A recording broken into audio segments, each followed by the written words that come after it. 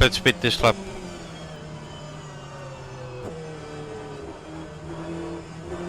Okay.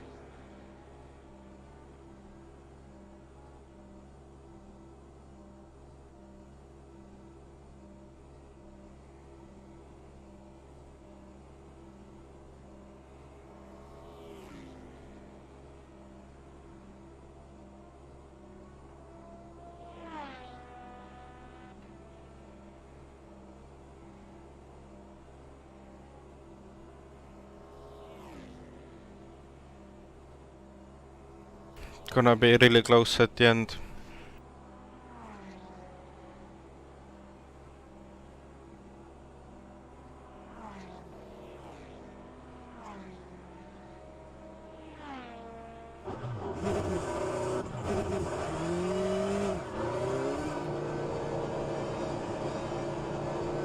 Check brakes.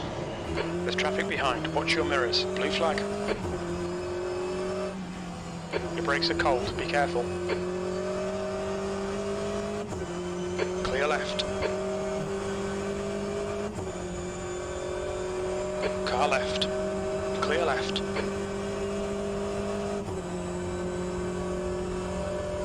Alright, Henry. There's a faster car approaching. Blue flag.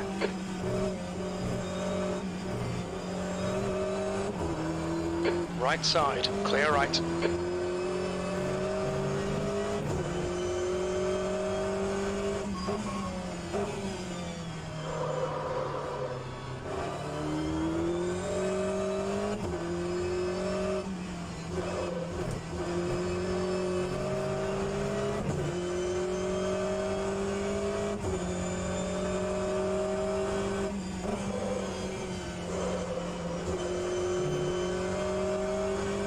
The gap behind's increased to 2.1 seconds. Blue flag.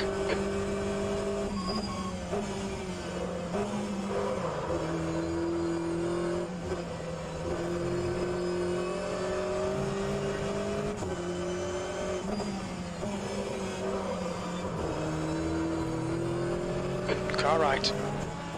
Right side's clear. Your brake temperatures look good.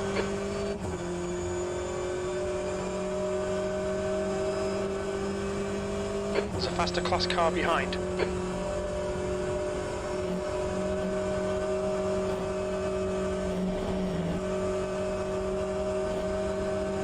Left side, clear left.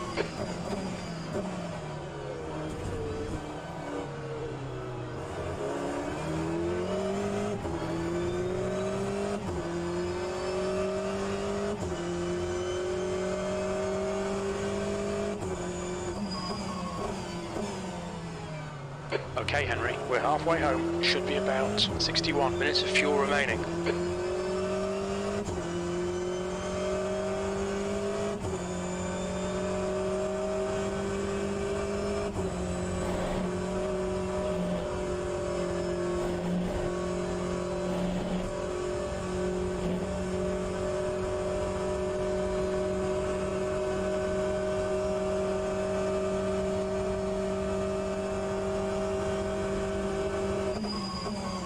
There's a faster class car approaching.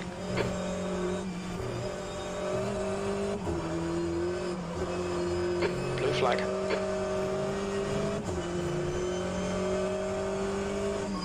On your right.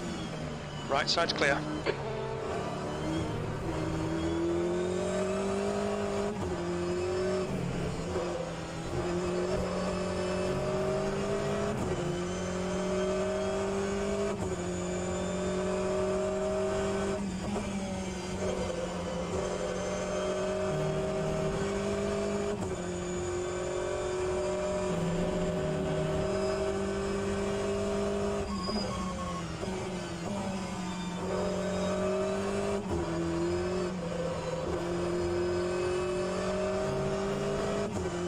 Pulling away. The gap behind is now 3.3 seconds.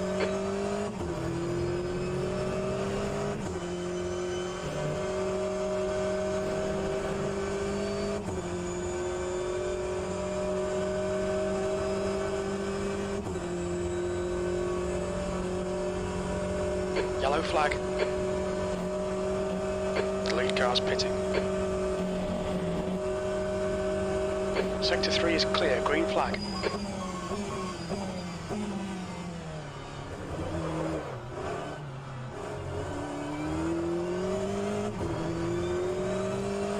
Okay, Henry, there's a faster class car approaching.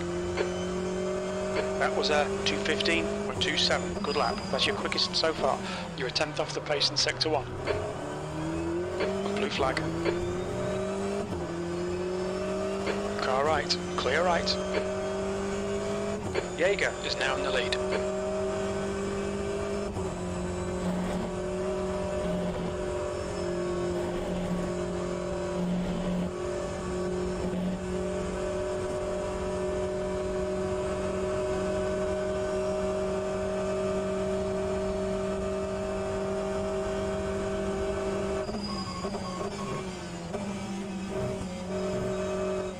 Your tyres are cold, watch out.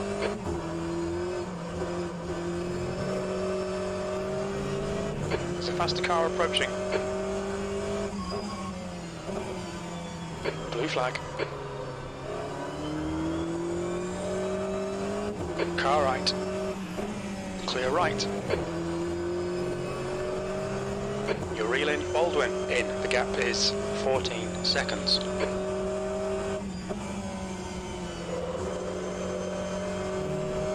Blue flag. On your left, clear left.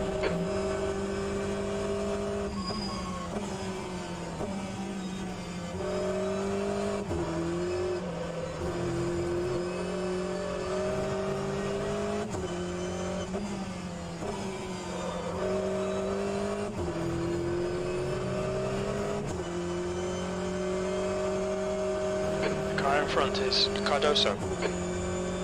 Oh no, Liam got drive through. Blue flag. Car left, clear left. The gap behind's increased what? to 6.2. I don't know. It was assigned by the game, so I think it's for the cut tracks.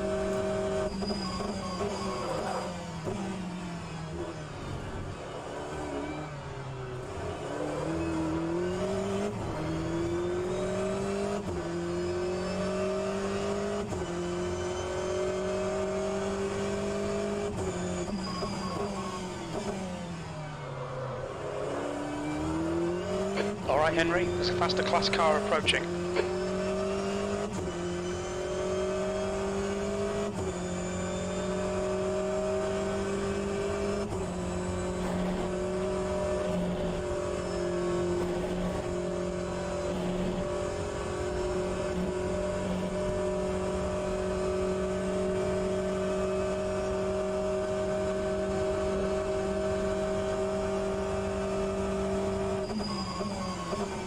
Blue flag.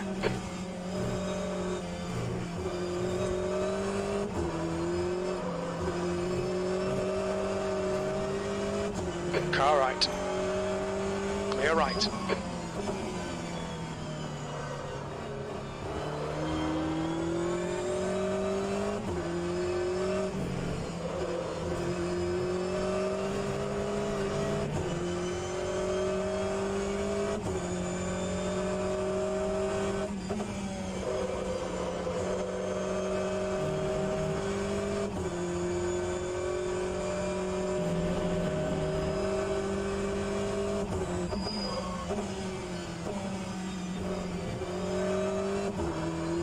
There's a faster car approaching.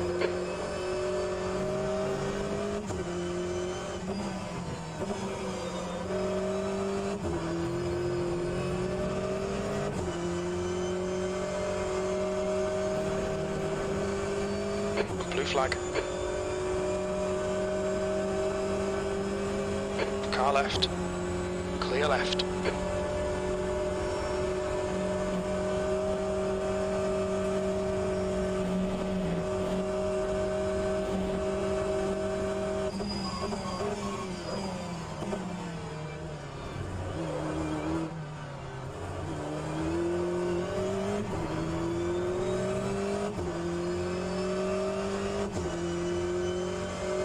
That lap was a 2:15.13.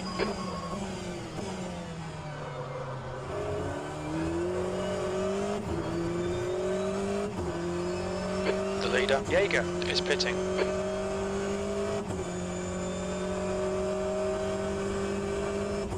This is not good. Need Race and Black Hawk both pitted after full hour. It means they have to do same amount of stops as us.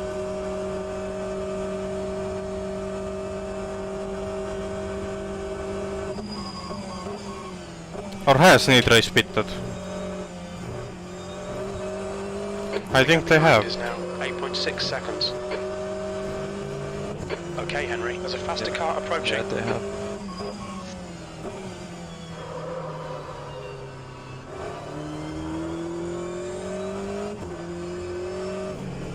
Blue flag. You reel in, left side, clear left.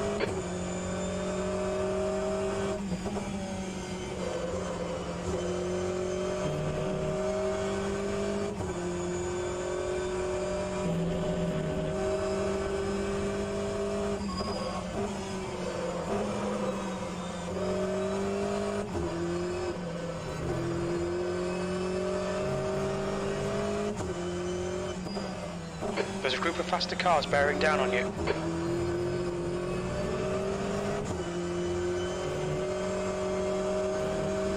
Car right, right side's clear. On your right, right side's clear.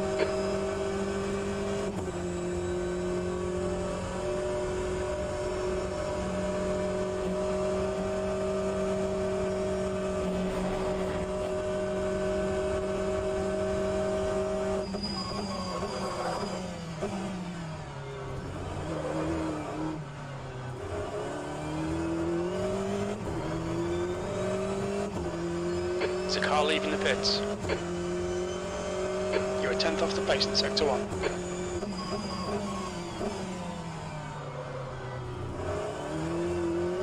What lap times cars ahead are doing?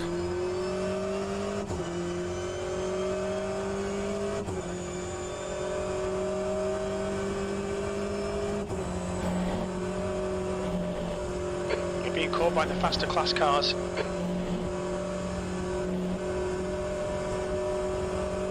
Okay, Henry, you're reeling, Cardoso. You were right a second side, faster clear than right. Trace and Baldwin.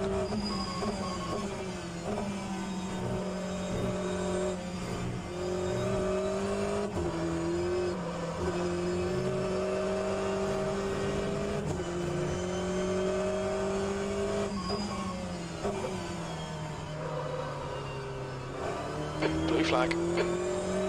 Faster car behind. Left side. Clear left.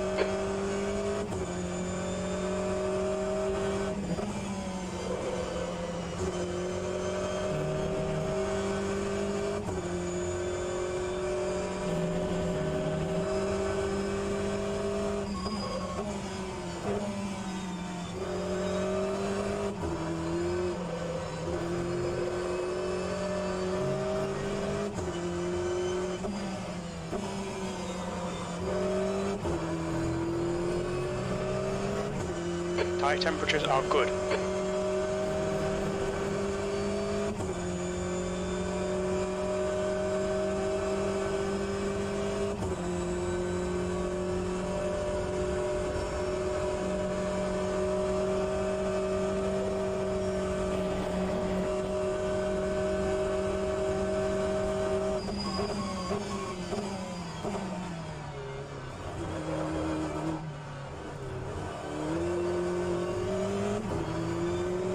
Okay, Henry, there's a faster car approaching. The gap to Cardoso in front is now 6.2. We're matching race pace. You've just done a 2:15.48.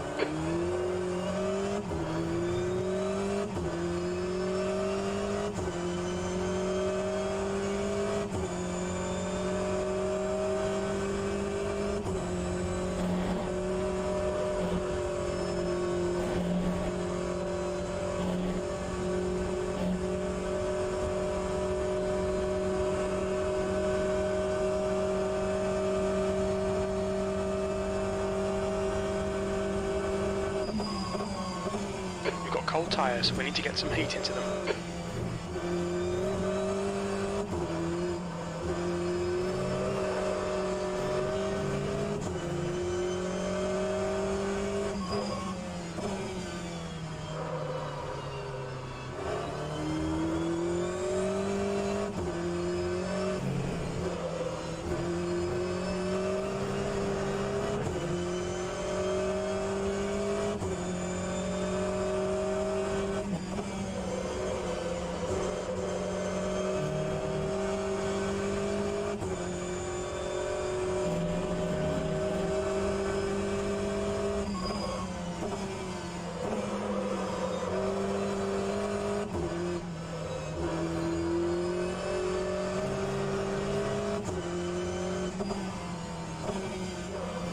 It's raining.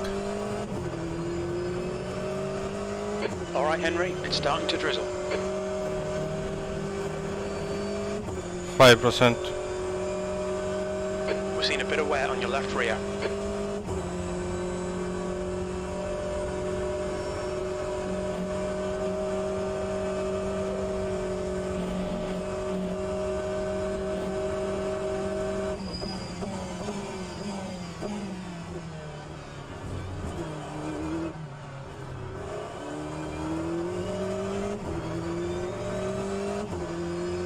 The car behind's a faster class.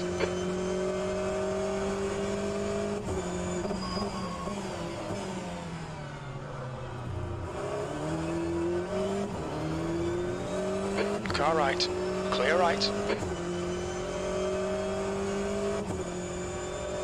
15%. You're reeling Cardoso in. The gap is 4.3 seconds.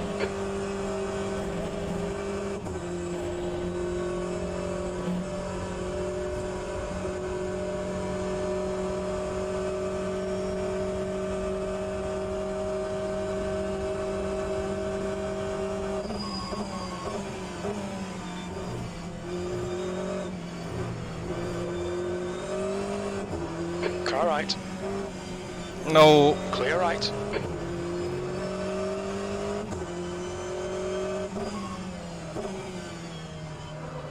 Liam just lost me 1 second.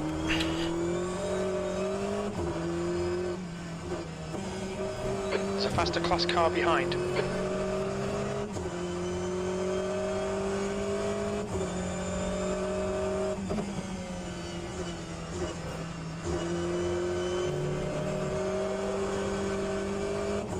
Car left, clear left.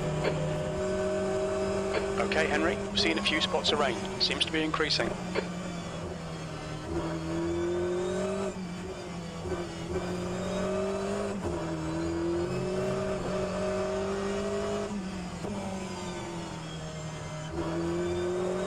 What does the weather forecast say?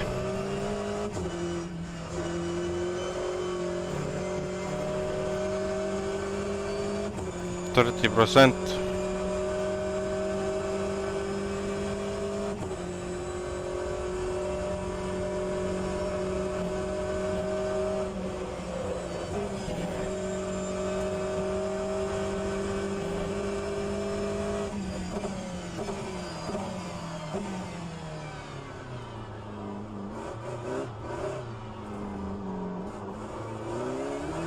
There's a faster class car approaching.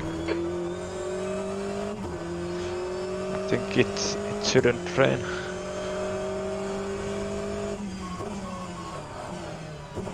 What brake bias did you use?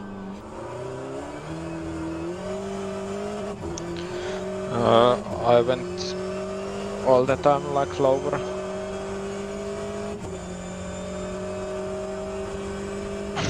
If you're locking up front, just like move one piece. But yeah, in the end I was using like 49.5. The gap to Cardoso ahead is now 1.2 seconds. Carrera is pitting from P13. Looks like he'll come out just in front of you.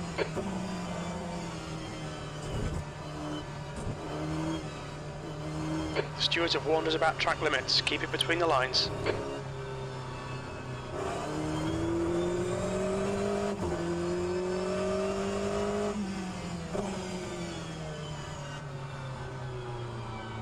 Well, I don't know how to drive anymore.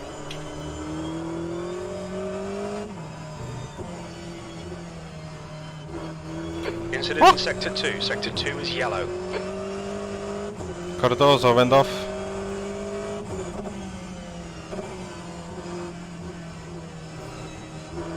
Put TC to 5.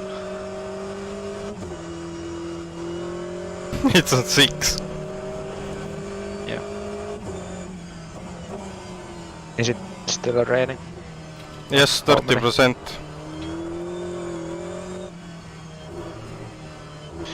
Yeah.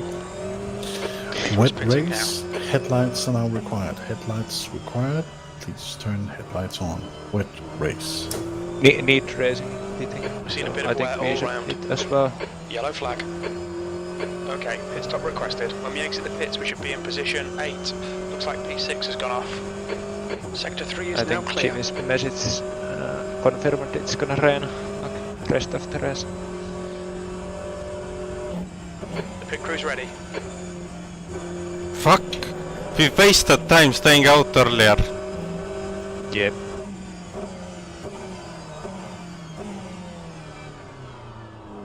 Baldwin, ahead is pitting.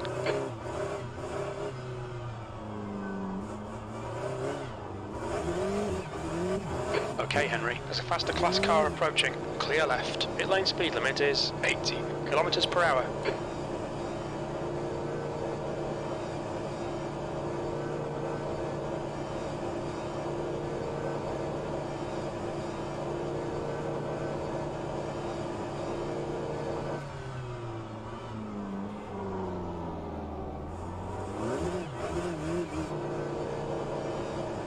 Baldwin is now leading.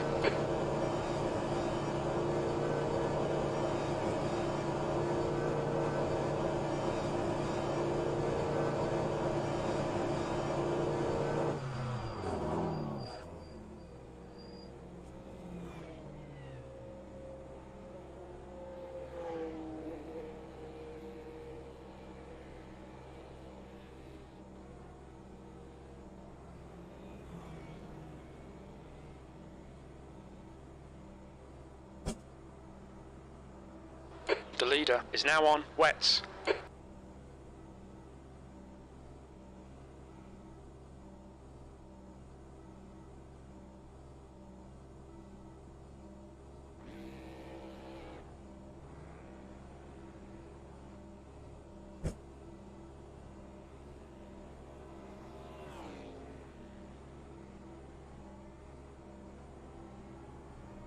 I'm gonna use 49 bias. Jaeger is now on wets. Are you still on wingman? Yes. It takes it is clear. Let's get some heat Yeah, to these just brakes. be like, don't follow full send in braking zones. Should be fine. Yay! Is now on wets. We gained place. P3 now. P2 5 seconds ahead. Blue flag. Where am I supposed to brake? 150 or what?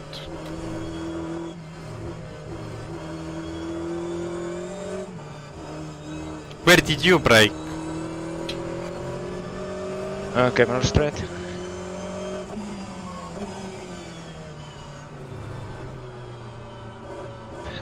Where? Camel straight.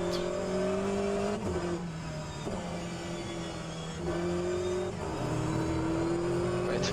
Okay, Henry, you're reeling. Jaeger in. The gap is now car left. Clear left. I should have done more than 10 laps wet practice. I think it's around that 100 meter mark, but yeah, test. So, before the kerbs, but yeah, you have to find out how close to kerb, but yeah.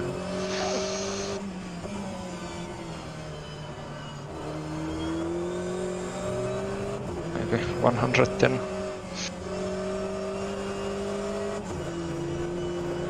Car right. Right side's clear.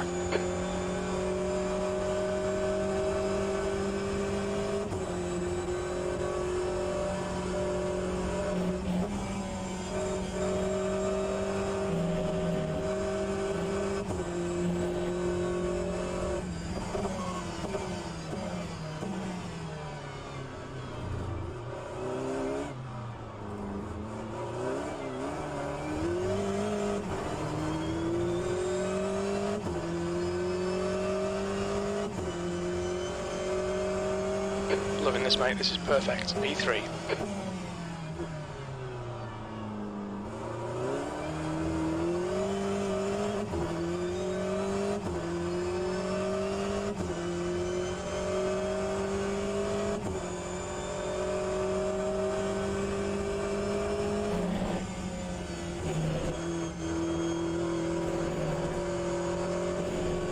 The track temperature is decreasing. It's now 29 Celsius.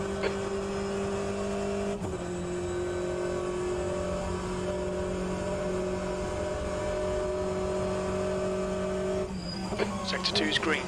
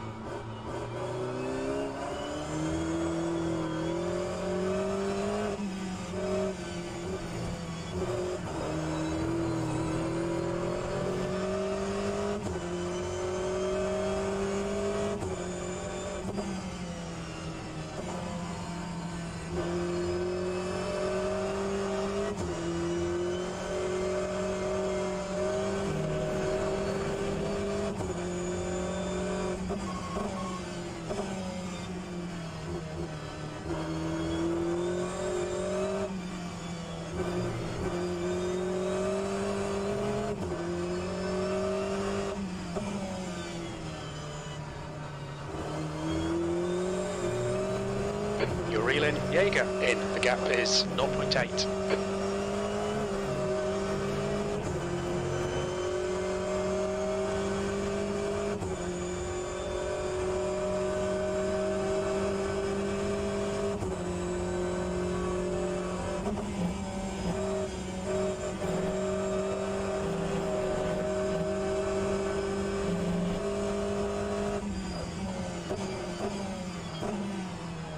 Alright, Henry, there's a faster class car approaching.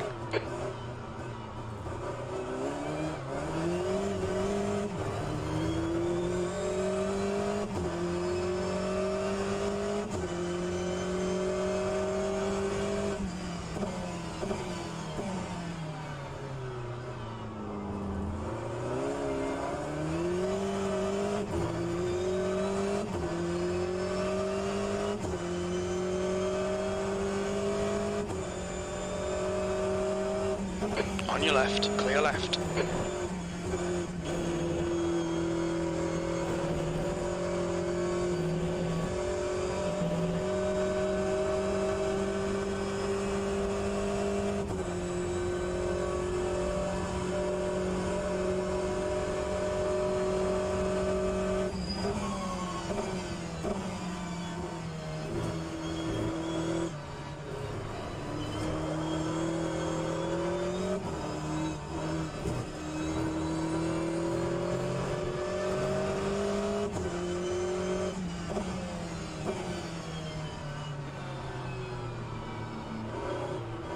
Past the car behind.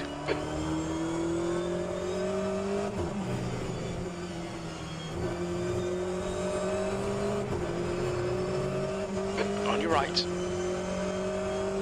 Still there. Still there. Clear right. Come on, Henry. Good stuff. Keep it coming.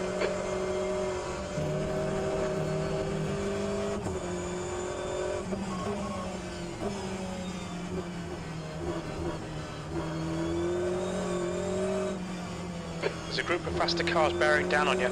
These guys are scrapping for position.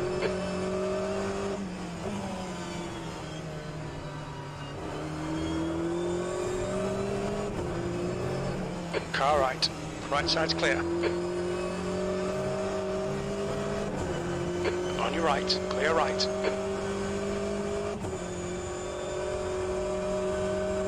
What lap times P1 is doing? The gap to Jaeger behind is increasing. It's now 1.5. As faster cars approaching, this group includes the class leader.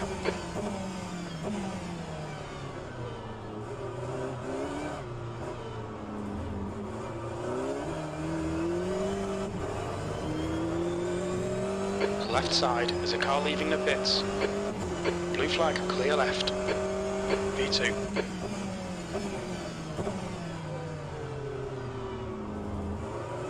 He did 32.2.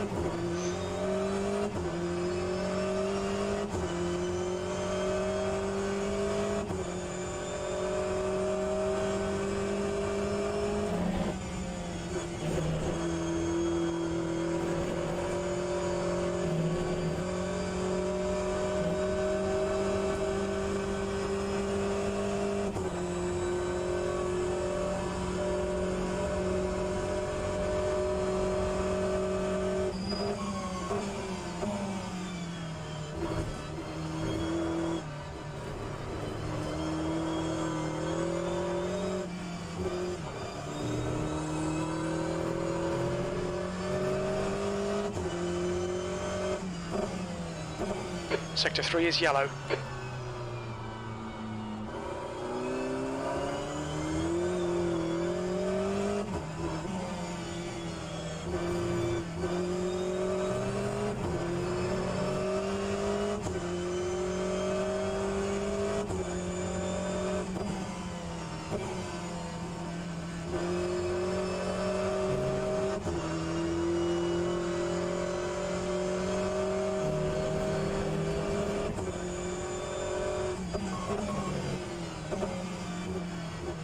Okay, Henry. Faster car approaching. It's their class leader.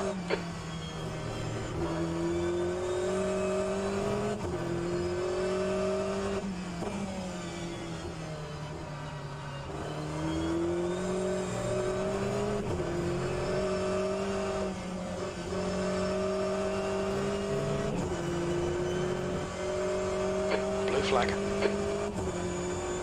Left side, clear left.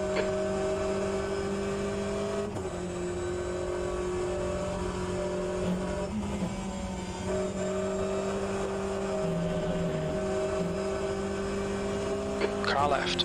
Clear left. Blue flag.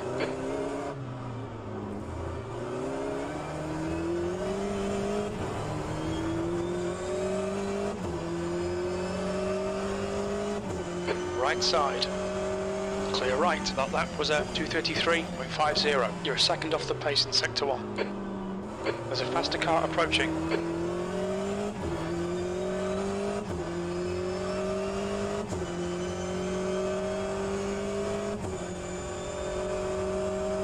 down to Jaeger. Behind is increasing. It's now 4.2.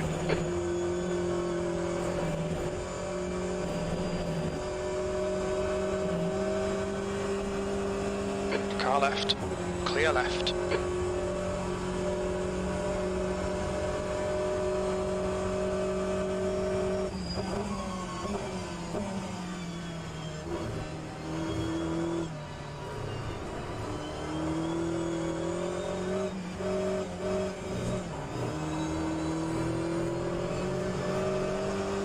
On your right.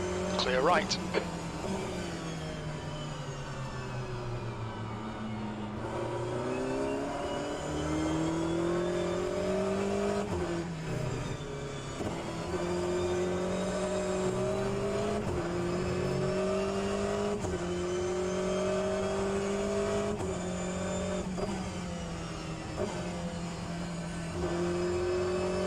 And we have another one, code 80 in 10 seconds.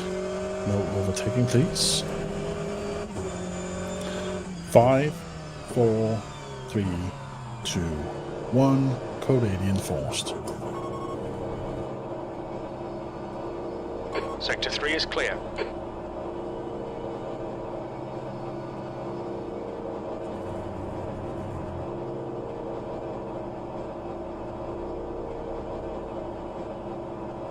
Yellow flag in Sector 3.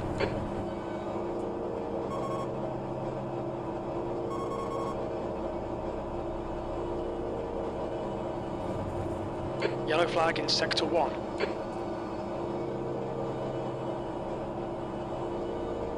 Sector 1 is green.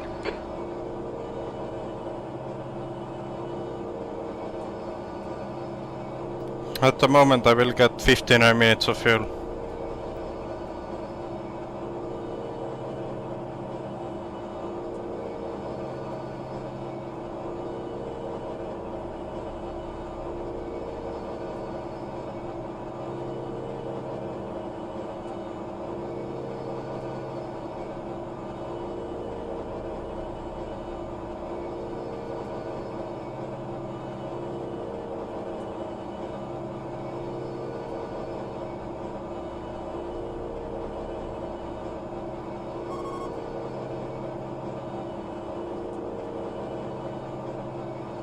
The rain's almost stopped, just a bit of drizzle now.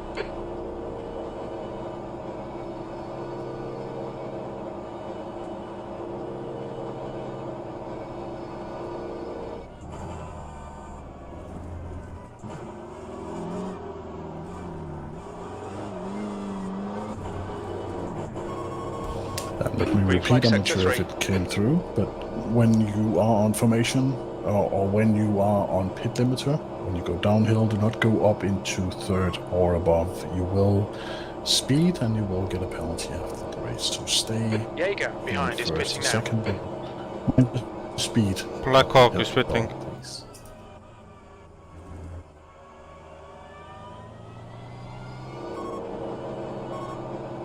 I see no point in pitting. Yeah. Just gonna lose time.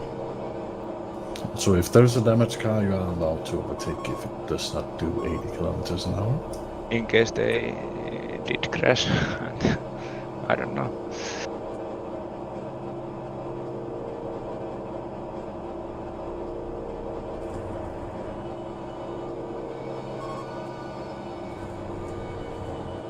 Okay, Henry, there's a faster car approaching.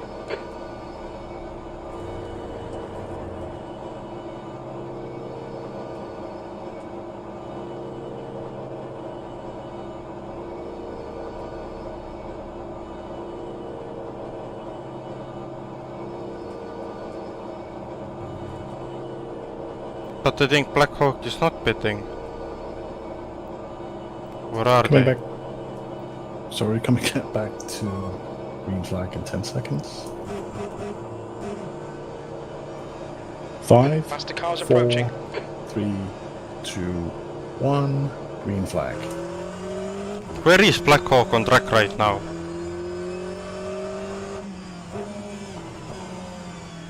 I don't understand what is my timing saying.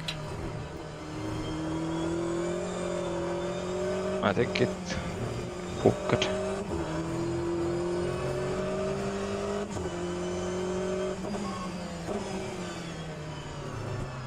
Yellow flag, sector 2.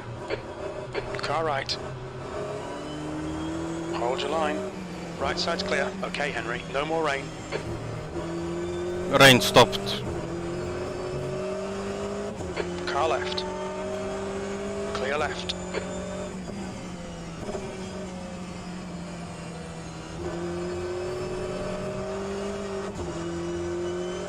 Russo is pitting from P15. We think he'll come out just in front. The gap to Jaeger behind is now 9.3.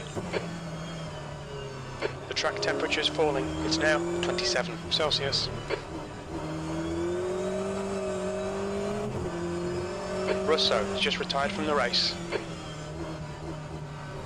There's a faster class car approaching.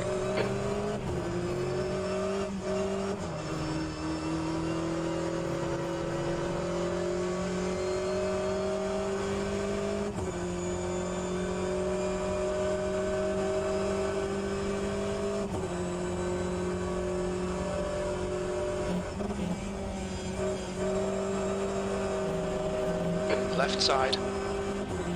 Clear left.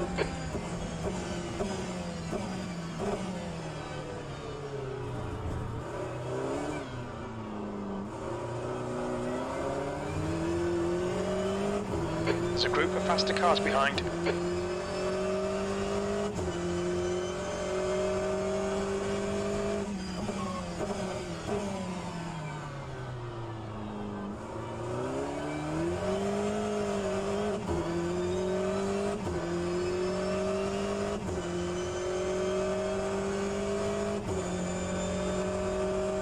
Car left, clear left.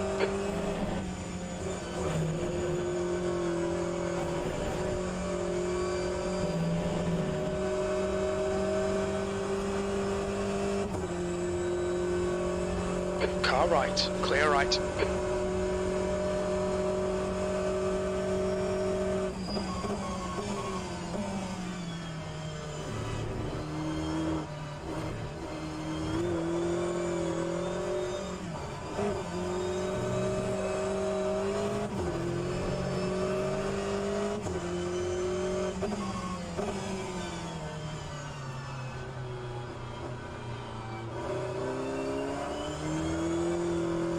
Alright Henry, there's a faster car approaching.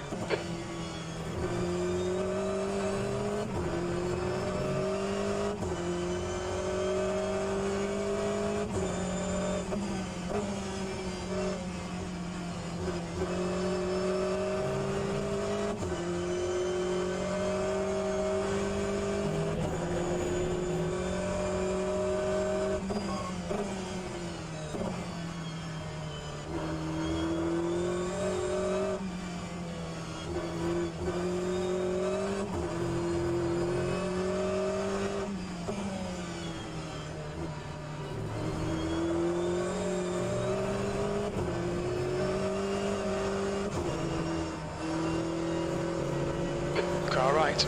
Right side's clear.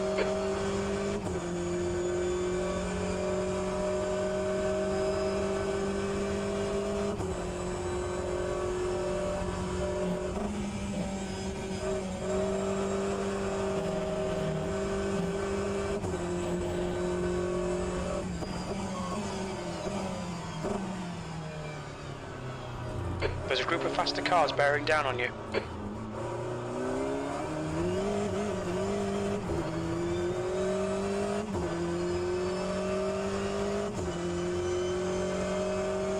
P2, we're seeing a few spots of drizzle now. Blue flag. 5% rain. Car left, clear left. The gap to Jaeger behind is now 10 seconds. Increasing the gap to car behind.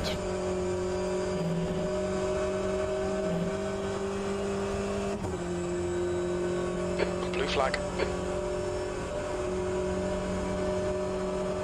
Car right. Car right, clear right.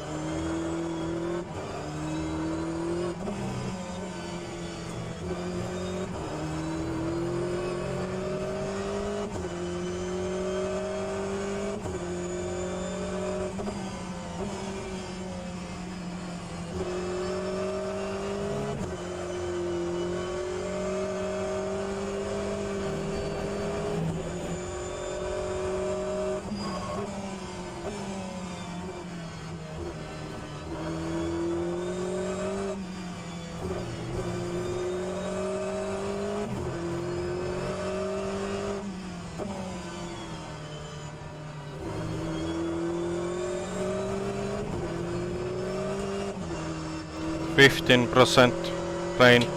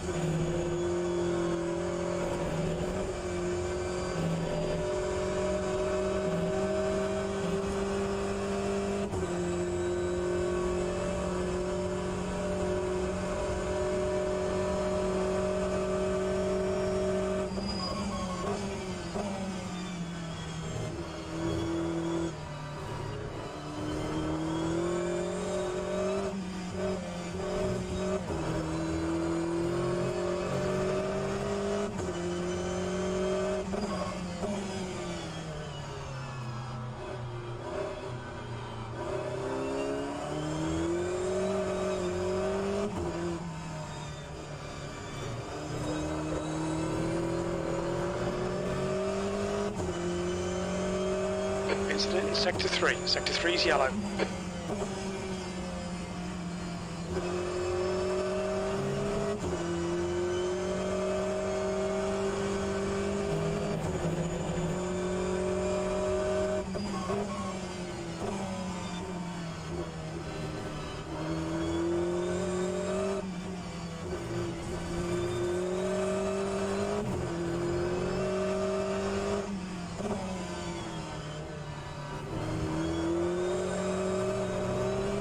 The gap to Jaeger behind is increasing. It's now 14 seconds.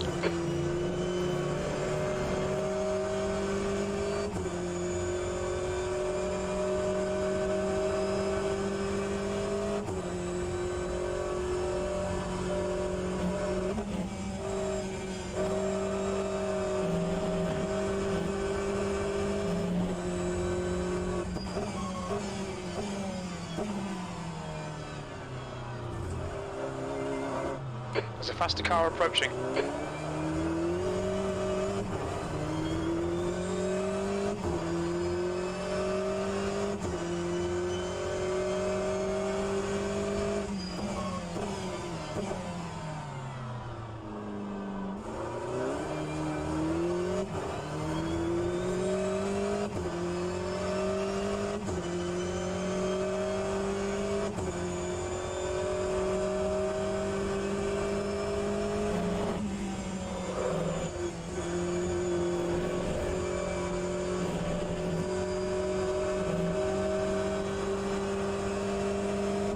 Car left. Clear left.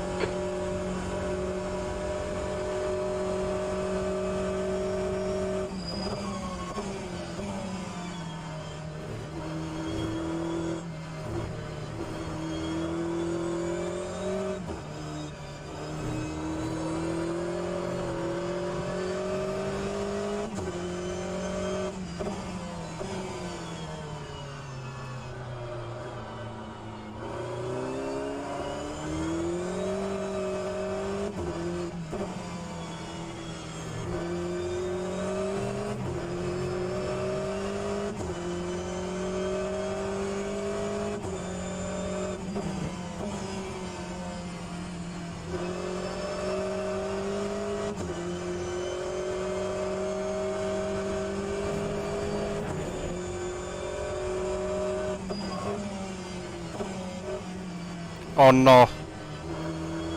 The 6 spots have arrived. Please ban.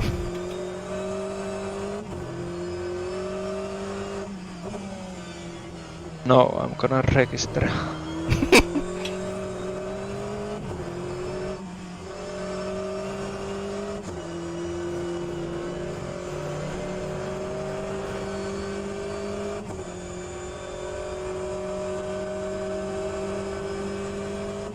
The gap to Jaeger behind is now 16 seconds.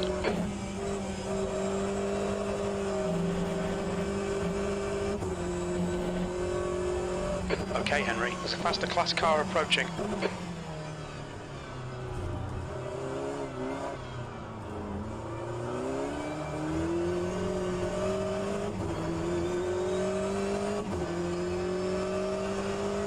On your left, clear left.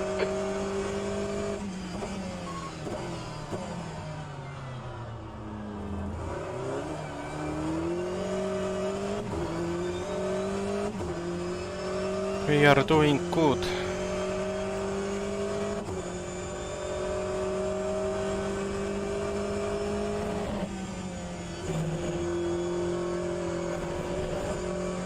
Two seconds faster per lap than car behind. The car behind's a faster class. Clear right.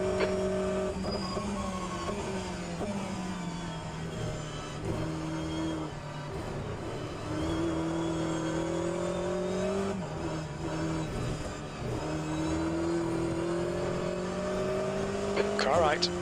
Clear right.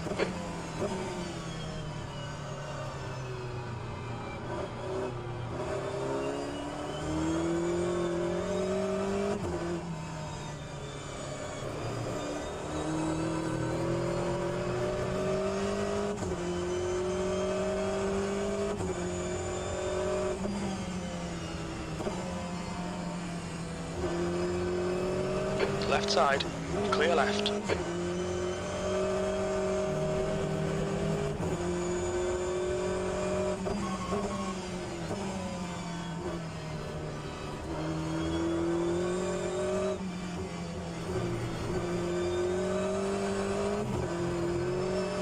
Okay, Henry, there's a faster class car approaching.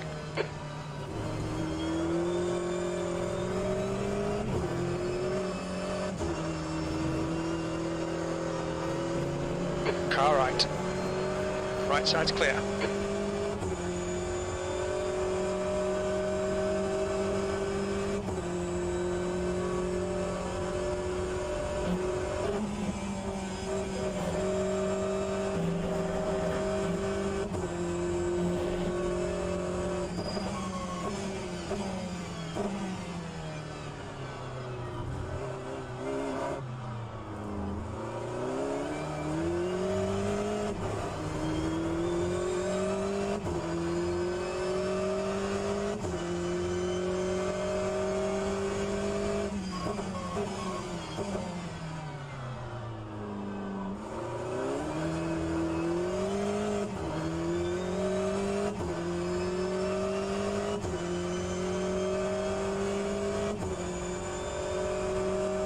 The gap to Jaeger behind is now 17 seconds.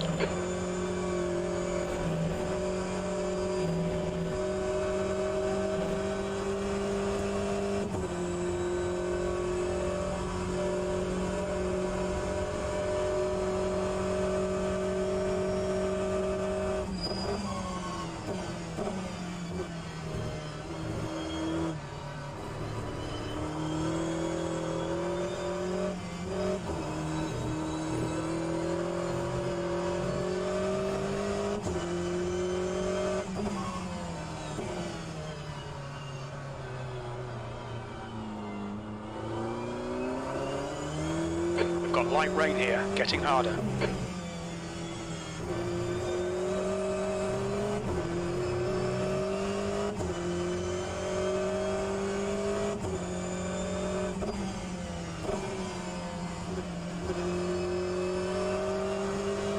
I have a feeling this rain is gonna go to the end.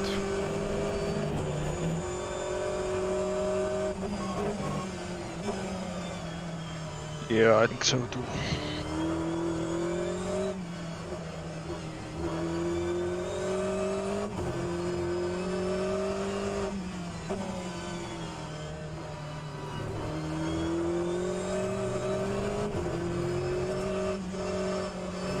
I think it's only good for us. The track temperature's decreasing. It's now 25 Celsius. Pretty much. We are about same need racing, but everyone else is slower. And in practice I was slower than everyone. LOL.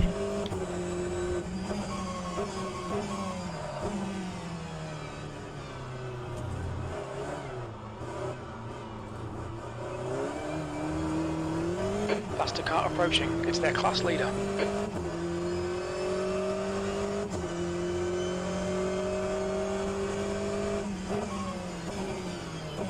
Right side.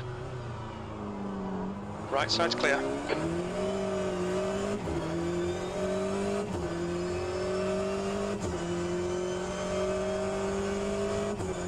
Okay, I think P5, P1 is, but they are pretty fast.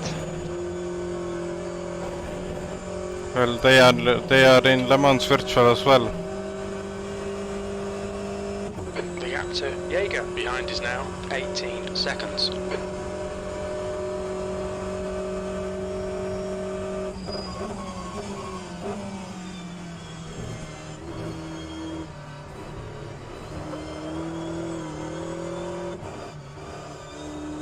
He did his last lap time was same as you.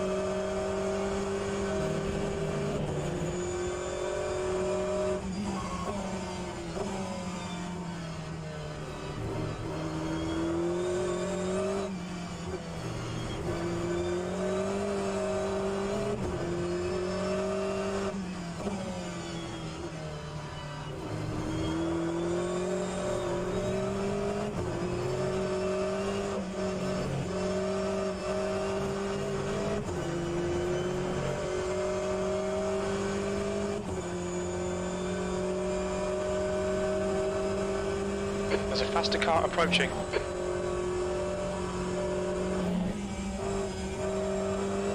Blue flag. Left side, clear left.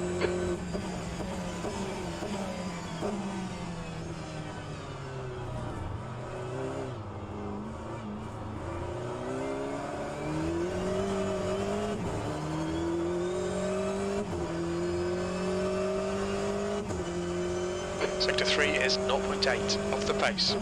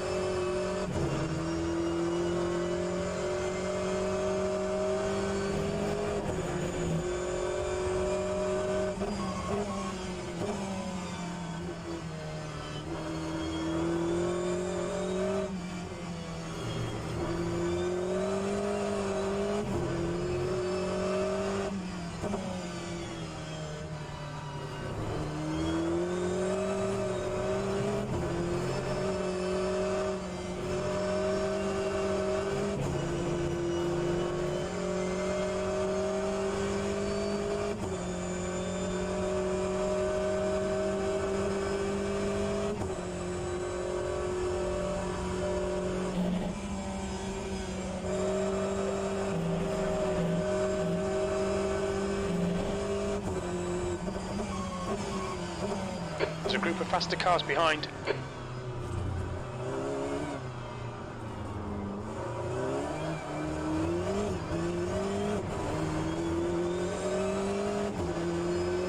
Car left, clear left. Left side, clear left. You've just done a 232.65.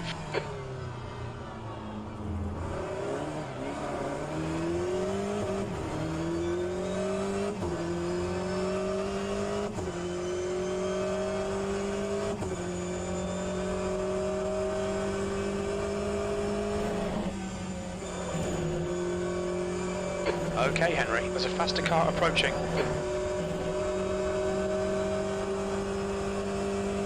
Blue flag. On your right, clear right.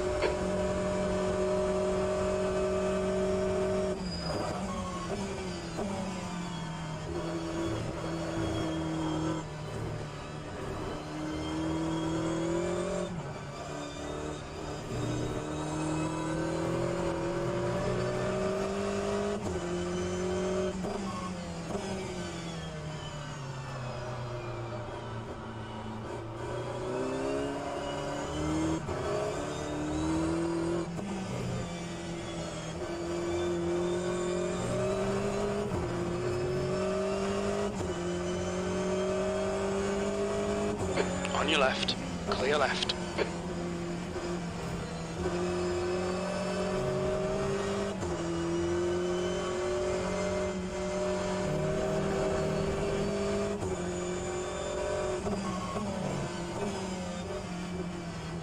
The car behind's a faster class.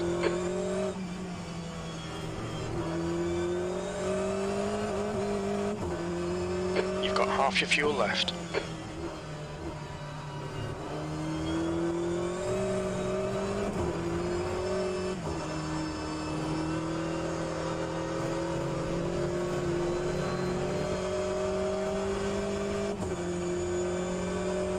Car left, clear left.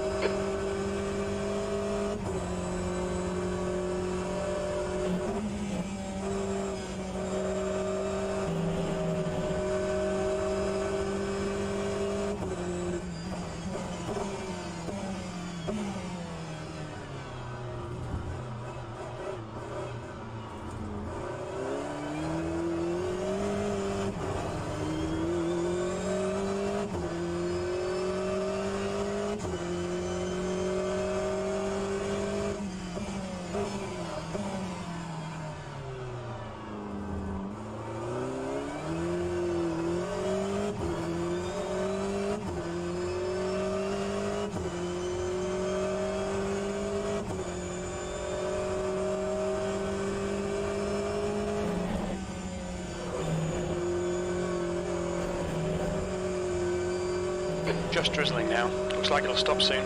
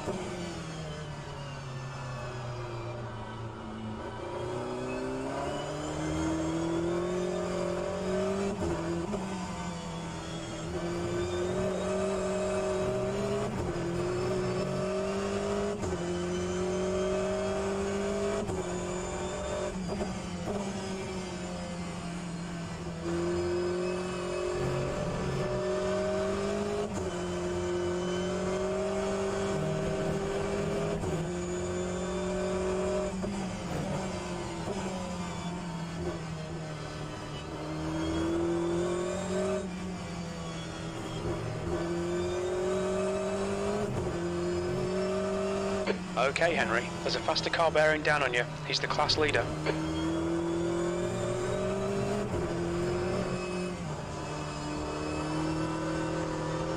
Green flag in sector 3. We think Nash has gone off. On your right. Oh, Ryan Your has right. crashed again, I think.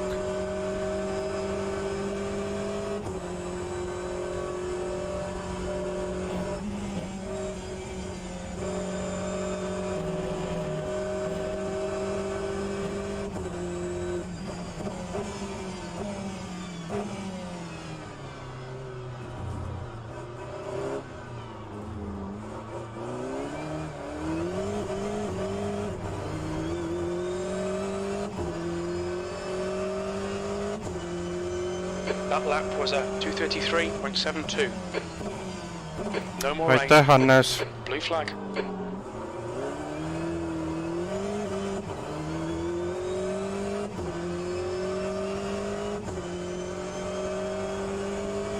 Car left. Clear left.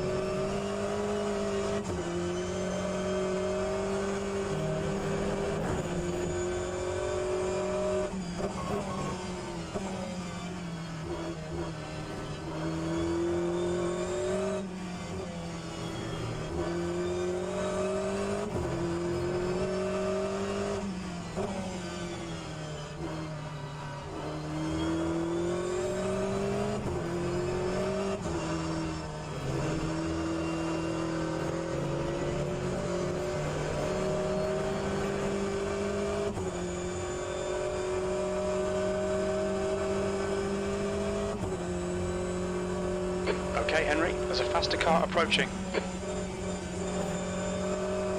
Blue flag. Left side, clear left.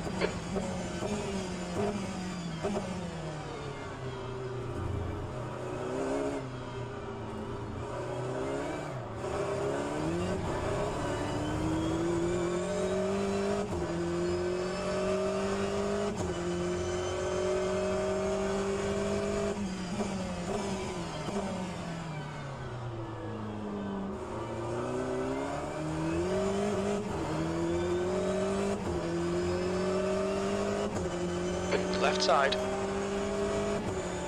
Still there, clear left.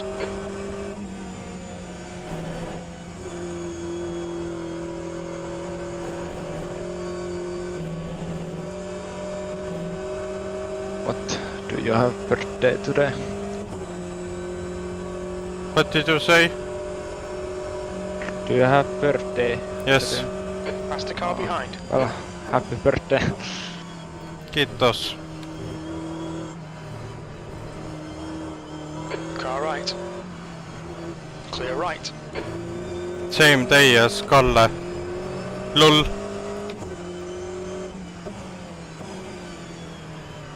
Yep.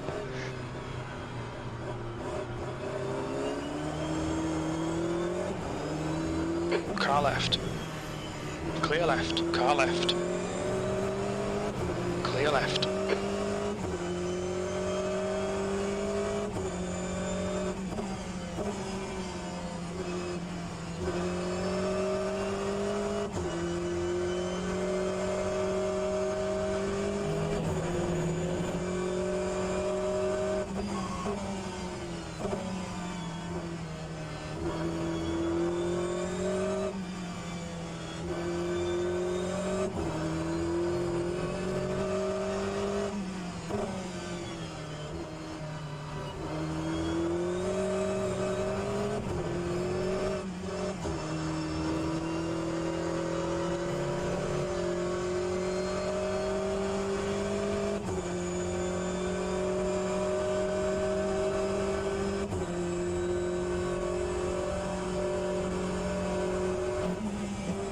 Okay, Henry, there's a faster class car approaching.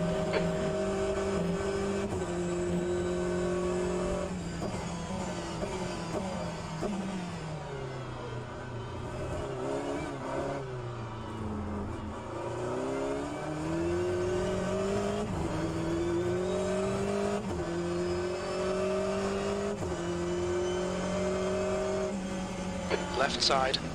Clear left.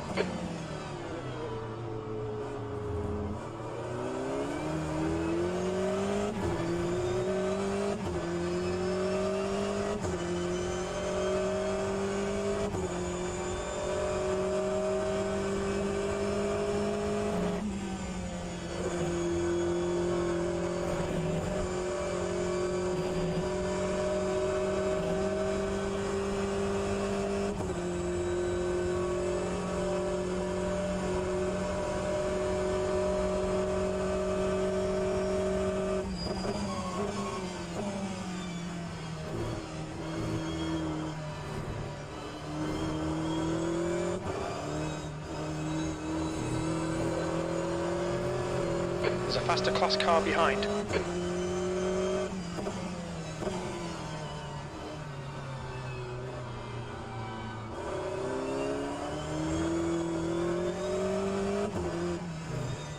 It will start to dry out. 0% rain and 60% wet track.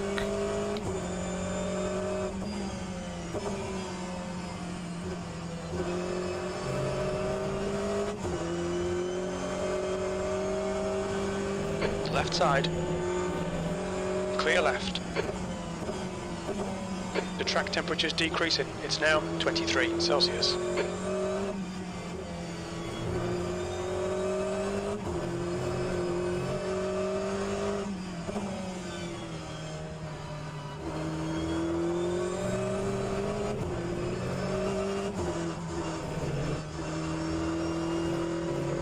The class leader from a faster class is behind.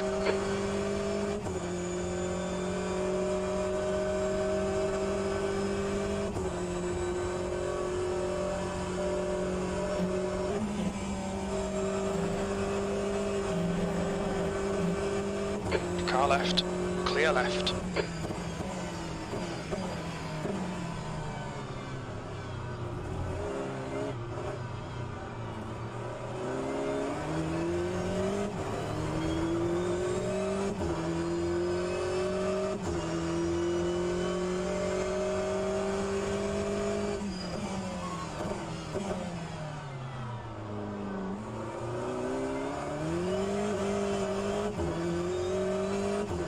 Ten laps to go.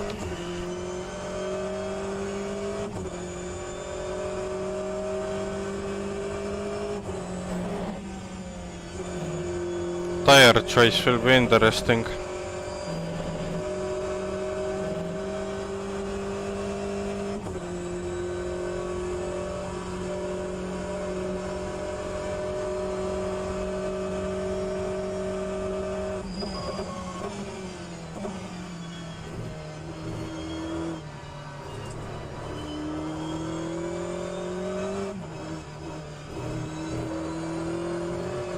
Alright Henry, there's a faster class car approaching.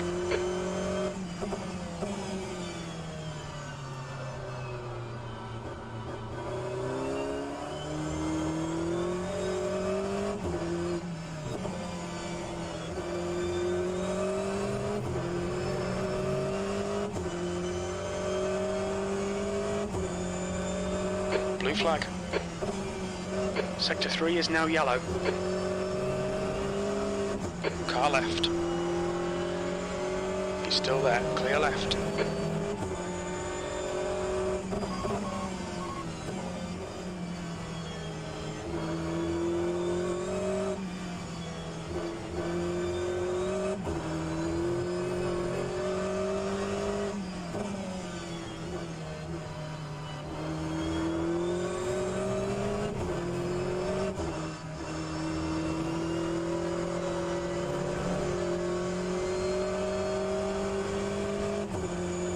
Car left, clear left.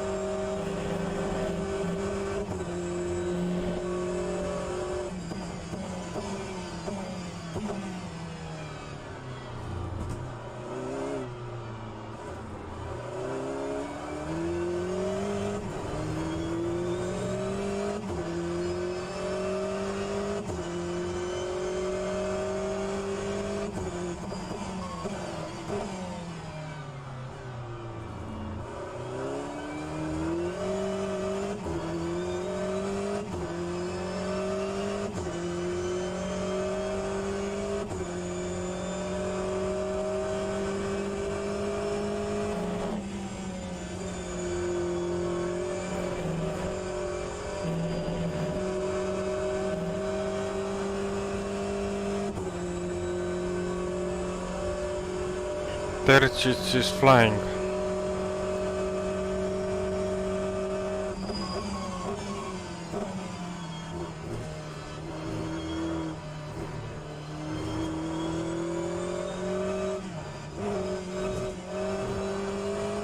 Have to start pushing.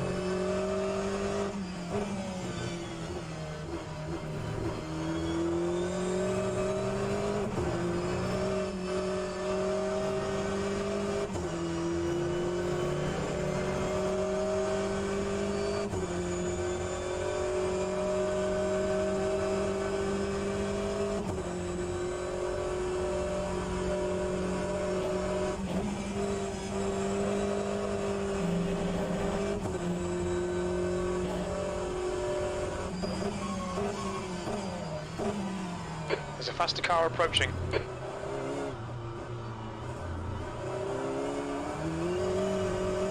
I think we have to go on medium tires next stop.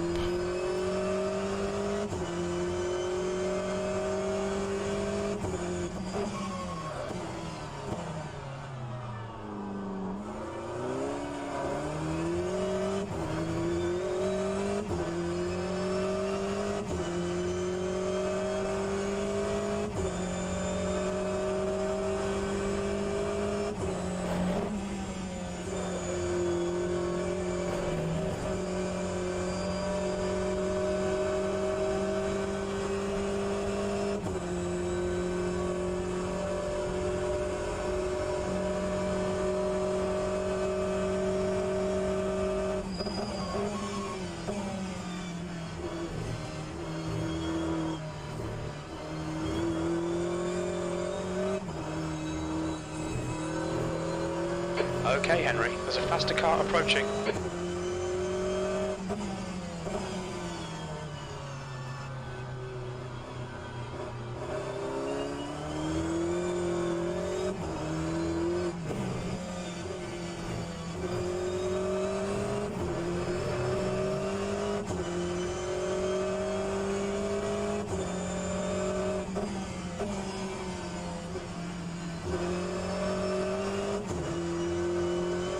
Blue flag.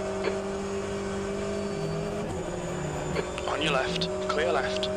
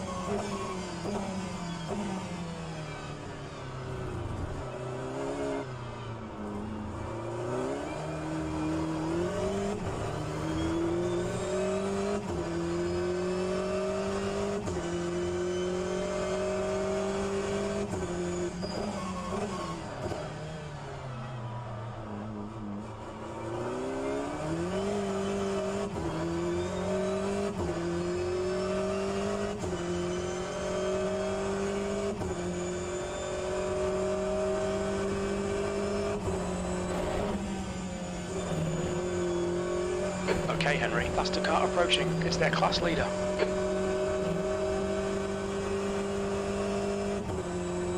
Do you want to drive next stint? flag. Car right. Clear right. I have 6 laps to go.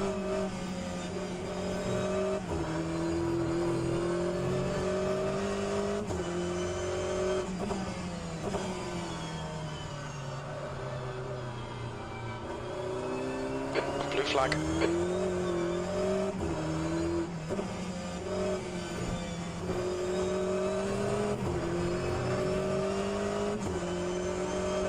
Left side.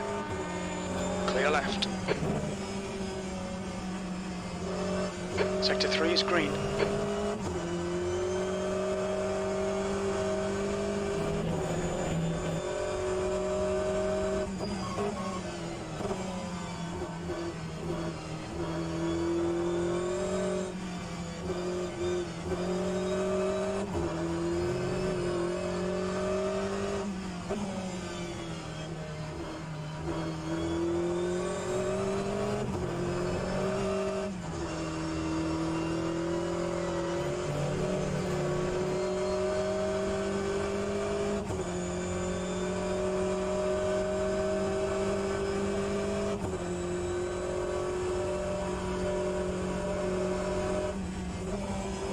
There's a faster class car approaching.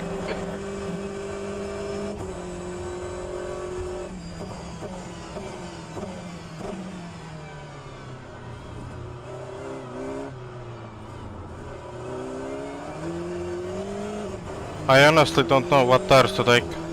Car left. Clear left.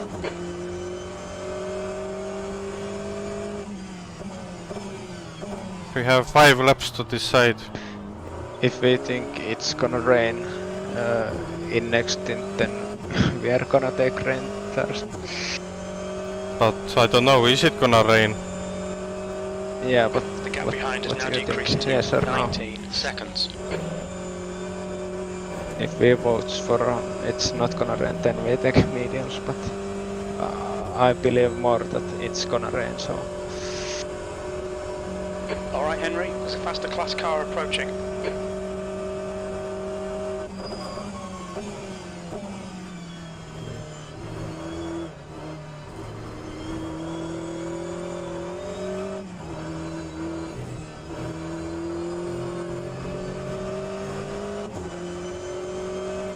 Car right. Is the tire Hold graph the line. up on official Right side clear. stream?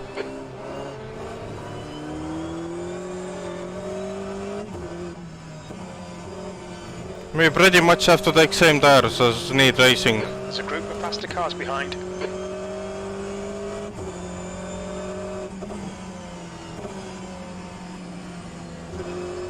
Left side, clear left.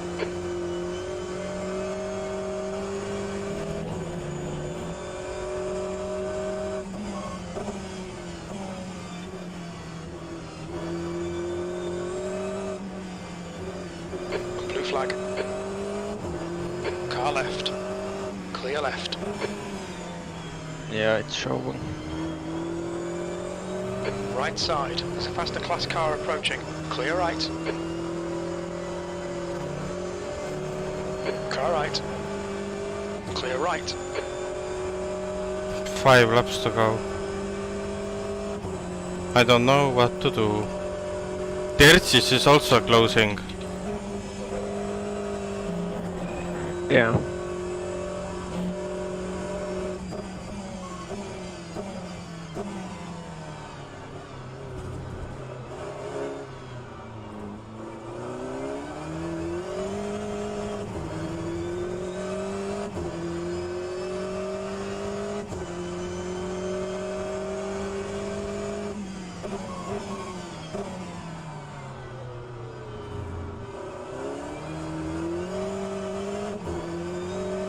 I have 4 laps to go and rear tires are dirty. Car left. Clear left.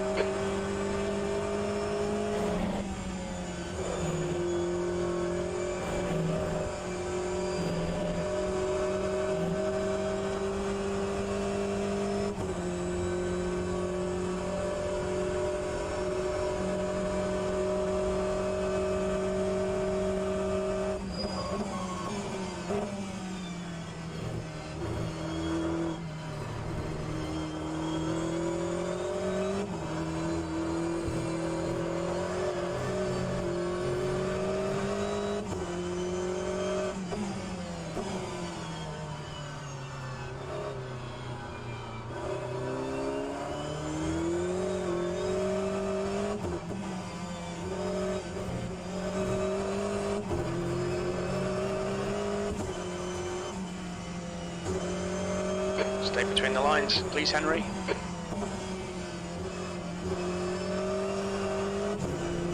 There's a faster car approaching.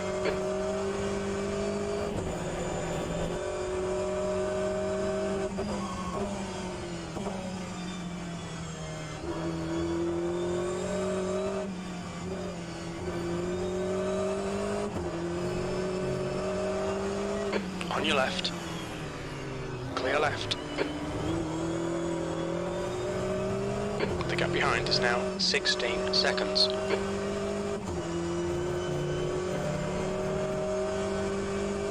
Is Terzic fastest car on track right now? 10 minutes of fuel remaining.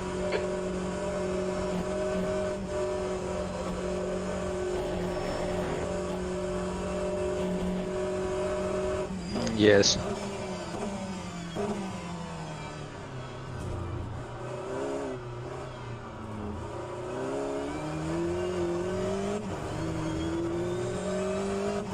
What do we do?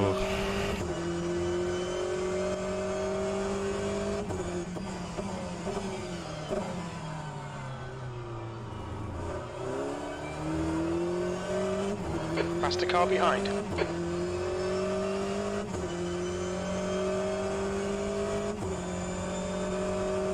What are prototypes taking? What are... Mella is pitting from position 3. You should come out a little way behind you.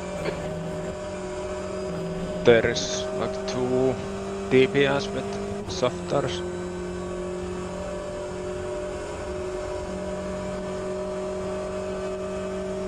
On your right. Right side's clear.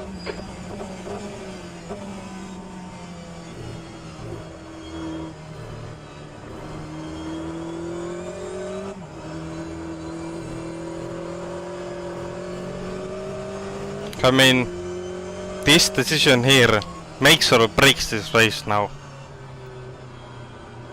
3 laps to go. Blue flag. So you are happy to do the next Left side. stint? Clear left. Yes. Pauli is on soft tires. Okay, Henry. There's a faster car approaching. I honestly feel like neither race is gonna take soft tires here. Still there. What the fuck are you doing? Right. What? Oh, one car is sideways. Binned it. Green flag, sector 2.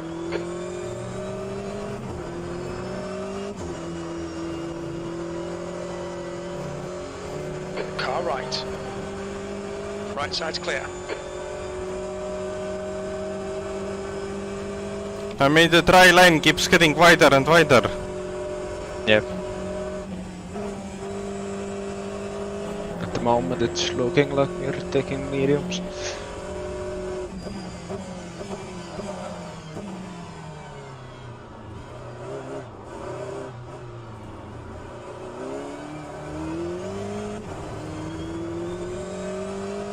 Heads up, there's a car rejoining. The gap behind is now 14 seconds.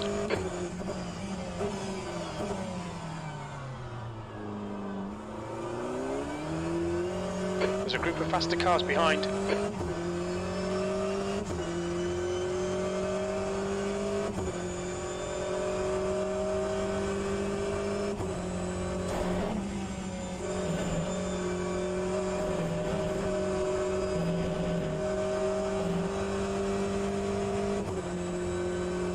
Car right, clear right.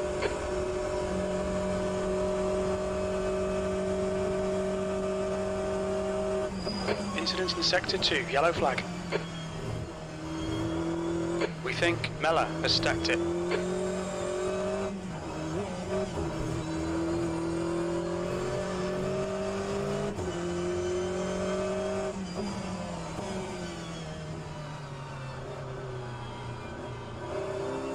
Blue flag.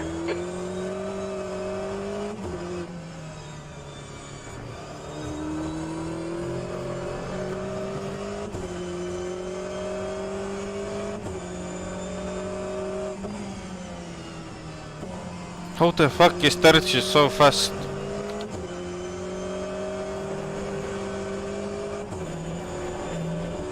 Left side. Clear Porsche left. open, but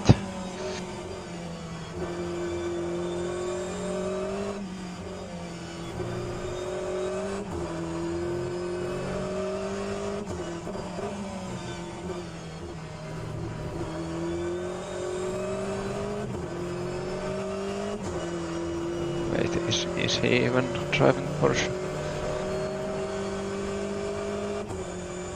He's driving Porsche. Okay, Henry. We estimate you've got 5 minutes of fuel remaining. Yeah, I think it's known that Porsche is pretty good on the wet. But I thought it was only GT3. There's a faster car approaching.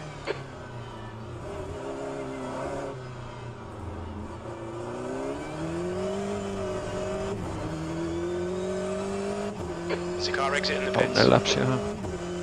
I have to beat this lap now. Very little fuel left. On your right.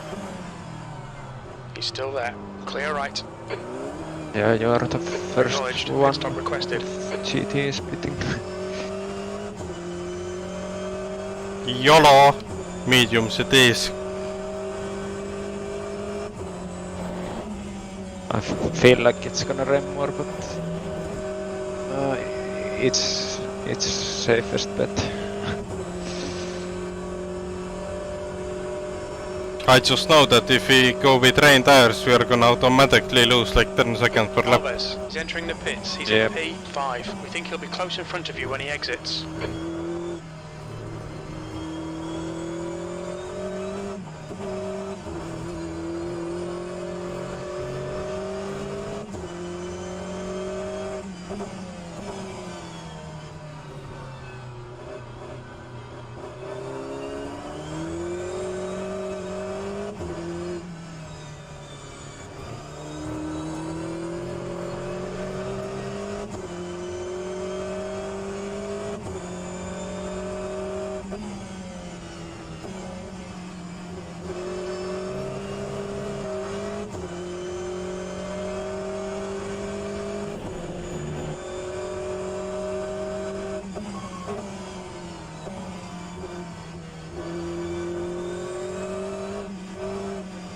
How many cars are on dry tires?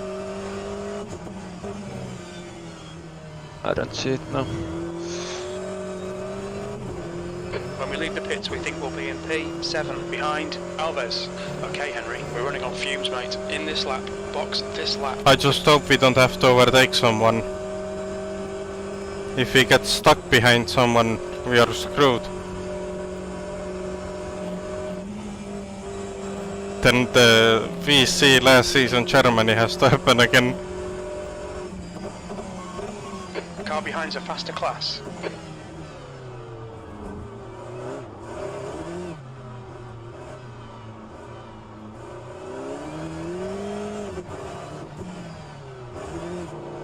What's your speed limit in the pits? Oh god. Please be right call.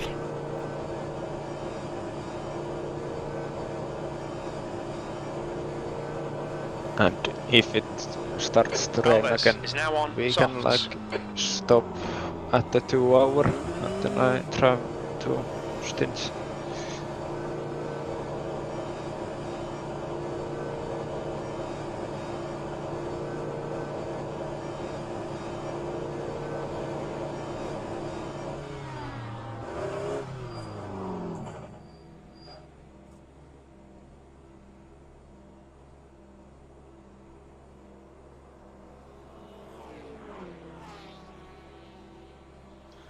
So even if it starts raining, you need to drive half an hour.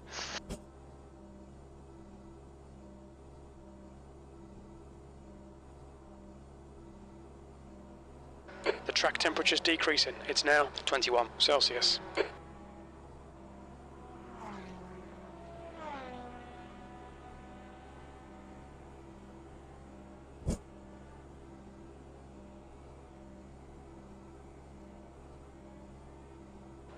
leader's pitting now.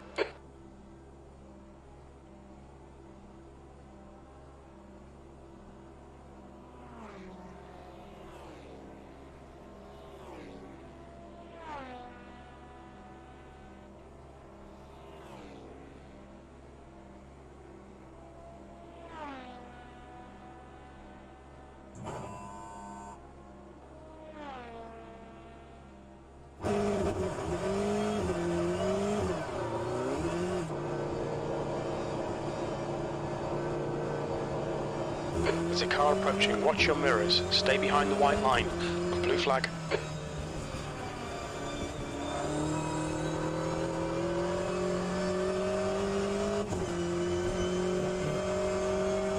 Alright, Henry. There's a faster car approaching. Car right. Clear right.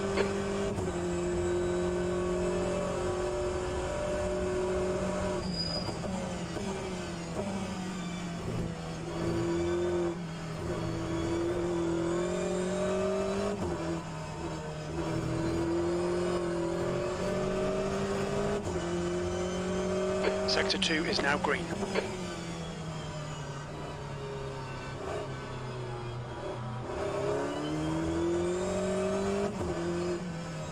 Blue flag.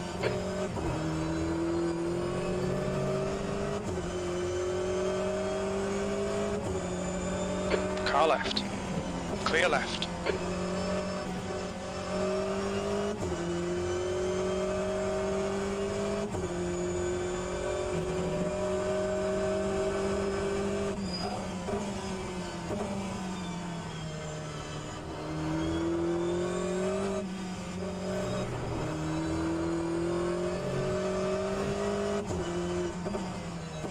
The leader is now on mediums. Leader is now on mediums. So we are on the same strategy as Need Racing.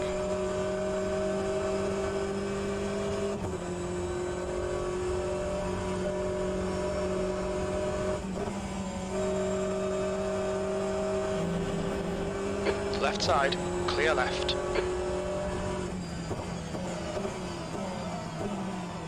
Yellow flag in Sector 1. We think Barclay has crashed. I almost spun at bus stop.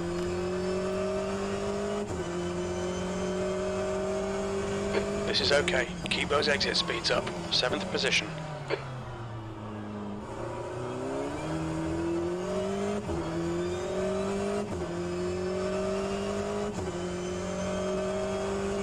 Blue flag.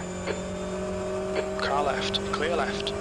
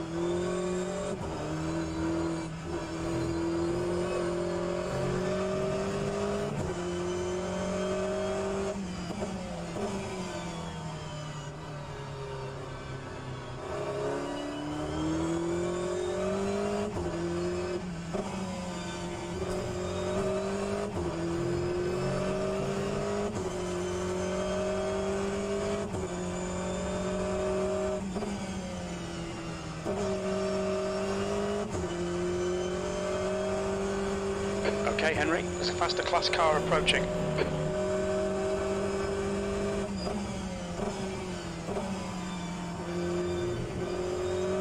Blue flag.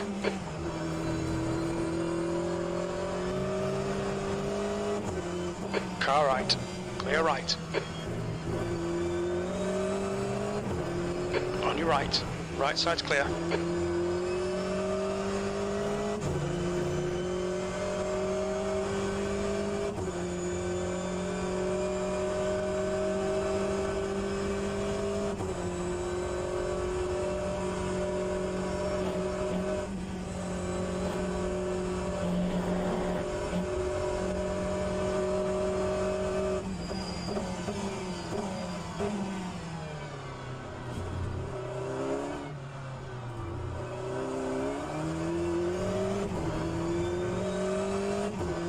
There's a car exiting the pits, heads up.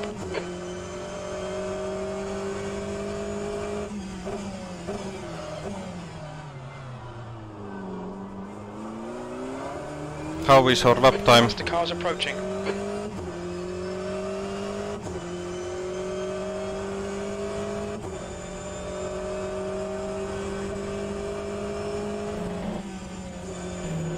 Slow or fast? Blue flag. Car left, clear left.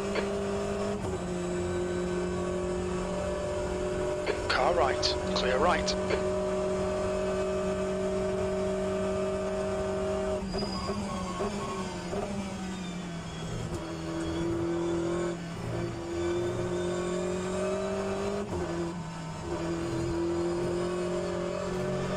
The leader's pitting now. Yellow flag.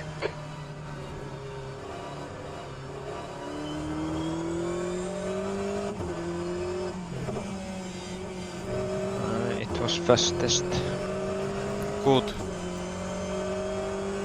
B4 is now on mediums. Oh my god, we almost lost it. We are very lucky.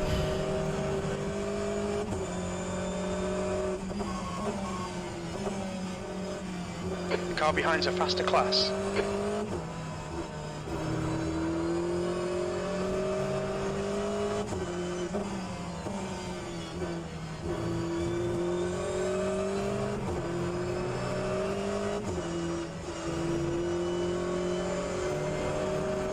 Right side. Incident in Sector 3. Sector 3 is yellow. Right side's clear. Blue flag. Left side, clear left.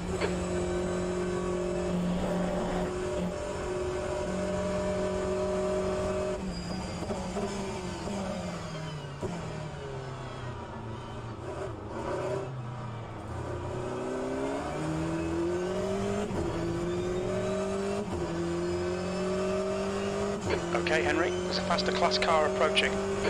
You're the man, stay on it. P5.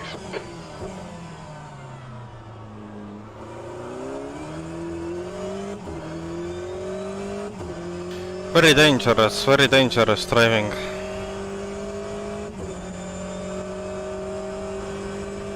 Terzic is on soft tires now. Our soft tires can do half an hour. Left side, clear left. The leader is now on softs.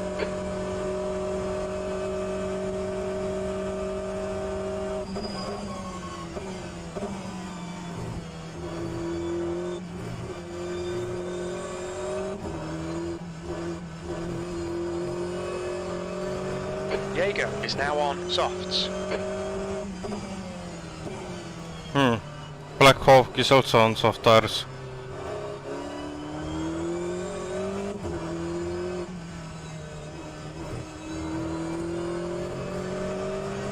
You're pulling away from the guy behind. The gap's now 18 seconds.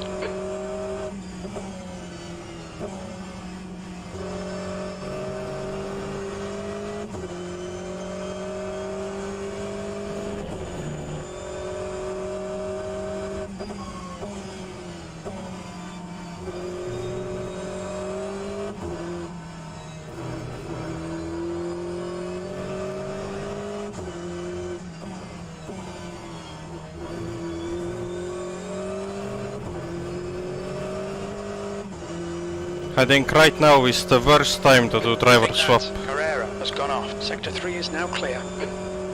You are throwing new driver into those conditions, it's very easy to crash.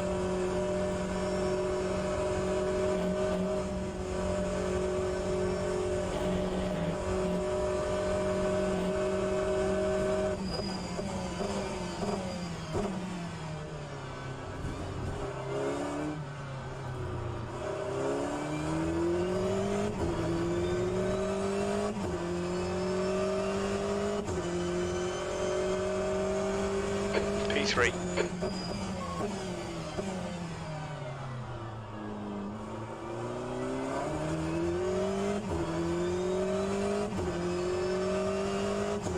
I want Bolesny still on wet It looks like tires. Martino has gone off. Green flag, sector 2.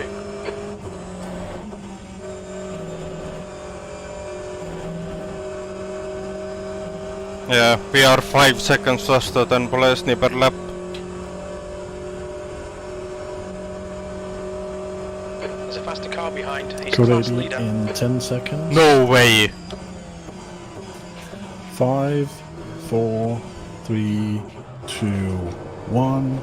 Yellow 280 flag, in sector fast. 3. Bolesny's gonna get free pit stop now for soft I tires. think that Barkley has binned it. Green flag in sector 3. No way!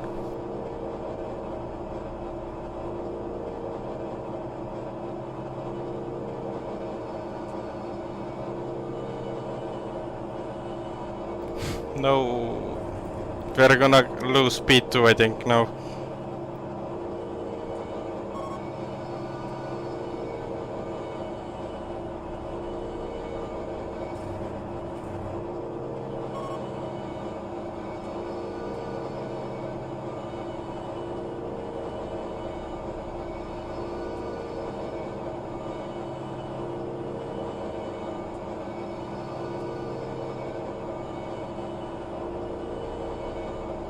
Barkley is entering the pits. He's in P4. We think he'll come out close in front. Incident sector 3. Yellow flag. Who is the We can car see that Martino crashed? has stacked it. Green flag in sector 3. Barkley's entering pits. Yeah, I think it was Barkley. Maybe. We need code 80 to end now. Bolesny is on the final straight. Guys, it's getting a bit Very good. ridiculous when slowing down for code 80. You need to make sure you don't slam into someone or Please end it. brake early. Yeah, so yeah, once the I car is start now counting on down pit from line. 5, that's maybe a clue for lifting and just slowly, gradually going into pit limiter speed. Back to green in 10 seconds. Nice. 5, 4, 3, 2, 1. Green flag. If Bolesny was 20 seconds ahead on track, he would have gotten free pit stop right now. Oh, we are lucky. Very good, very good.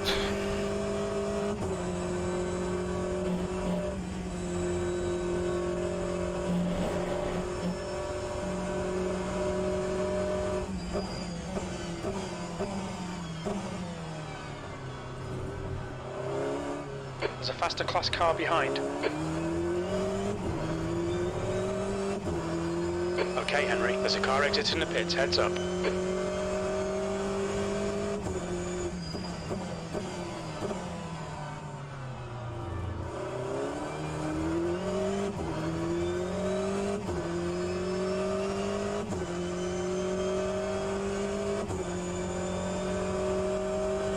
You're reeling Baldwin in. The gap is now 11 seconds. Incident in sector 2, yellow flag, blue flag. We think Barbosa has spun off, clear left. Sector 2 is clear.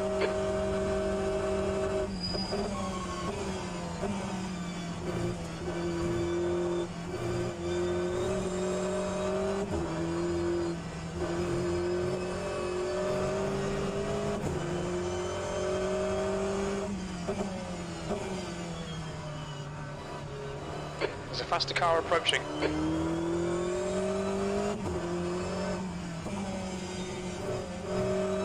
Oh, nice wall tap you had there.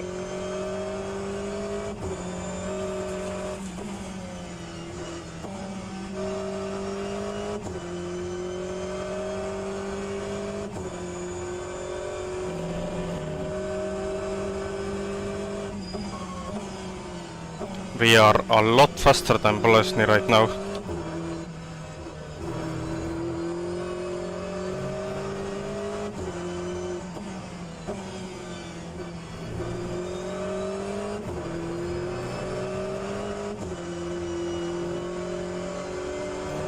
Car right. Clear right.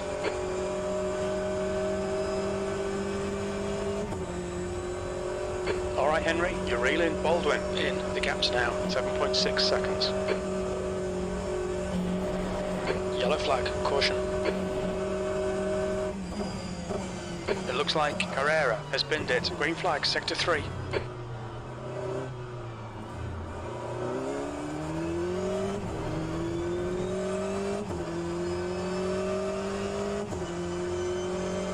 Yellow flag, sector 2. Green flag, sector 2.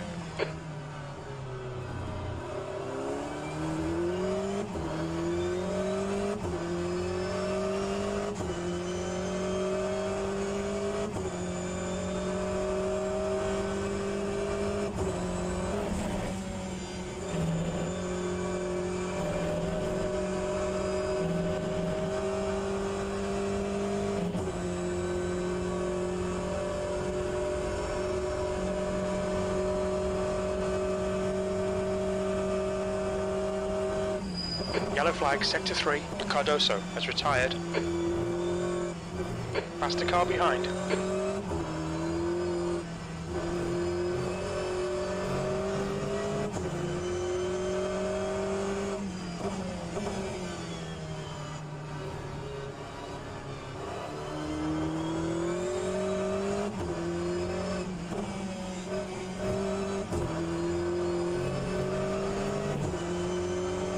Left side, clear left.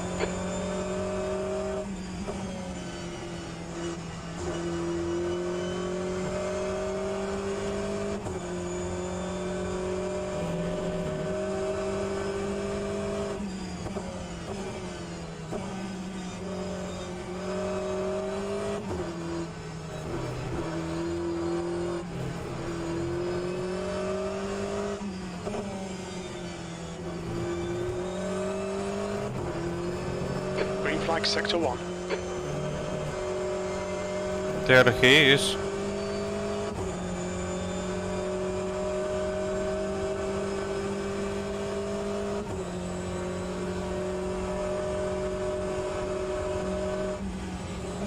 Sector 1 is yellow.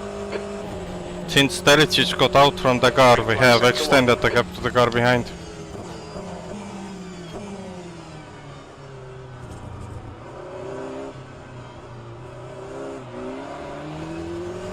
Okay, I need this guy to get out from the way now.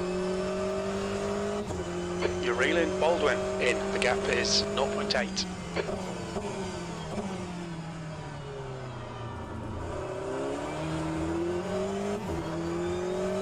Sector 2 is yellow. We think Backer has gone off.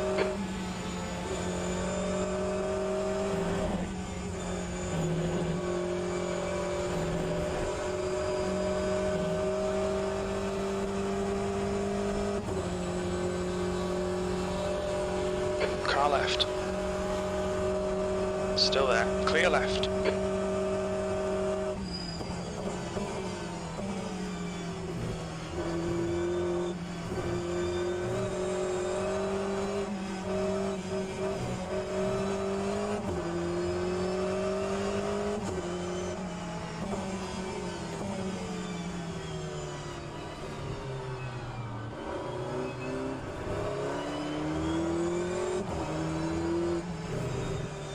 Okay, Henry, there's a faster car approaching on your right. Right side's clear.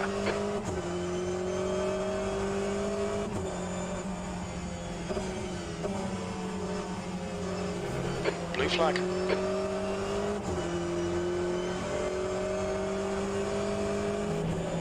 On your left.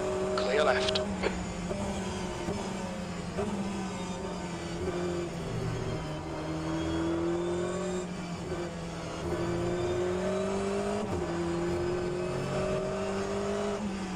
Blue flag.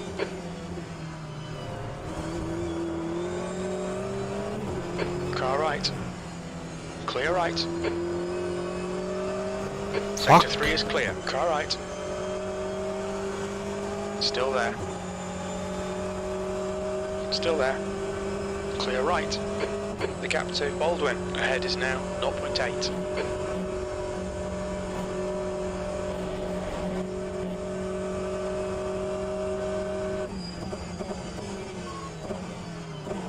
there's a faster class car approaching. Right side, clear right. Car right. Right side's clear. We almost right, spun. clear right. On your right, clear right. Great stuff. Keep it coming, mate. P2.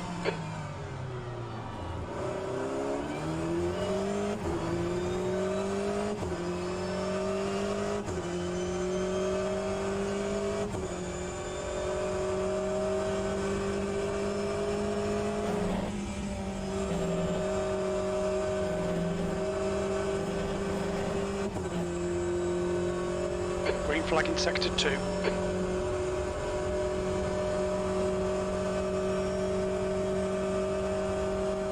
We lost way too much time last lap.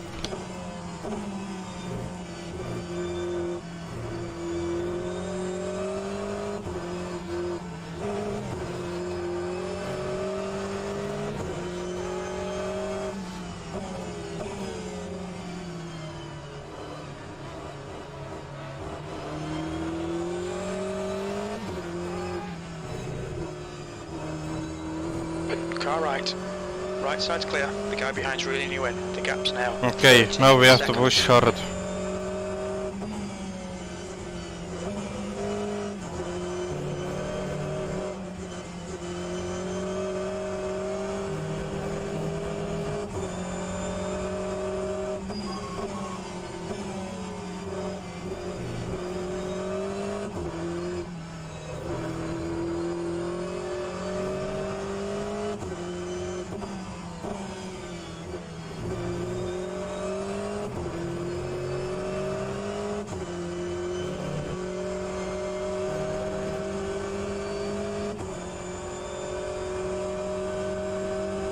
Baldwin is now on mediums.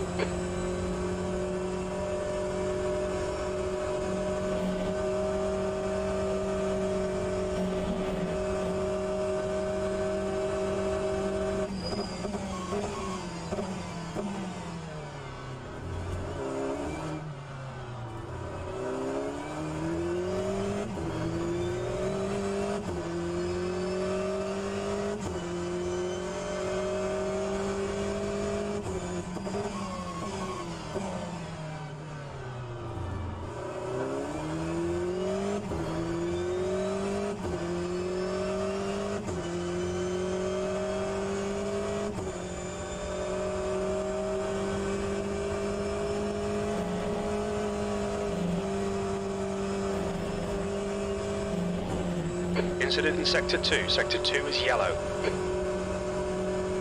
It looks like Baldwin has gone off. Green flag in sector 2. Teosus has crashed somewhere.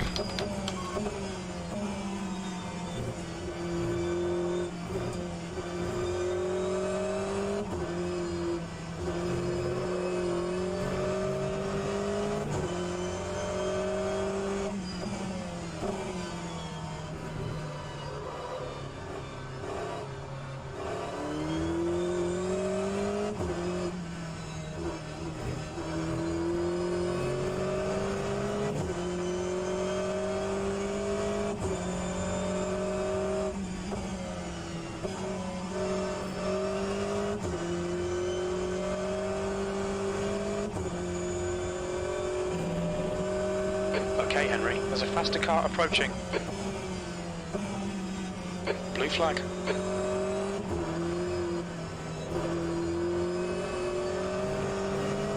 Car left, clear left.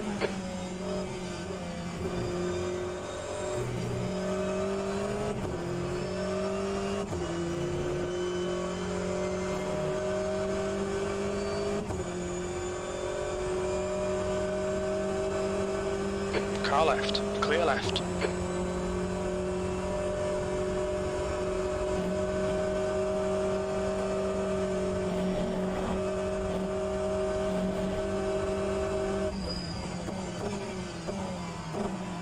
Gonna be ready The to track join temperature's decreasing. in It's case now we 19 get lucky with Celsius. code 80.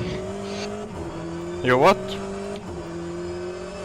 I'm gonna be ready to join The if car behind is catching. black The code gap's 80 now comes. 12 I can join seconds. just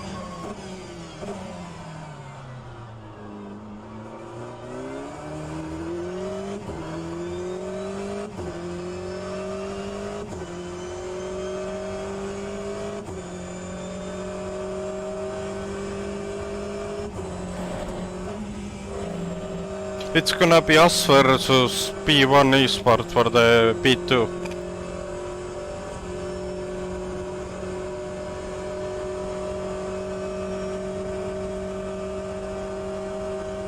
No, if we get lucky with Code 80 and Meat Racing doesn't.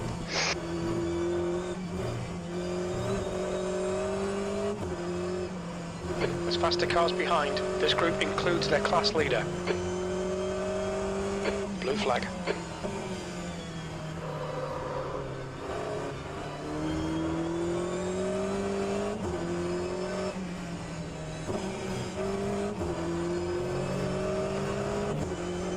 Left side, clear left. Left side, clear left.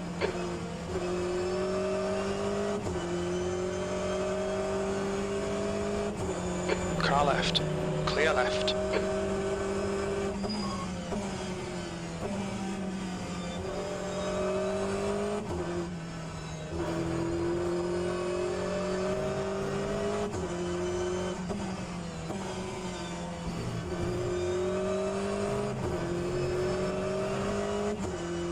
Yellow flag, watch out. Sector 3 is clear, green flag.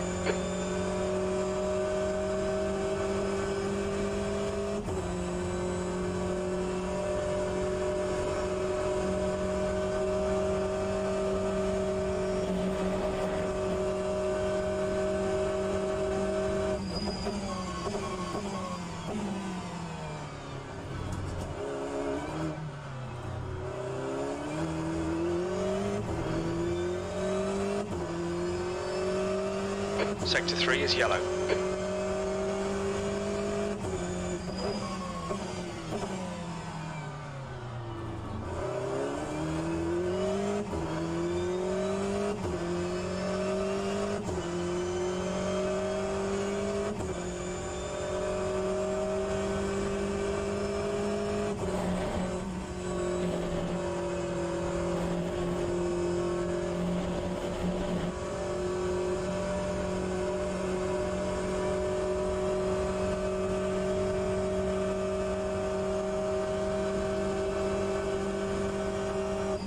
Green flag sector 3, P2.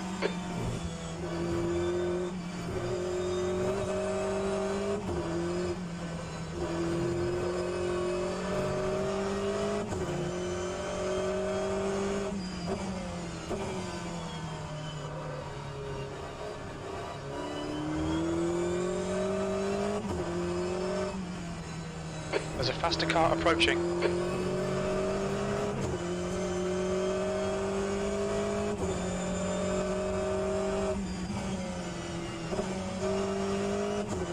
Tire wear is very good.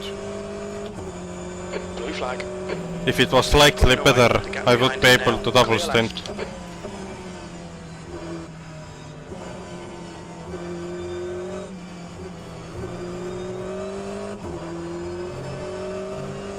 Blue flag, car left, clear left.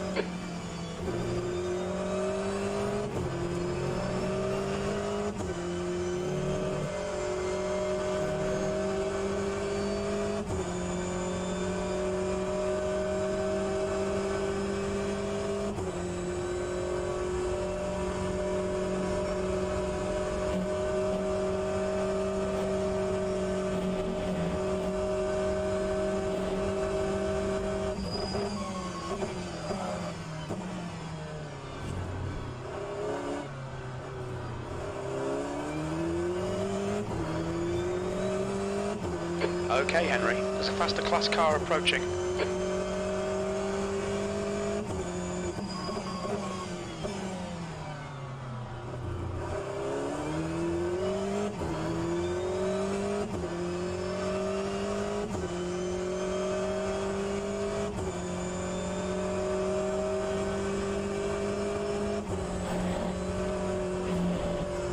Blue flag.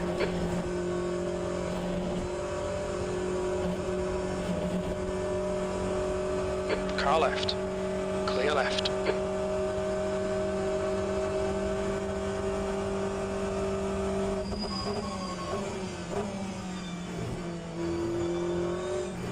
Sector 2 is now yellow.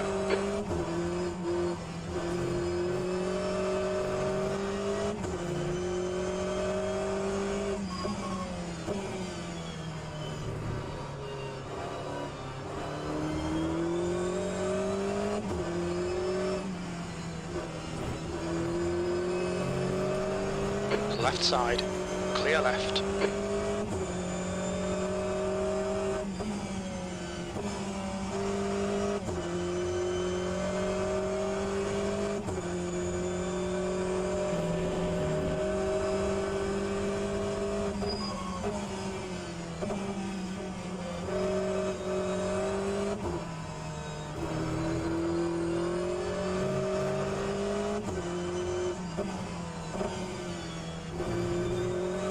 We think that Mella has binned it. Green flag, sector 2.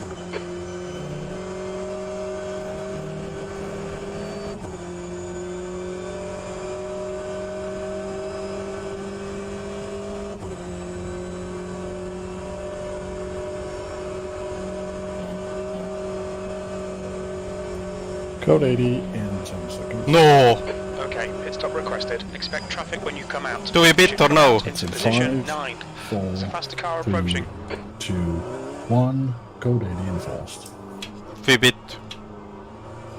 Blue flag. The pit crew is ready. What's your speed? I'm in the pit lane. You are not gonna make it. Yeah, no. I literally got code 80 in the bus stop.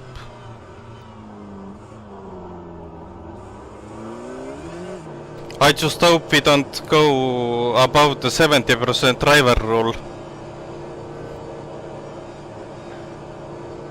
No, if The car I behind do is pitting. at last hour.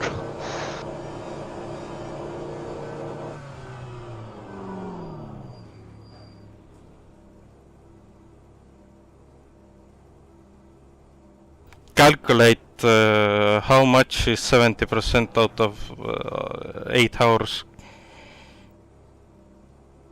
And how much have you driven?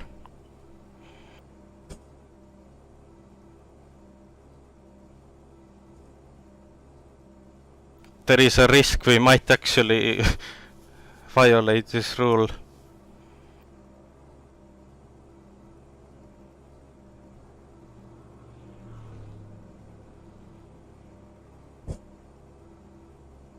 It's like 5 hours and Alves 30 is minutes. pitting from position 4. It looks like he'll come out just behind you. How much have I Alves driven? behind is pitting.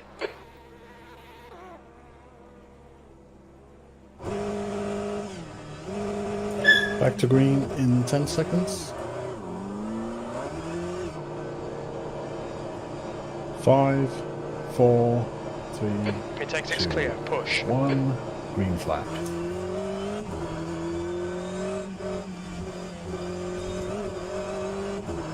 How much have I driven? Alright, Henry. There's a faster class car Fuck, approaching. we should have done the driver swap Sector last 1, yellow time. flag. Sector 1 is clear. Yeah. Blue flag. How much have I driven? Like how close are we? Car right. Clear right. I think at the hour Look- you have Look at driven the stint plan like 5 hours. right now. Car left. Clear left. The gap in front is now No, you have 3.8. driven I think for something a bit over 4 hours. Yellow flag, sector 3. Sector 3 is green. We How can see much Barbosa do you has have been to hit. drive? Is it 70 or 75% rule? Look at the rule On your book left. Clear left. on VEC website.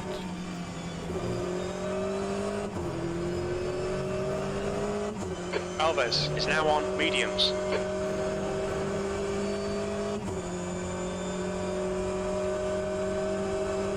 It's 70. So 70% is 5.5 hours. Yeah. Faster car behind. And how much have I currently driven? A bit over 4 hours. Okay.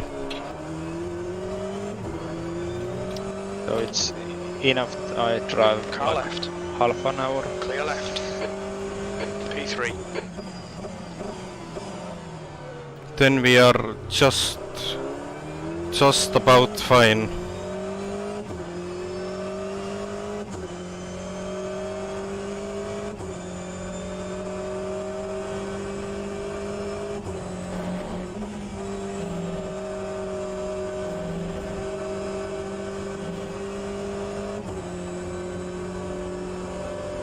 Car left. Clear left. Car left. Clear left. The gap in front is now 3.2. Blue flag.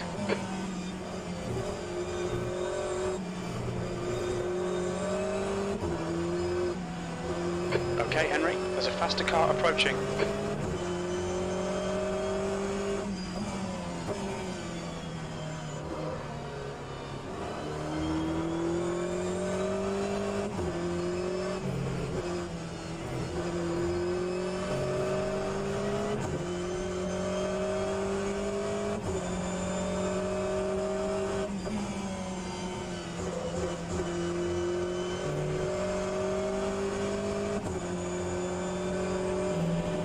Left side.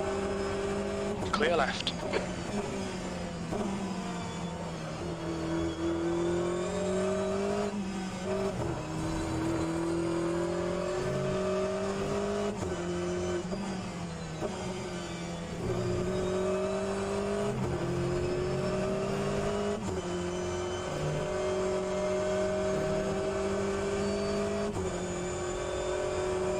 Left side. Clear left.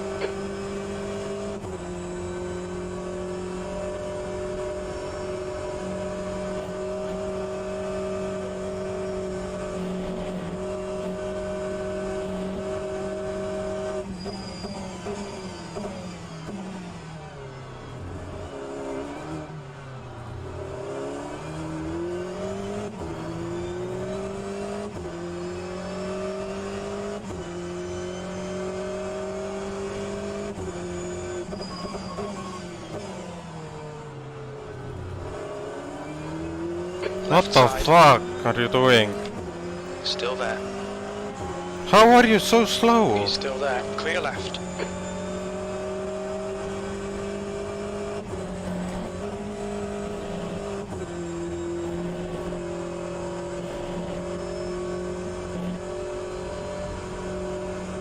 The gap ahead is now 2.4.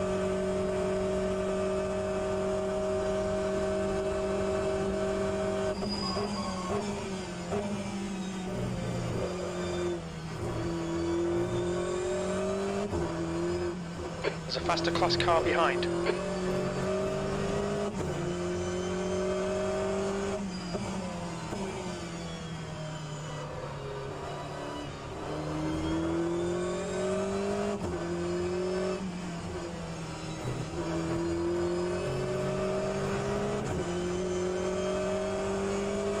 Car left, clear left.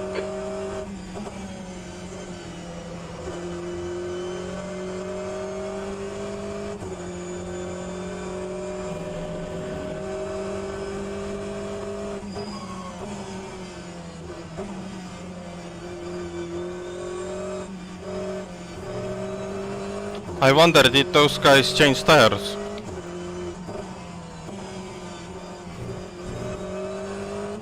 Because how did they came in front of us? They probably did not change tires. I think it probably would have been smarter if we also didn't change tires, but okay.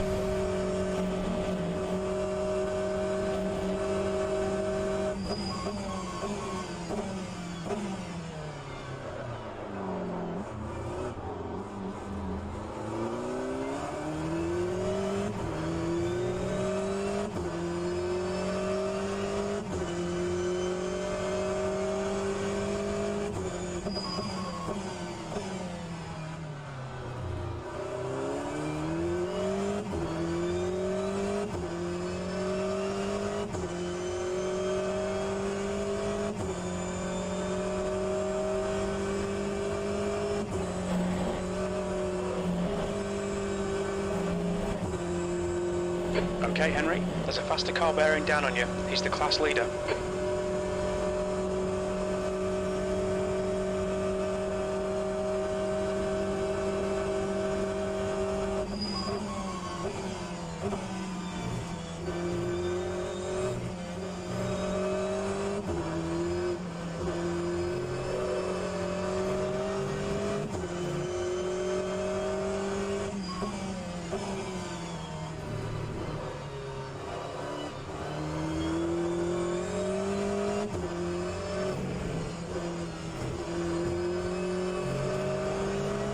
The gap in front is now 1.6 seconds.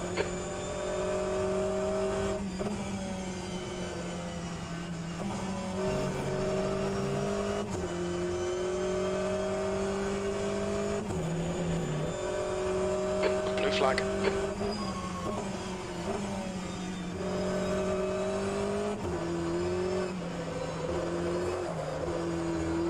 On your left. Clear left.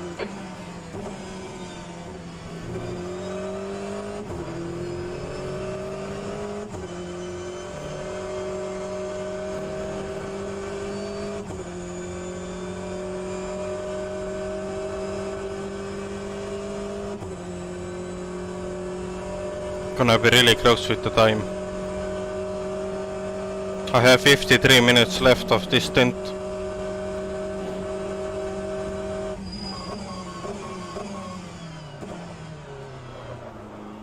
Okay, Henry, there's a faster car approaching.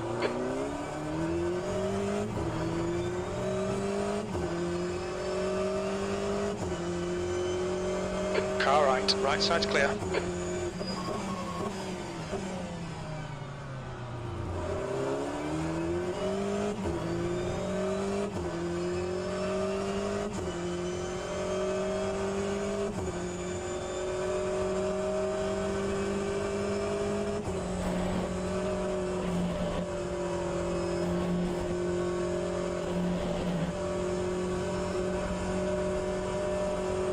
You're reeling this car in. The gap's now 1.3.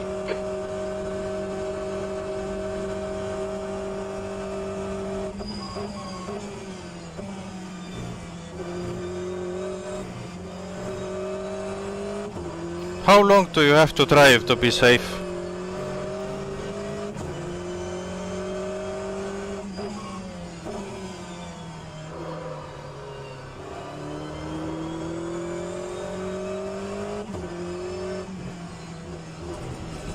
Car behind's a faster class.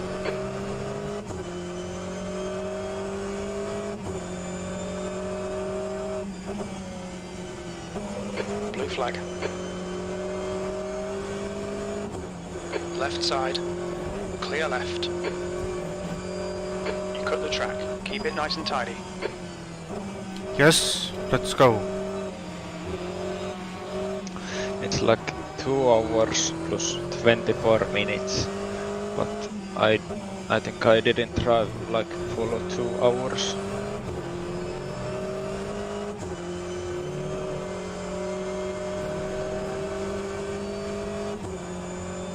I would guess if So- I drive like more than 40 minutes, then it's okay. So if you would drive 3 hours it would be fine. Yeah. Okay.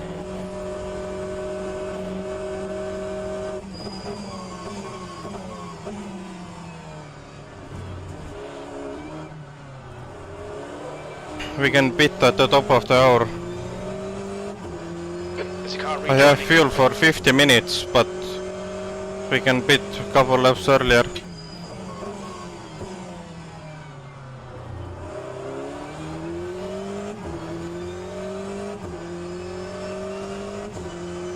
I have to get past these guys.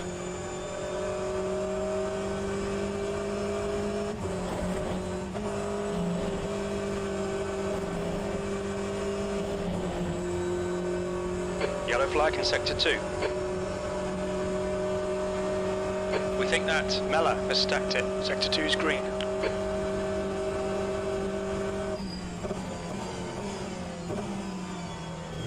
Left side, clear left.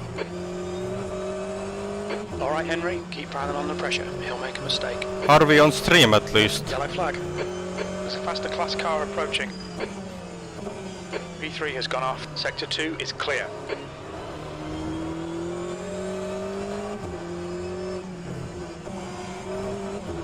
Blue flag. Currently. Car right. Still there. Hold your line. Let's go! Hold your line. LOL! Right side's clear. Car left. Clear left. Blue Nice. flag. There's a group of faster cars bearing down on you. It'll polish Was out, it mate. on stream as well?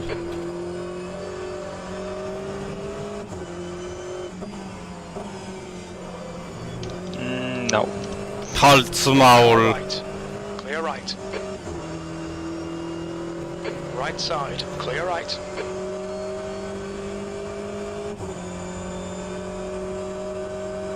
Incident in Sector 3. Sector 3 is yellow. The gap behind is now 0.7.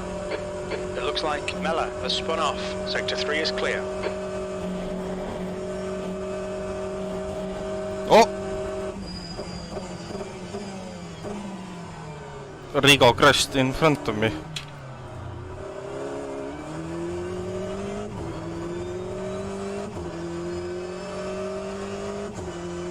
Okay, Henry. There's a faster class car approaching. Use all the track. Force them to find the gap. P2.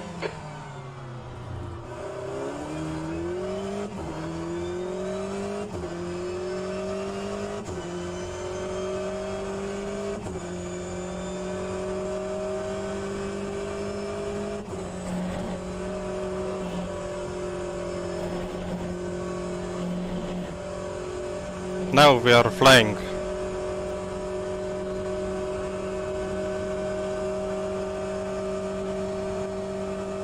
On your right. Clear right.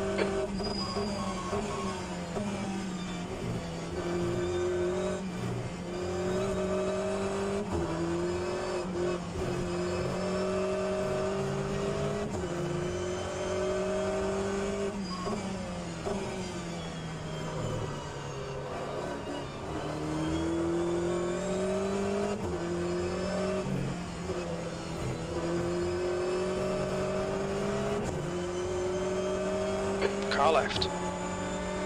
Clear left. There's a faster car approaching.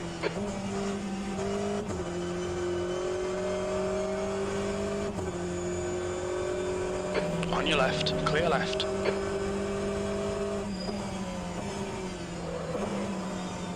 No.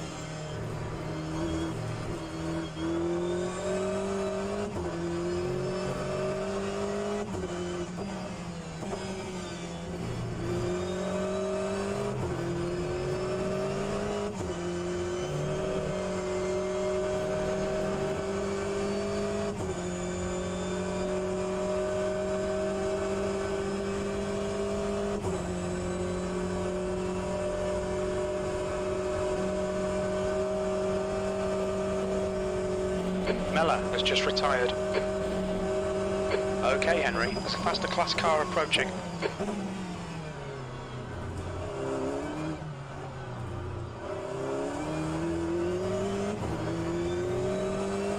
Car left. Clear left. That lap time was 2:17.81.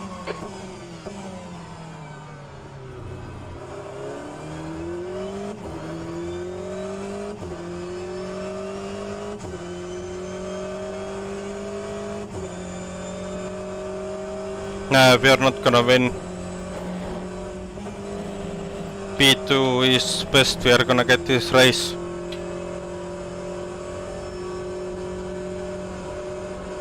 Unless something happens to P1, then maybe we can challenge for the win.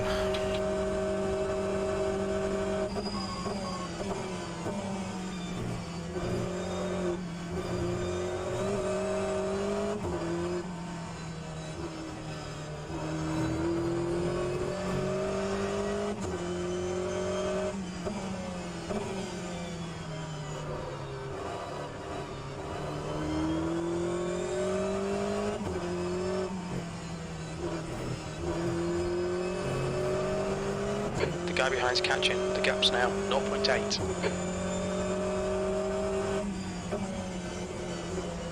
I'm really struggling to see where is the wet part of the track and where not.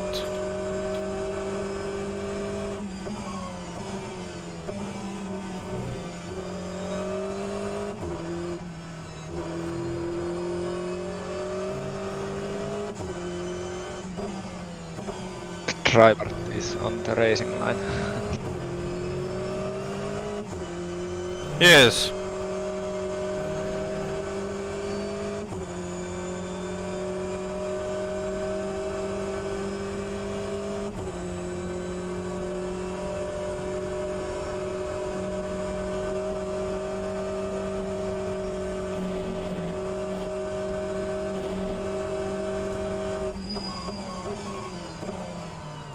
Oh no.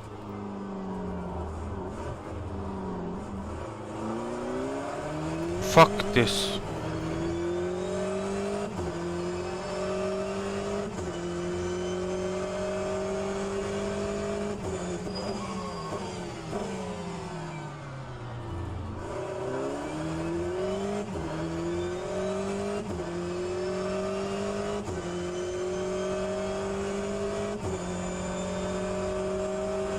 Okay, Henry, don't let this guy distract you.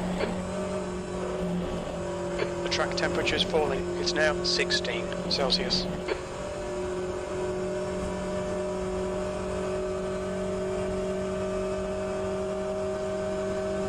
I constantly keep going off the track.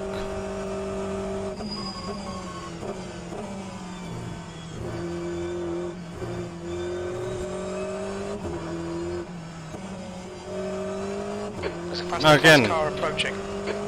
Blue flag. On your right. Right side's clear.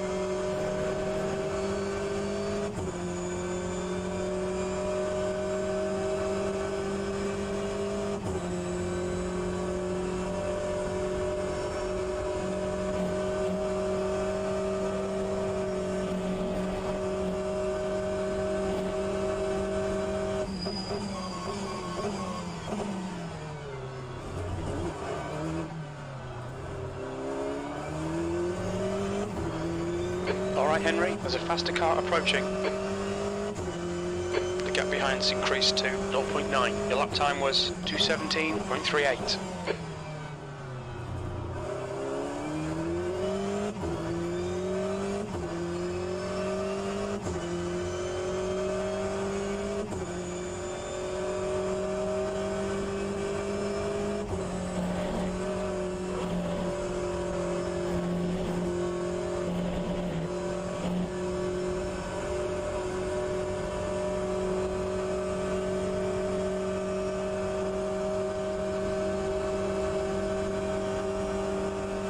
Car right, clear right.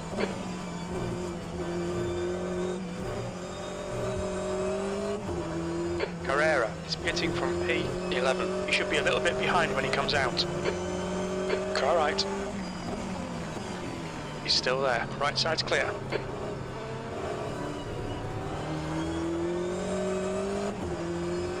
There's a group of faster cars behind. Left side. Clear left.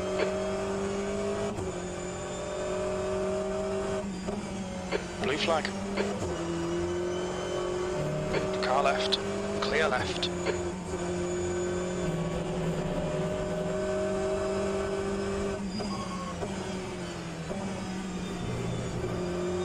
Blue flag. Car left. Clear left.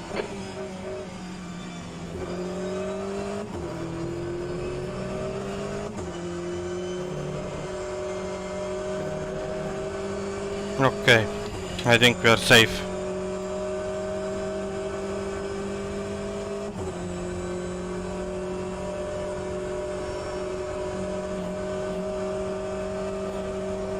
Traffic helped out.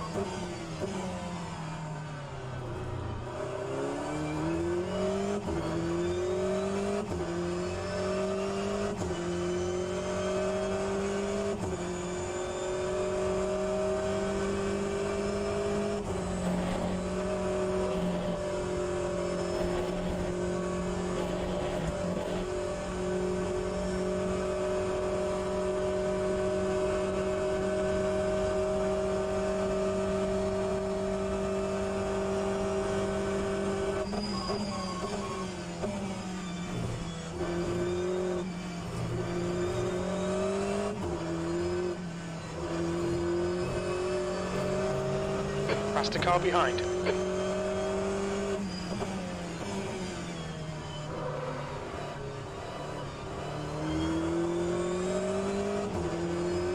Left side, clear left. The gap behind is now 3.5 seconds. Yellow flag sector 3.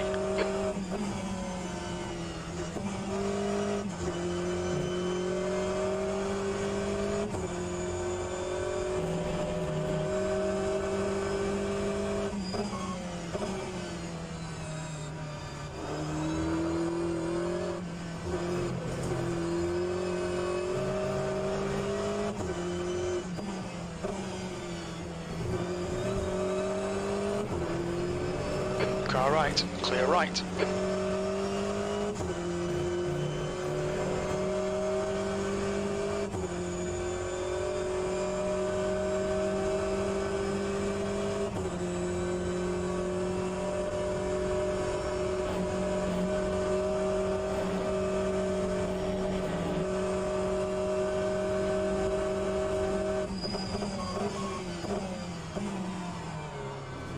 Okay, Henry, there's a faster car approaching.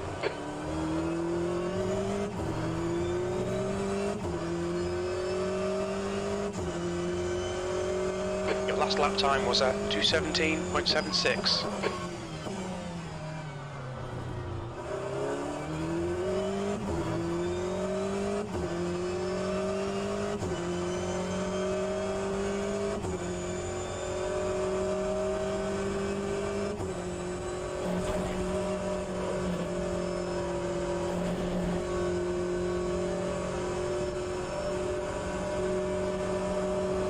Left side, clear left.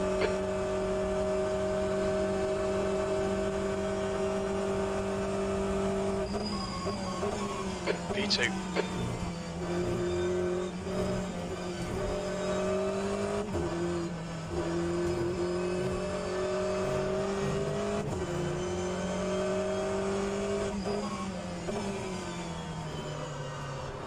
There's faster cars behind, along with the class leader.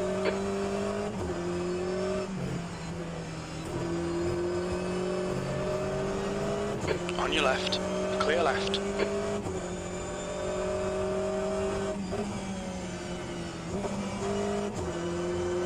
Car left, clear left.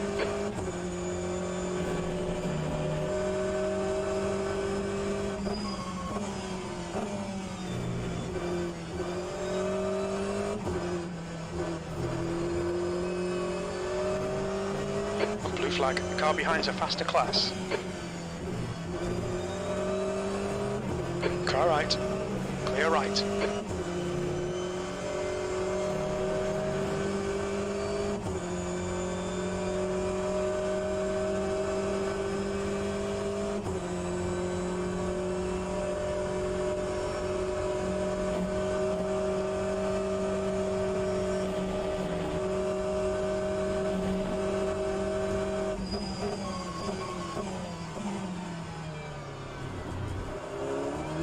There's a group of faster cars behind.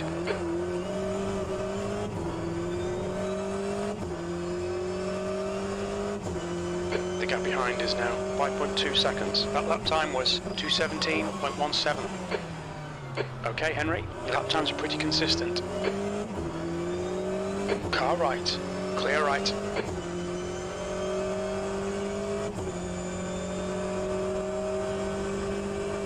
Car left, clear left.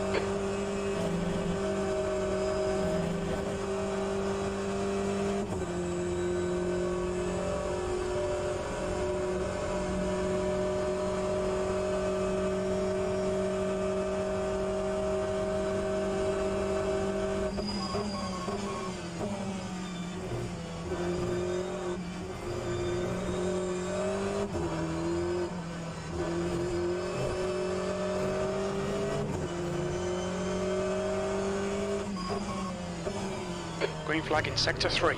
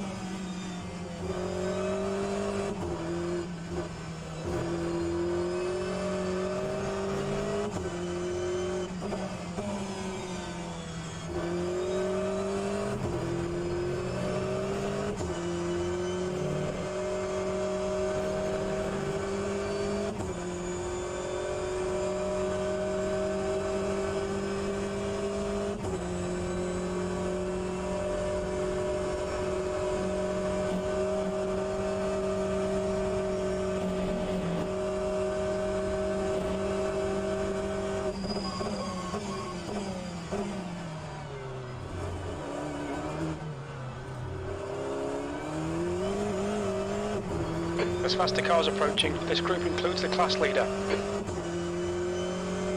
That lap was a 2:17.30.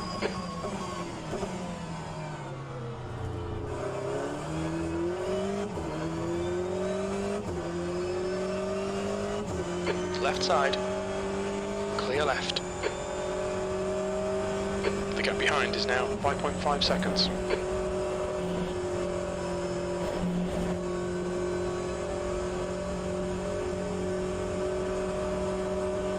Car left, clear left.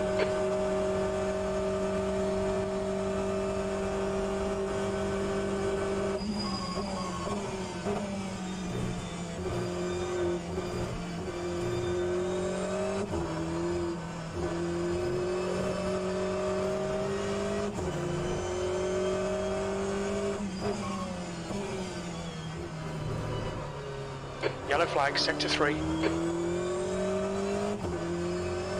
Looks like P3's gone off.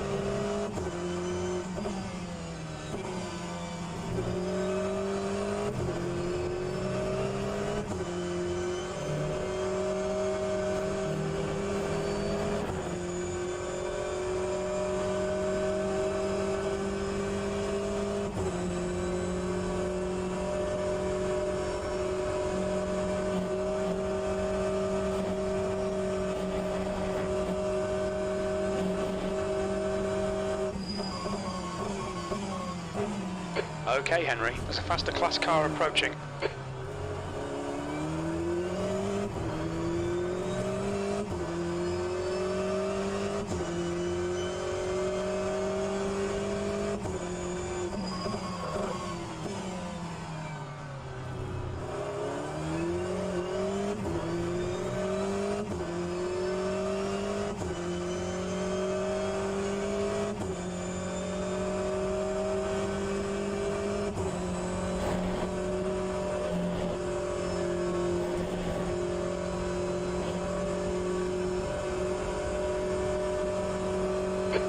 away from the guy behind. The gap's now 7.1. Green flag, sector 3. There's a faster class car behind.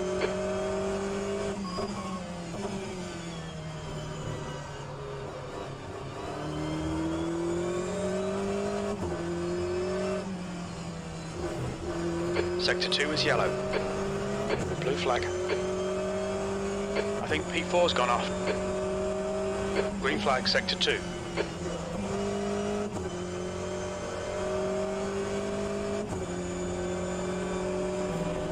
Left side. Clear left. Faster cars approaching.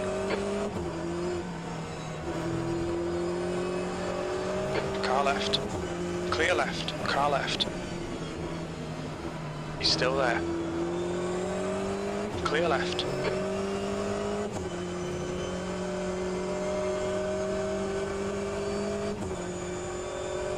Blue flag. Left side. Clear left.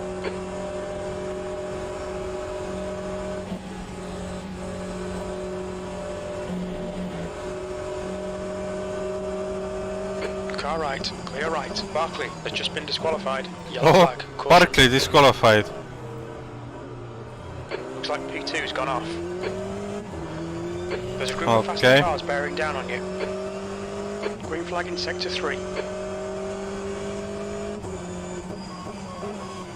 Blue flag.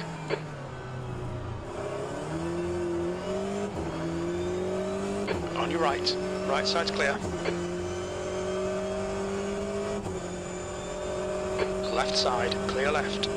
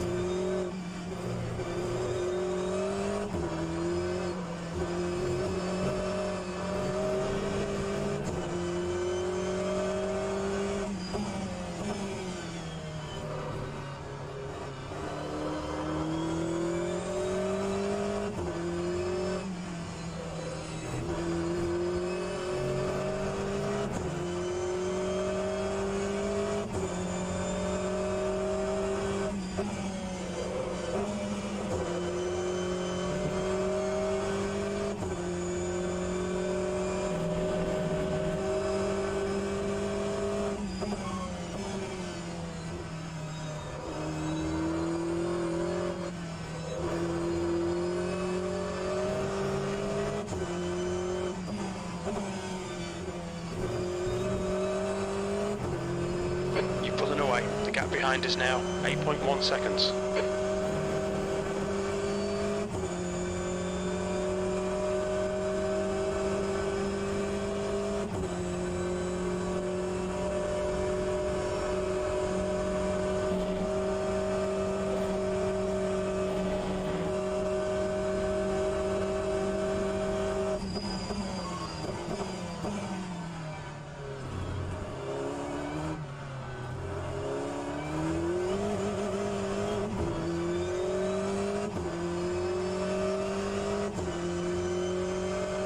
Last lap was a 2:16.28.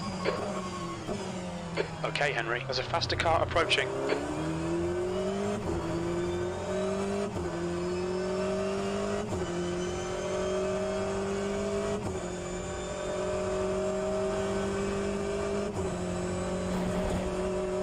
Blue flag. Car left, clear left.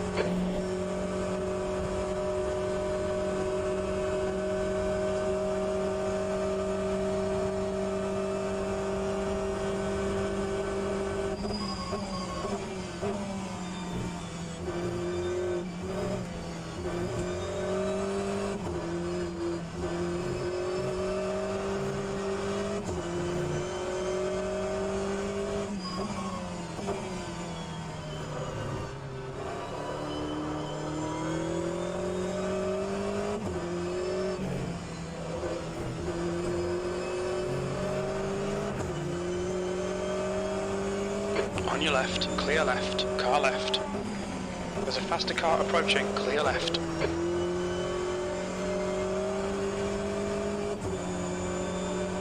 On your right.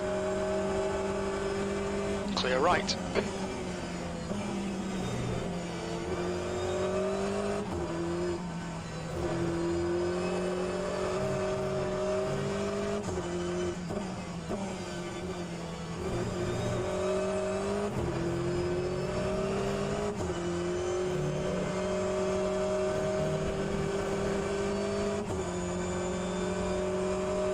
There's a group of faster cars bearing down on you. Right side, blue flag. He's still there. Clear right. Oh no. Look at the rear mirror. Sector 3 is yellow. Pedro just killed a guy. Hold your The line. heck? Clear right.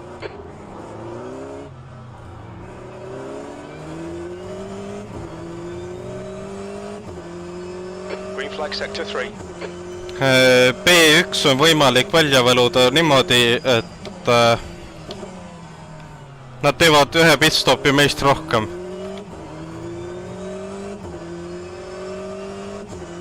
Ehk siis nad peavad järgmise 10 minuti jooksul pittima ja kui nad järgmise 10 minuti jooksul ei piti, siis on neil võit käes. Siis nad ei pea tegema rohkem kui üks peatus.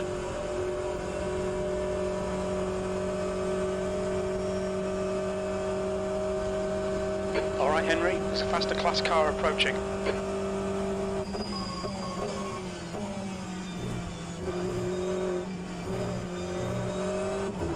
The gap behind's increased to 8.9 seconds. Car right, right side's clear. We've gone out of track limits, keep it between the lines. Oh, nice Right side's tie bomb. clear.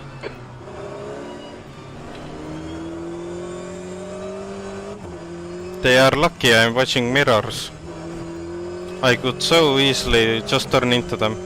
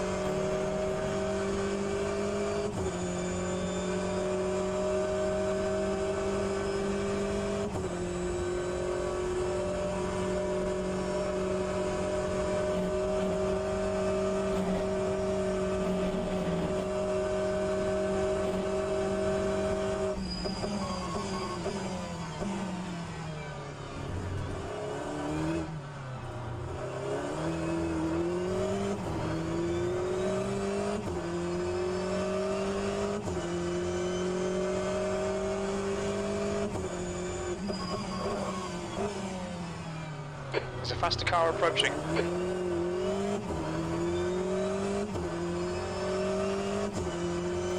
We are pitting around 10 minutes. Blue flag. I think in 2 laps you can start joining. Left.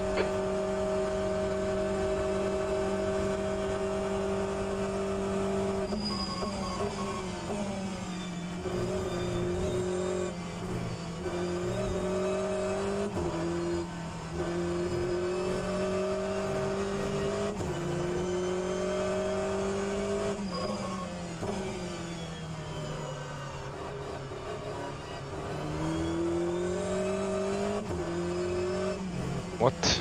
Isn't Stint like 58 minutes? The gap behind is now 8.2. Yes, but I'm not gonna take any risks. You're gonna do full hour stint.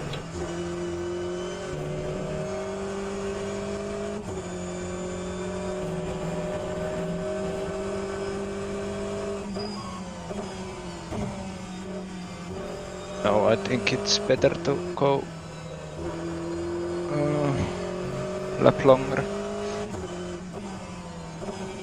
Because if it's dry, it's hard to make 27 laps and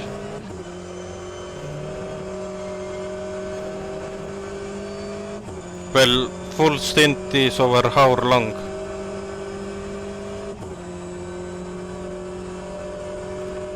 One hour and 4 minutes.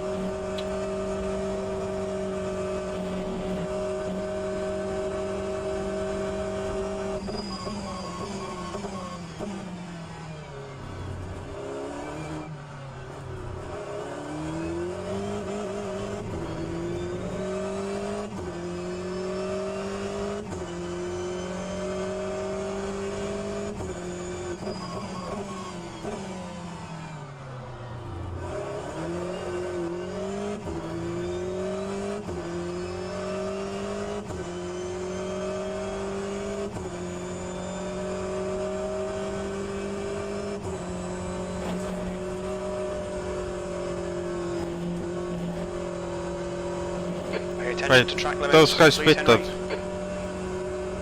Carrera is pitting from P12. Expect him to come out a bit behind you. I think they have to do another pit stop. yeah, they have to. We are actually racing for the lead then. There's a faster class car approaching. Yeah, I don't wanna get into a position where I have to save too much fuel, so Blue flag. let's take it safe. Left side. Clear left.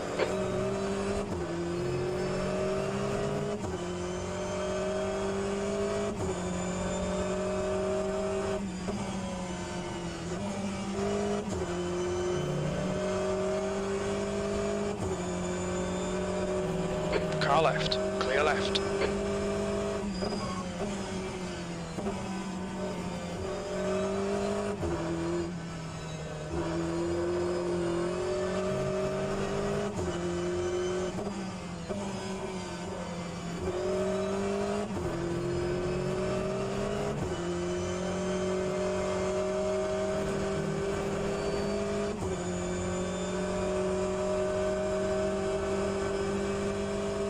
I just hope Tertsis is not gonna drive anymore. That guy is flying.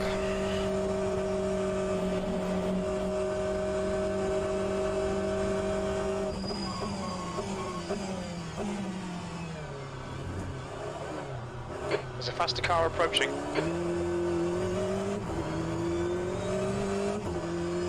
Bus stop is still very slippy.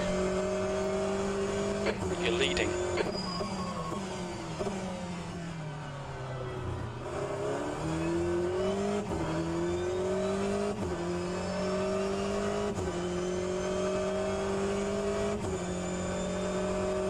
Car left, clear left. The car behind is catching. The gap's now 7.4.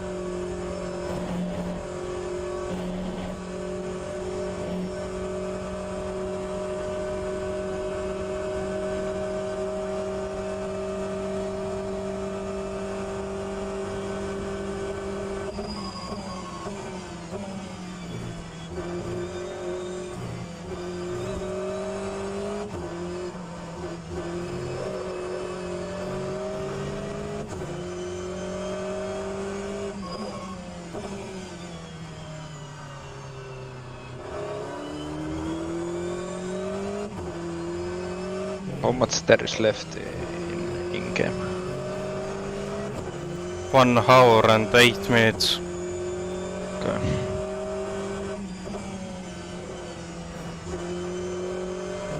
I have 6 laps of fuel left.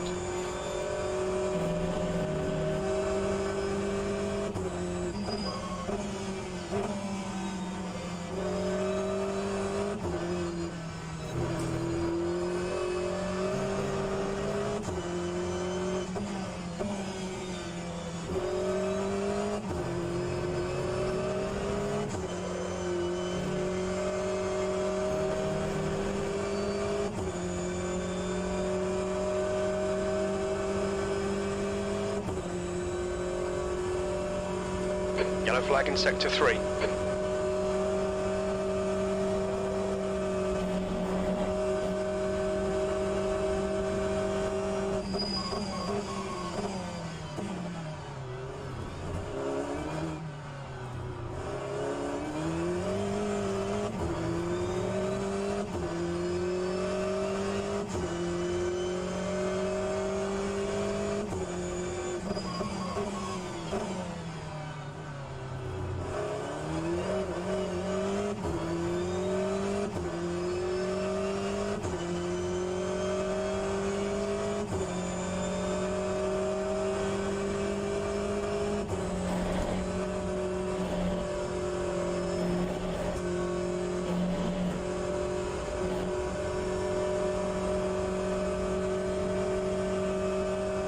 We will be if we pit the next 10 minutes. We are quite tight on it though. Like I'm quite close to the limit. Okay, Henry, there's a faster car approaching.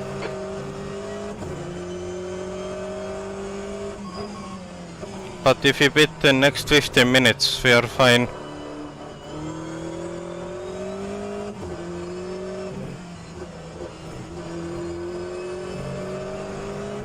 Blue flag, the gap behind is now car left. Clear left.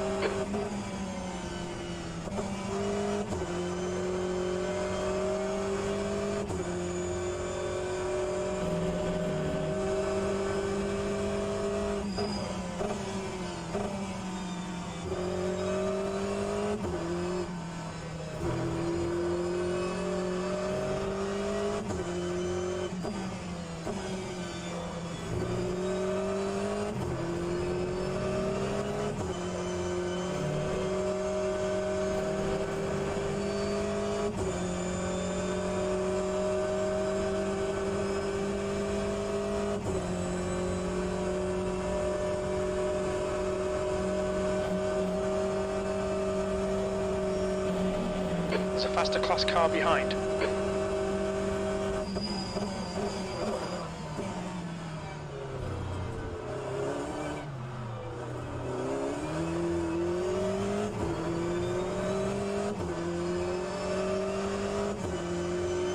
Left side. Clear left.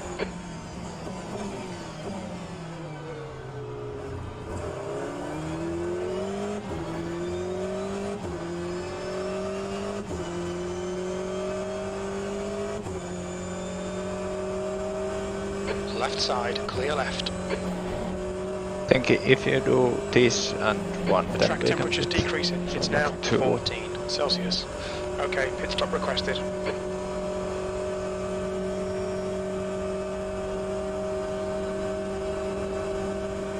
Right side, clear right.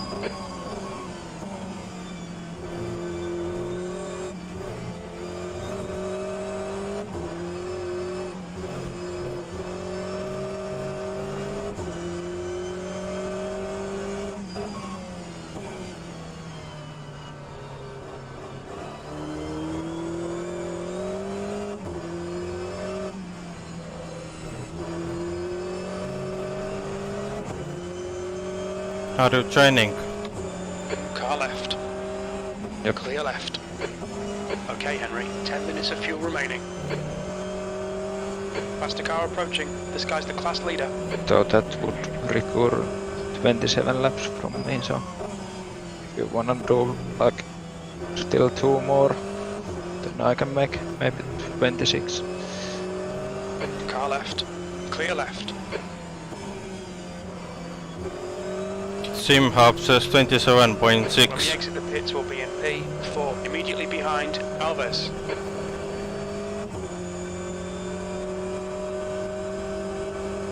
Blue flag. Car right, clear right.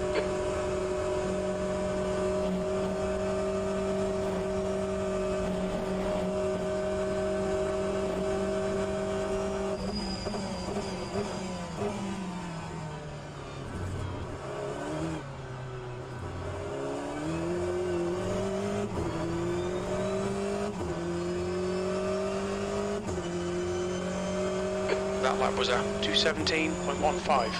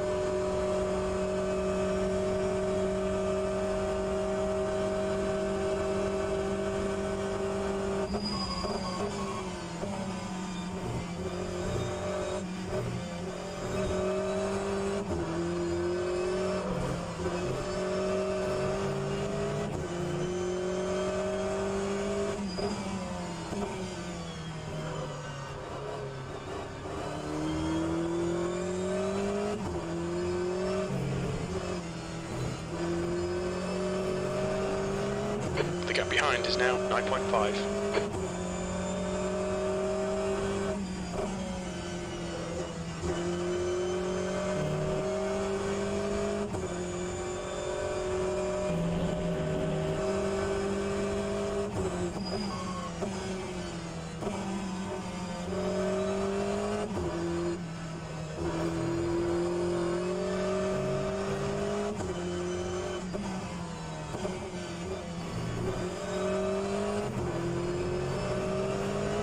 How much is 27 laps in minutes?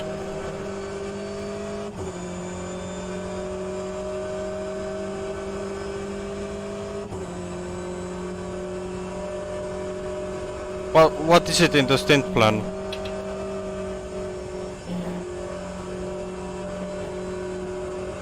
We've been warned about track limits. All right, Henry, faster car approaching. It's their class leader. It's like 60.75.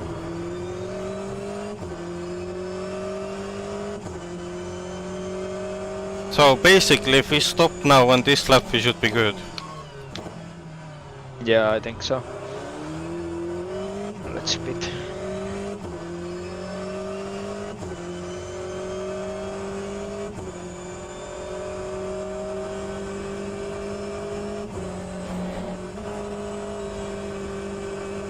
The track is still slippy at some places, but there is 15% of rain somewhere on the track.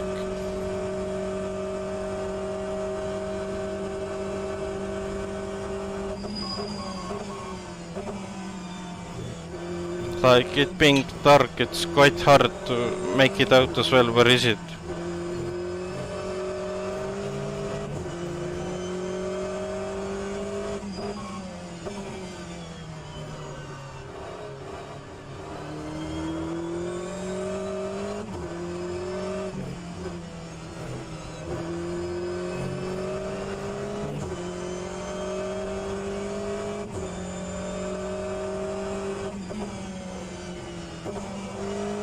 Pit crew's ready.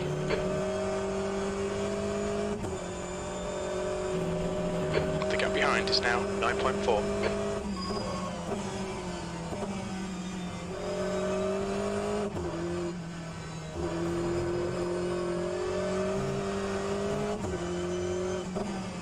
Okay, Henry, there's a faster class car approaching. When we exit the pits, we should be in P3, just ahead of Alves.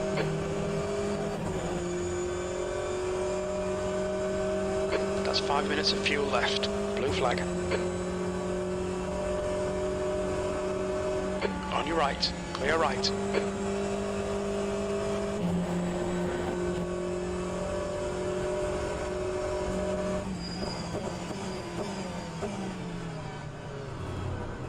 Blue flag.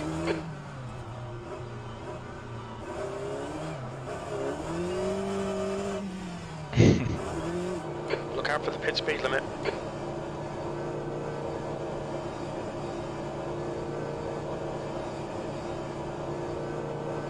The car behind's pitting now.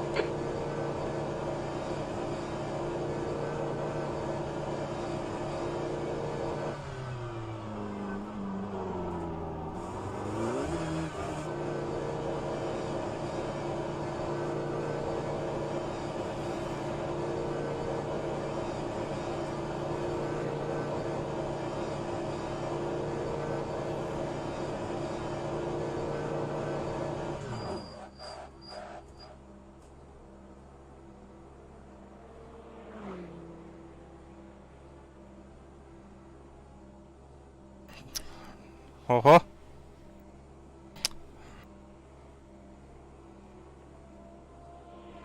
That's the battle for the lead. No, never mind. Need race is gonna go lead.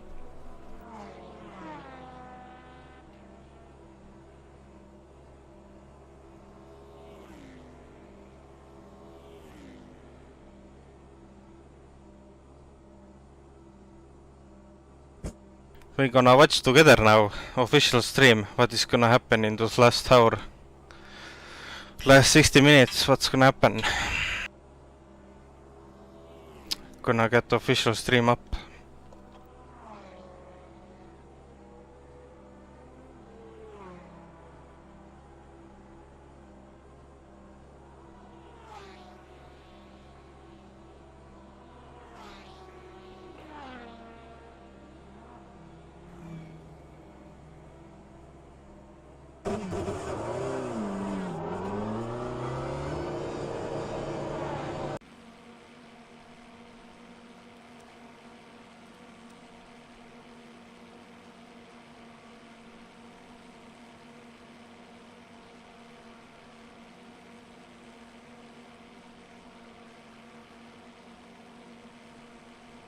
15th in the GTE standings.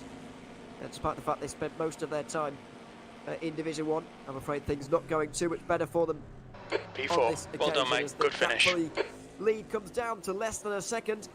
I have to say, considering Michi Hoyer is on now triple stinted tyres, this is a very impressive opening to his stint. He's not doing too bad at all when keeping Nick De Silva sort of at an arm's reach of, coming into these closing stages, you really do have to be on it. This is where the pressure really starts to ramp up, and especially for these two cars as well. Michi Hoyer started the race for that Burst Esports, now he's going to bring it to the end. The pressure that's on his shoulders at the moment to start the race, to go through those penalties, and now with this car in a potentially race-winning condition, it just goes to show that how good of a race they've had, and now they don't want to throw it all away right at the death of it. But for both of these guys, it would mean so much. Even now, if they stayed 1 and 2, it would mean so much for both teams to recover how they have. But yeah, again, they're both going to be wanting to be that one that recovered to take the win. Absolutely. Is it even going to be between these two by the end? Well, it looks like it for now.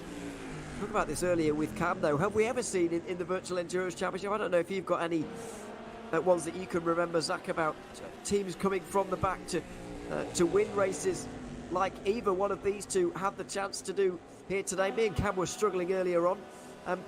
There really isn't many obvious comparisons we can draw to the drive that these two teams have managed today.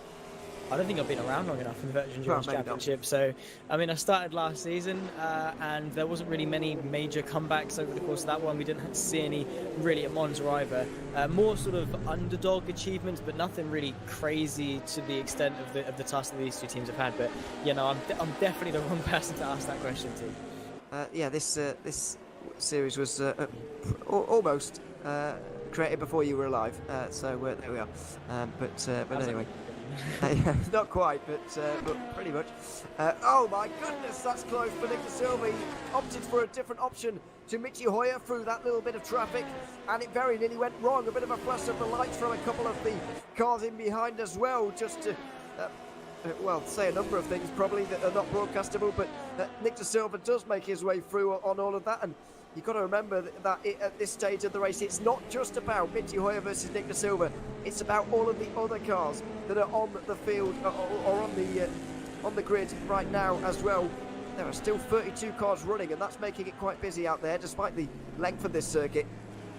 It has been the narrative for the entirety of the race. The traffic has played such a massive role in deciding battles, spreading them out, bringing them back close together, and it has been the theme even now towards the sort of the dying stages of the 8 hours of Spa. It's still proven to be decisive, so Nick De Silva is not leaving anything on the table, forcing his way through some of the lap traffic and trying to carve his way through. But yeah, you're right in saying Spa's a long circuit, but still 32 cars are still 32 cars. That is still a lot of cars, and even though some of them are still quite spaced out, you get to that point where you still have cars that are in sort of couples, and when you've got 2 cars to overtake as opposed to just the one, that again is just even more of a recipe for being held up. And honestly, at this stage, to be held up must be some of the most frustrating feelings that you could really ever imagine in sim racing. There's not really much free track space coming up soon either. There's another LMP2 for them to negotiate on this next lap. That's the 242 on Cybercar. And after the great start for the promoted 241, I'm afraid they're both now quite a long way down. Only 12 seconds apart, mind, but they are a long way down at this late stage. Silva, though, was able to get a lot closer in those final moments. As off the road for the 223. Jansen Bintz has been off the road into the bus stop chicane, and he drops down to 4th place.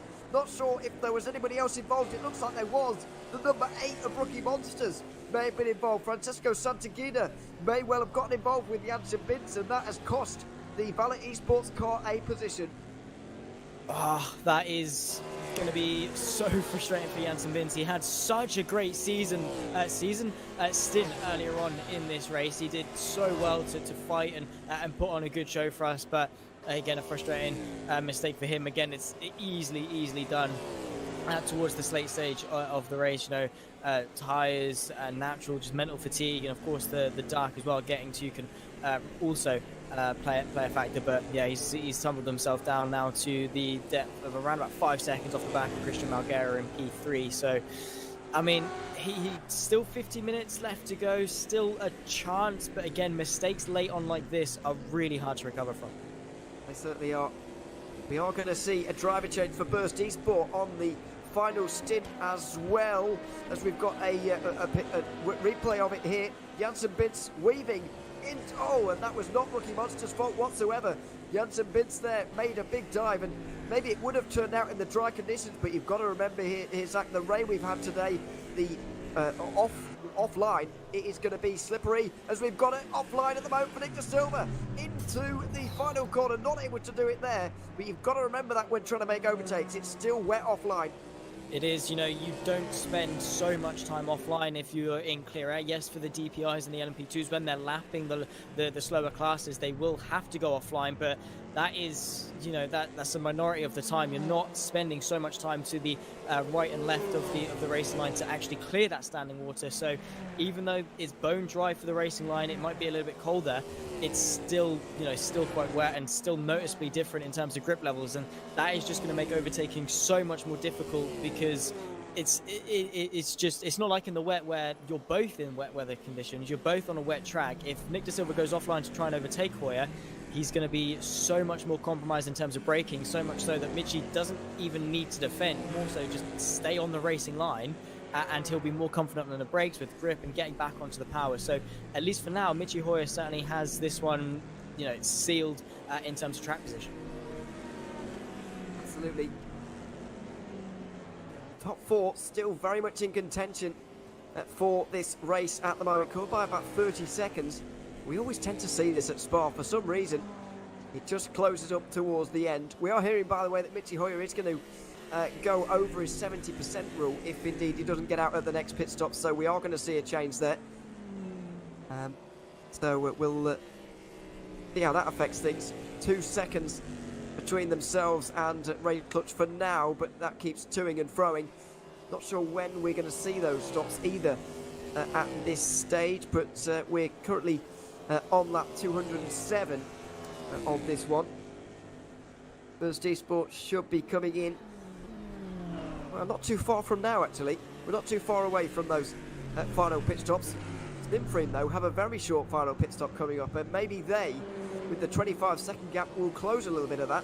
And if they've got enough pace, maybe they can get involved in this battle for the win. They were on the previous lap, they were faster than both of the top two. On this most recent one, I don't think they are going to be. Yeah, it's going to be really difficult for some teams to get involved. But, I mean, again, don't count anything out at all. The way this race has gone, anything can happen. No matter how outlandish it might seem, if they have got a chance to do it, if there even is the slimmest of chances, then don't count it out as a possibility. We can certainly see it happening.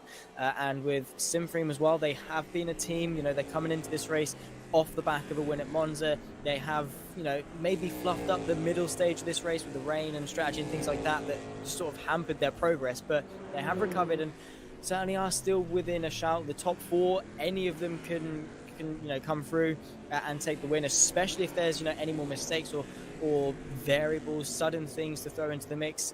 Honestly, you still, even now, cannot seal the deal in terms of the finishing order for this race. Certainly can't. 1.8 seconds only in the fight for third place as well back there. These are the closest fights in the whole field, by the way. So we're not missing anything anywhere else to watch this at the moment. Janssen Bintz very much with Christian Margera in view at the moment. And let's not forget that out of these top four teams, only Simframe finished on the podium at the first race at Monza. The other teams on the podium, Wanako and Seawolf Net Race, did not have good races here today. Wanako disqualified. Seawolf, where are they? Down in 9th and won't be returning. Tony Meller could not get that car repaired after his most recent stop. And so that car is a retirement and will be dropping down. It's going to be a Simframe championship lead after this, but all that is pretty... well, it doesn't really matter at this stage of the race. There's so much racing to go. Still 6 rounds. and a lot of hours of racing yet to come in the Virtual Endurance Championship Season 15. So Simfree won't be resting on that. They will still be trying to head forward and see what they can get from the remainder of this one, as Arms getting all out of shape going towards the final chicane there. Jensen Vince certainly was not happy with that one. See a bit of a flash of the lights. He did well to sort of avoid him there, but yeah, not ideal at all for the Valley Esports car. But yeah, talking about the championship, we are only race 2 of 8 this season, so a championship lead is more of a novelty than sort of a requirement at this point. It's nice to have. It's good points to rack up, especially if you are aiming for a championship campaign. So it is nice to have, and maybe when we get to round 6, 7, 8, it will be nice for Simfree to potentially look back on and say, glad we got these points here and there, glad we managed to pick them up, because again, it's that hindsight that can really be quite demoralising if you're looking back and in regret to not have picked up those points. So again, championship, it's something that you won't really start talking about until the midpoint of the season, but is an interesting note for sure. It is. And of course, it's the most obvious indicator, to boil it down to the very bare minimum. It tells us how well people are doing in so far in the first couple of races. So it is helpful in some ways, even if, as you say, it's more of a novelty at this stage. Only half a second between Burst Esports and Race Clutch at this moment. Michi Hoyer versus Nick Da Silva has become the fight to watch over the last half an hour or so, and it's just about to enter into another round here. Coming to the completion of lap 209, we really can't be too far away from a pit stop for Burst Esports. I've got to say, they last, sorry, not their last pit stop, but the one before that was 173. They've been doing 22 lap stints or so. We're now 44 laps away from. Are we? Well, no, I don't think so. Actually, we're still away from that. It looks like I've got my maths wrong slightly, if I'm honest. We'll have a little bit longer to go until we see these guys come down pit lane once again. Getting a little bit ahead of myself. Nick Da Silva in the slipstream though of that Burst Esports car. These two, of course, if you weren't with us earlier, have come from the very back of the field. They've come to the front, and now it's a fight between themselves, with a bit of traffic involved as well, by the looks of that view just up in front. As if they didn't need anything else to worry about. They've also got a bit of traffic as well, just for good measure, just to sprinkle some in. So Michi Hoyer ducking to the inside. You can see there Nick Da Silva tried to follow him through into Ravage. Now is stuck behind that as the P1 Esports Porsche there. Now in toward No Name, you can see Nick Da Silva has been able to get himself in front, but certainly less than ideal. You could definitely see Nick Da Silva didn't want to go offline to overtake the lap traffic. Michi Hoyer getting pretty fortunate with where he's catching them into the braking zones, not catching them mid-corner, unlike Nick Da Silva. And again, it is that thing of how quickly the pendulum can swing one way to the other, and Nick Da Silva's going to be hoping that Michi Hoyer gets his own fair share of bad luck. Absolutely. Let's see, out of curb pull threat once again. Through on, I believe that's Henry Siddick in the Aston Martin, although it is hard to see. The fight for third place, equally close at this Commentators stage. think I'm driving. Losing time, and with every lap that goes on here, it does look like these two are losing No. time. Not because they're fighting per se. They're not really close enough to be losing time as a result of that, but they're just not as quick as the front two by the looks of things. We could be reducing ourselves down to a two-horse race.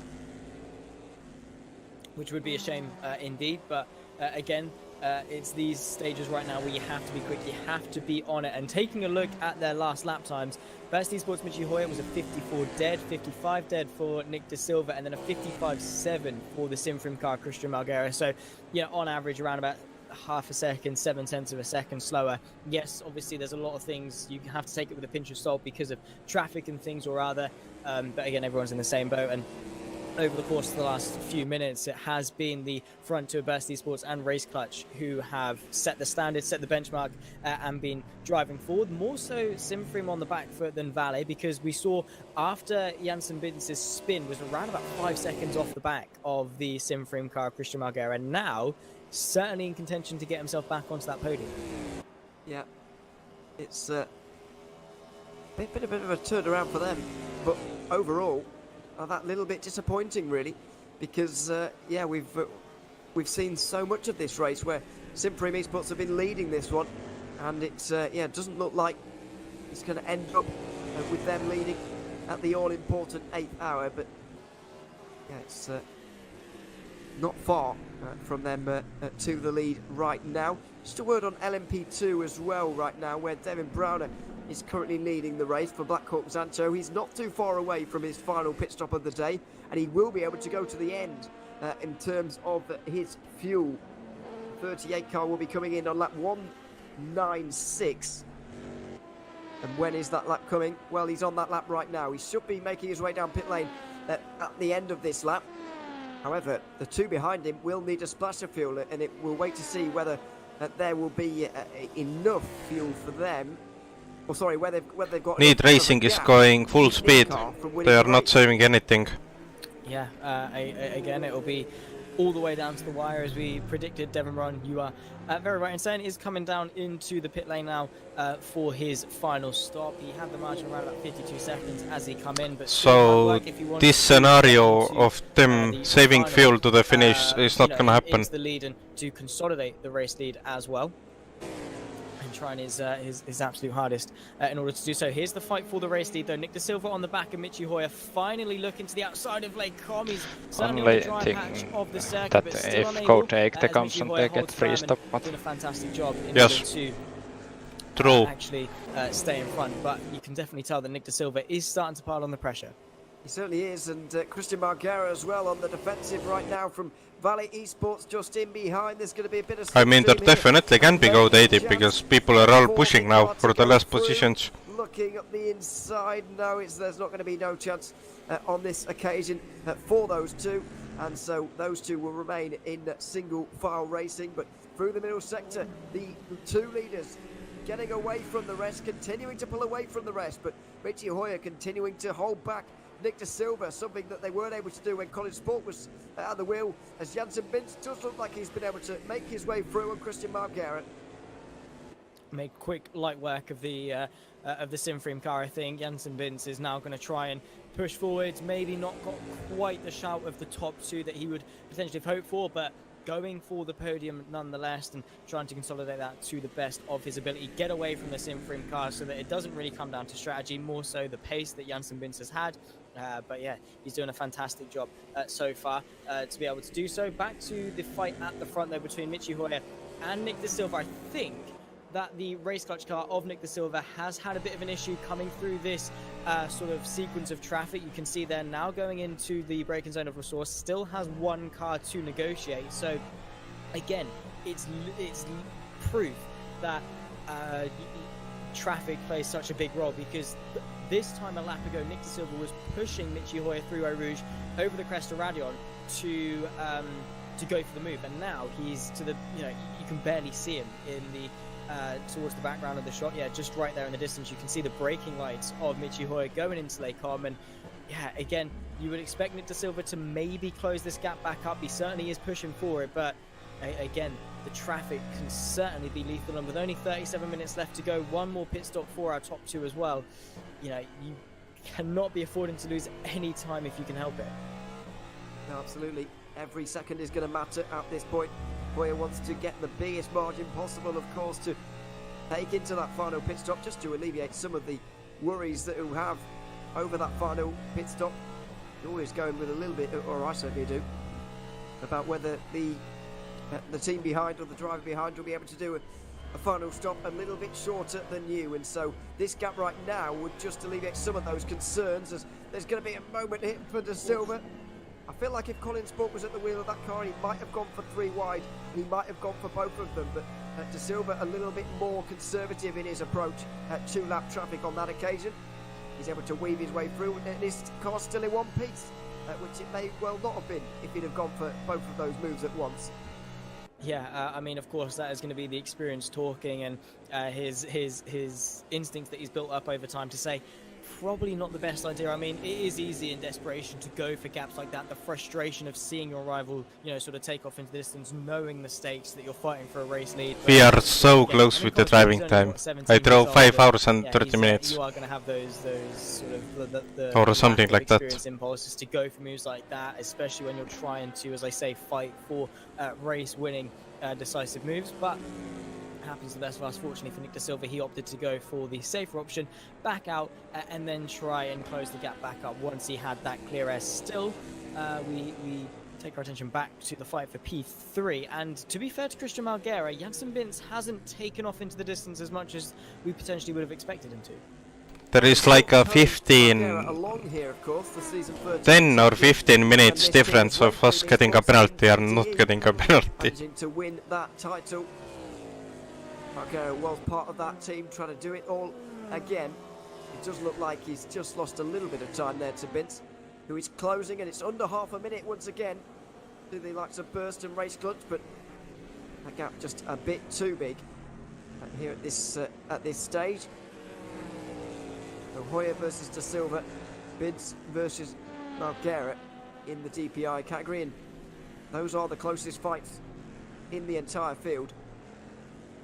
The battles in LMP2 and in GT are a little bit more easy to understand now as well. Rick Van Earl and David Klotzyte need a splash of fuel. Rick Van Earl only has, well, he's got 1 minute 20 over Blackhawk, I believe. Well, it looks like that, for about, or at least live timing showing us that now. Although that seems like a lot of time, but we'll wait and see how that. We'll confirm that. Basically, he's got to make his splash of fuel in that amount of time, and it's a very similar situation for Christian Mikel of LeadsRacing.com as well. He needs his splash of fuel to be less than that 57 seconds he's got over Henry Sinnick. We've got a new leader. Nick De Silva is now. Commentators still think that I'm driving. I should say is now into the pit lane. But I'm not driving. Final stop of the day. What will worry Burst a little bit, I suppose, here is that they'll have to take on the most fuel out of the top four because they've come in first. Very true indeed. They are going to have the longest stop of the bunch, but maybe they've just had to, use that fuel to stay in front, and retain the race lead. We'll have to see. It's going to be a race against time between all of our top contenders in that DPI class, but also going back to the point of the splash and dashes in P2 and the GTE. The run down the pit lane is 45 seconds in of itself, so they really only have sort of 10-11 seconds to actually fuel the car up if they want to retain their gaps towards the front, and maybe 10 or 11 seconds stationary to fill the car up might not be enough. I mean, there is, fortunately for them, it is only a splash and dash. There's only about half an hour left in this race left to go, but still it's going to be down to sort of the finest margins when you've got a pit lane as long as Spa. Absolutely.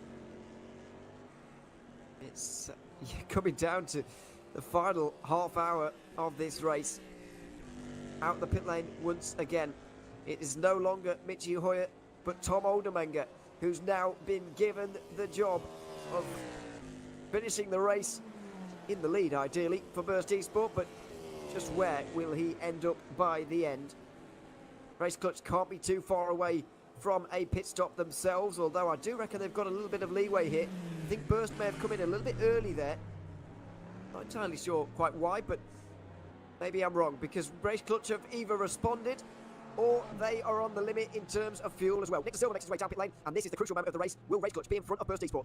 Always going to be tense moments now. Nick De Silva's going to want to get out of that pit lane as soon as physically possible, whereas that Burst Esport car is going to be driving to the absolute limit to get out ahead of him. Tom Oldermenger is going to take the wheel to the end of this race. He has to get back acclimatized to the car and then push forward. I mean, he's already on pretty old tyres as it is, and jumping back into a car that's on old tyres is certainly not easy. Now going through Stabilo and then into Paul Fair, and Race Clutch has already been stopped for already in the pit lane for 40 seconds, so it's going to be very, very close, but crucial times now to decide the rest of this race.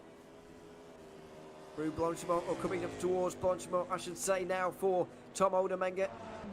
Race Clutch still in the pit lane with Nick De Silva, still making that stop. They have now come to a halt just now, and they begin their service. It's about 3/4 of a tank that they need. They don't need tyres, or at least I don't think they're going to take any on. And just keep an eye on that top left-hand side of your screen. When that ticker stops ticking for their pit stop time, they're out the pit lane, and they already are. When the Burst car is at La Source, Nick De Silva is making his way out the pit lane. He's got a bit of a longer way around, but he has got a fairly comfortable lead now for Race Clutch. It will turn into a fairly comfortable lead anyway for them. There's De Silva, one of those sets of headlights just coming round now. Is the DPI a Burst? The gap now 6 seconds, and Tom Oldermenger needs to pull off the impossible all over again. That is going to be such a frustrating sight for Oldenmenger to not be able to get that, and again 6.5 seconds, a huge gain, and unfortunately for Burst they couldn't stretch it to that extra lap, but well done to Race Clutch. Now they certainly are solidified themselves as the favourites to win. Half an hour left to go though, not long, but still 30 minutes of possibility of things that can potentially go wrong. Do not count anything out at all, and Oldenmenger is going to be driving maybe to go into sort of just sheer flat out driving mode to try and close that gap, or conserving to just try and solidify second place, because either way, first or second, it's been a phenomenal achievement from both teams. It has. It's remarkable that the teams with the most penalties in the entire race have come out 1 and 2 here, but that's the way it has gone. Valet Esports into the pit lane now as well. We'll wait to see if Michael Ayres is going to continue on in this car. Of course he's not. Janssen Bintz has been in there for 40 minutes. Oh no, Tertsis is driving. But anyway, he's making his way in now. 3/4 of a tank Going faster as than well, you. just about, you would imagine. And so he will make his way out, Yeah. presumably in Is he on what will soft be tires, net I third think? place. Very likely, First yes. Esport, who have lost another couple of seconds on Oldenmenger's outlap here as well, which is or first flying lap, I should say. That was If need Silver's race outlap. bits, it's you and Tertsis for the win. Aware of Valet Esports in this one at the moment. Janssen Bintz still in the pit lane. He's been overtaken pretty comprehensively there by Race Clutch and Burst. This gap is not really going to be a closable one for Valet by the looks of it. Tertsis is fastest. No, not one He's bit. fastest car on the track right Really now. Realistic for Janssen Bintz to get anywhere other than third, so good for Race Clutch and Burst to sort of consolidate their first and second, and Janssen Bintz as well, I think, is only driving for third. I think the possibility of anything more than that is sort of quite outlandish, and his race really is with Christian Malguera for P2, but also Simfream have gone a lap extra, similar to what Race Clutch did with Nick De Silva, so could that also throw us We have down into the faster right car, in we terms of can being, keep him behind. allowing Simfream to get back into the fight for the podium? Well, here's the big question. Is because Simfream will be coming in about 6 laps, they'll have about 6 laps less fuel to take on. Is 6 laps worth of fuel 17 seconds or not? I'm not entirely sure. I reckon it's pretty close, because let's not forget they were either just in front or just behind Valet. They were pretty much where Valet Esports were before the pit stops. 6 laps of fuel less for Malguera. Is that going to give them the position over Burst? And we've got to remember that Tom Oldenmenger has gotten on to Michi Hoyer's old tyres as well, so he'll be going a little bit slower than those around him. As Cam has been saying to us, this is a move, a ploy to seal P2 really, or even it might become limitation for a podium if Valet Esports really get their skates on and maybe even catch Oldenmenger by the end of the stint, which with nearly half an hour to go, it's not impossible. It's not, with a gap. Well, we've got half an hour, around about a 2-minute lap time as well, so 15 seconds. That's a second a lap average for Janssen Bintz versus Tom Oldenmenger. So if the tyres are really that shot, it well and truly could be on. It'll be very, very close, and Janssen Bintz is going to have to maintain that pace for the remainder of this race. But with this race, we said certainly more outlandish things can happen. All it takes is a couple of mistakes for Oldenmenger, a couple of poor trips through traffic as well, and if Janssen Bintz gets lucky, yeah, that gap isn't really too big at all. Yeah, it's fine margins, especially considering the distance that we've come here today. Through one of the Aston Martins goes Christian Malguera. We've got somebody off. It's the 53 once again, I'm afraid, going for a bit of a spin at the final chicane. But they'll get back going again. They have done, indeed, down on the front straight. The X-Droids at DPI also making their final pit stop of the day. We also have a bit of a battle going on now with Dennis Studer involved. He's trying to get through an Arjun Veltons in the Scuderia Leon car. A couple of Corvettes making their way up towards Lecom. The iconic sim racing Holland Corvette. Recently, the C8R edition on this occasion, the newer Corvette edition, which they didn't run in the first season that it was available, sticking to their guns with the C7, but now they've gone to the C8 and they're looking for, well, knocking on the door of the top 5. It looks like 6 may be the limit for them today. Yeah, probably so. I mean, the gap between themselves and Velton's in front is to the region of half a second, whereas to Adam Baldwin in front of that, it's 13 seconds, which is a much harder gap to close. So, I mean, considering their situation, they didn't get off to the best of starts in this race with a couple of penalties. To recover to where they are right now is still a pretty good result to get those points on the board. So, Dennis Downer for Sim Racing for Holland, if he can get himself up into 6th, then fair play to him. But yeah, it's still, again, not over yet. You can definitely count that Han Veltons is going to at least give it a go to defend with, especially with how little amount of time there is left. Towards the start, towards the middle of the race, if this was a fight for 6th place, you would expect Veltons to maybe just not fight it as hard. But now we're towards the end, these moves certainly do matter a lot more. They do. They're for actual positions on this occasion rather than just positions on the road at that particular time. This really does matter in terms of the finishing position of this race. Dennis Downer will be very glad that LMP2 didn't go down the inside into Blanchimont on that occasion. Outside line for Arm Cyber, that is. The slightly worse placed of the two. But the two of them are pretty similar, really, in terms of their position now. Unfortunately, with the demise of the 241 a little bit earlier on in this race, where they lost their rear wing at Stavelot. The yellow flag, I'm presuming that's down at the final chicane again, and it's the 53 for the second lap in a row that has gone for a spin. Some of these teams, some of these drivers getting tired towards the end, of course, and struggling towards the end of what's been quite a difficult race. Yeah, endurance racing is always going to have that fatigue factor, even though you're not actually subject to the G-forces and things like that of a real endurance race. You still, you're doing something, you're doing a task for hours upon hours on end. You're trying to maintain a high standard of doing that as well. You naturally will start to fatigue, and as well, it depends on the quality of your equipment. If you've got a really good direct drive wheel, you've got that force feedback. Again, your arms will certainly start to get tired towards the end of your stint, so you would expect that mistakes start to creep in, just that mental fatigue, you getting tired slightly, as we see.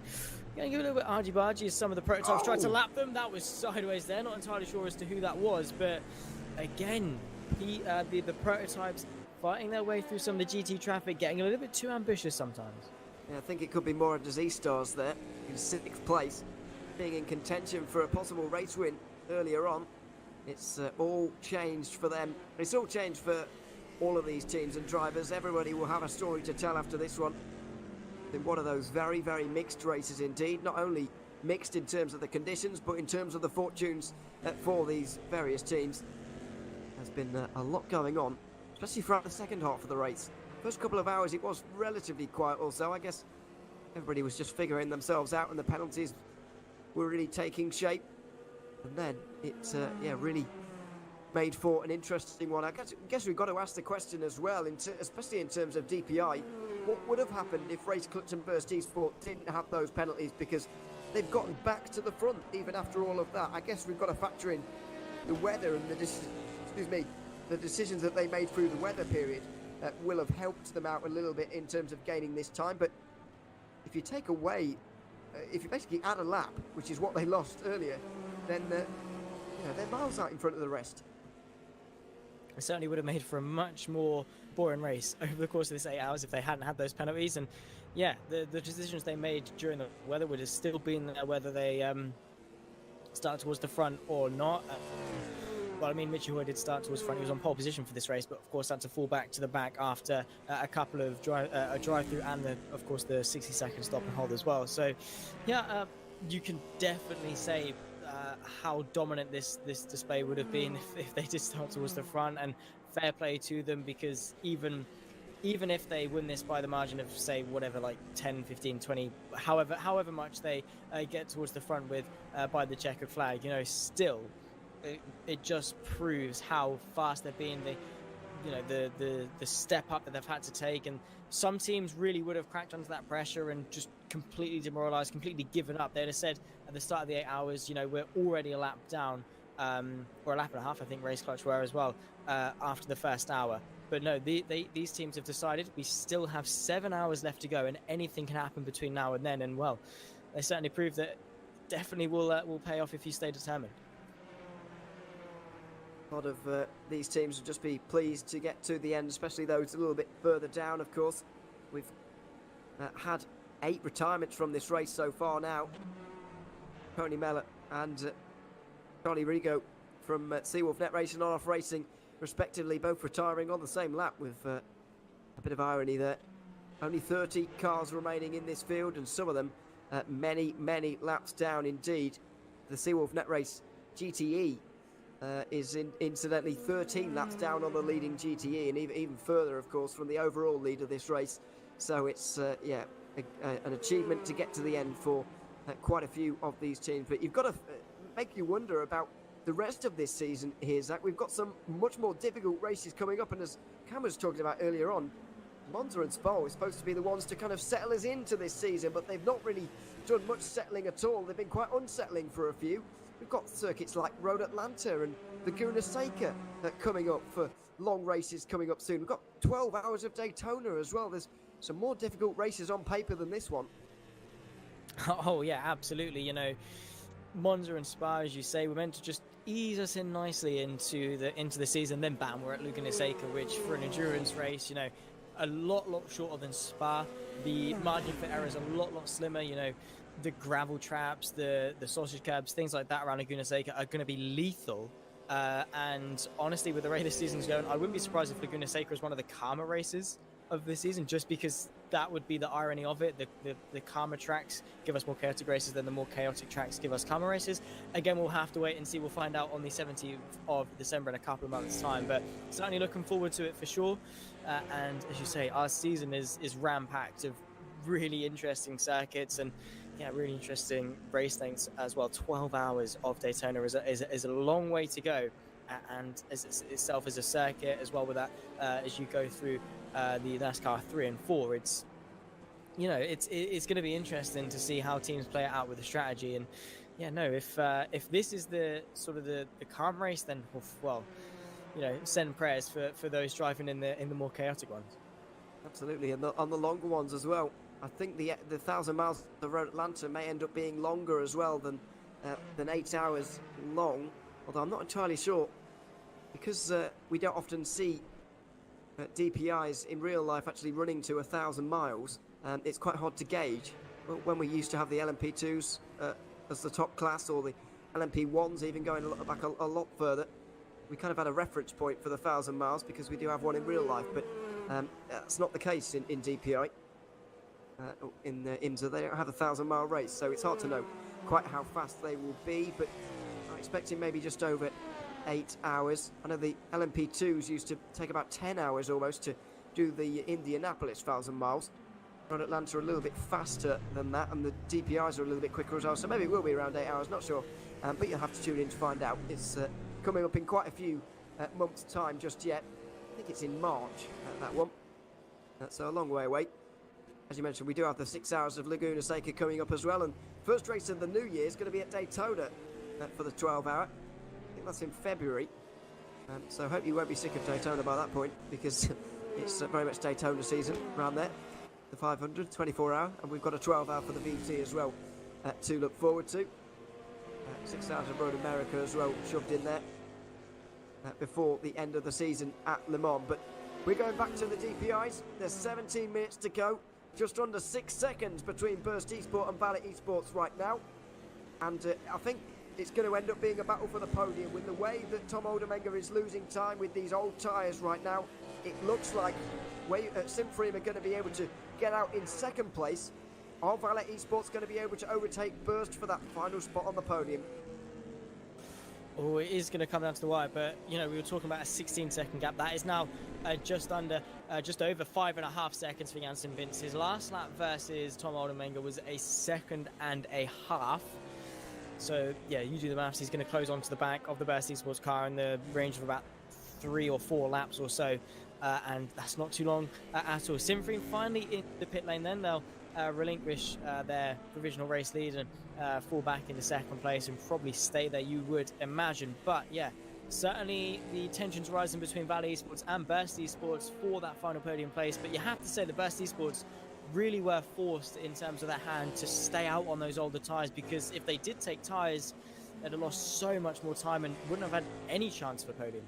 Now, a couple of big moments coming up. The leader in DPI and also LMP2 are both into the pit lane. and we're going to wait and see just where this is going to bring everybody out in a few moments' time. So Race Clutch are going to take the lead here. There's no doubt about that.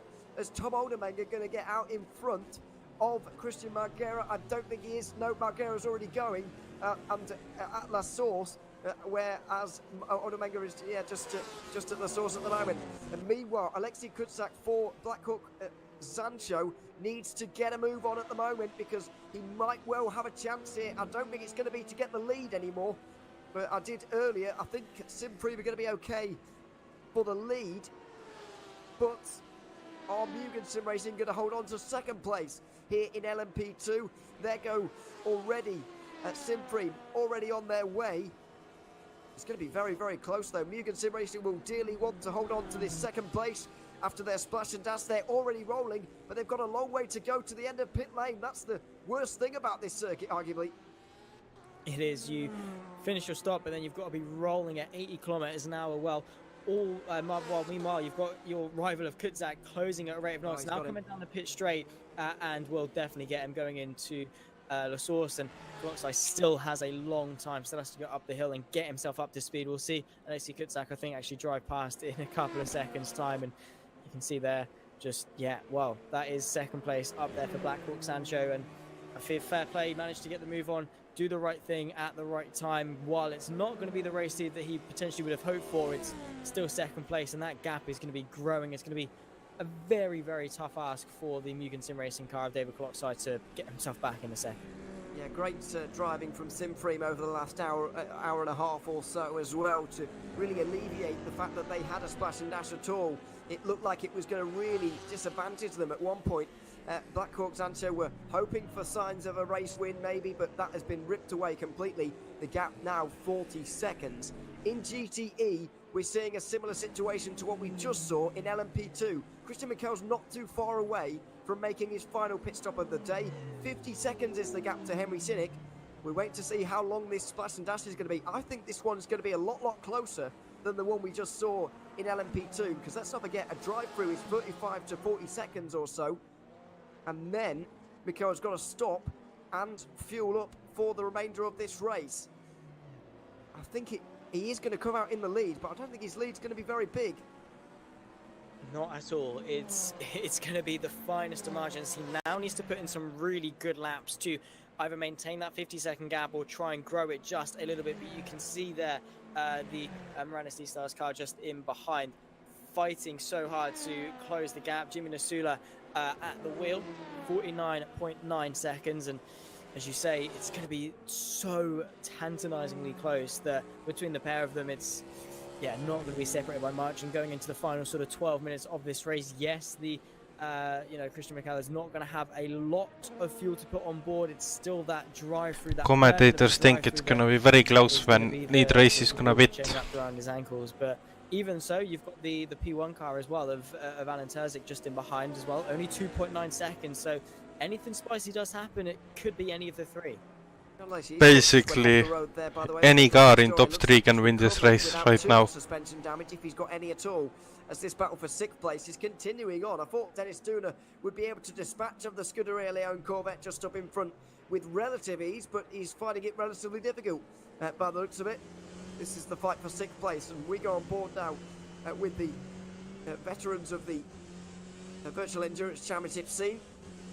Didn't note down, by the way, at the start of the season that 3 of their drivers, Andreas Kurli, Marcel Hoffmans and Bert Knox, have been driving in 24-hour races on whatever sim is around at the time since 2004, which is almost hard to believe, but is true. And is longer than Zach's life, so there you are. That's twice. Sorry. But in an hour, yeah, I know. But yeah, I mean, it's a long time, very experienced. We saw Bert Knox earlier on doing his thing in the first few hours of the race.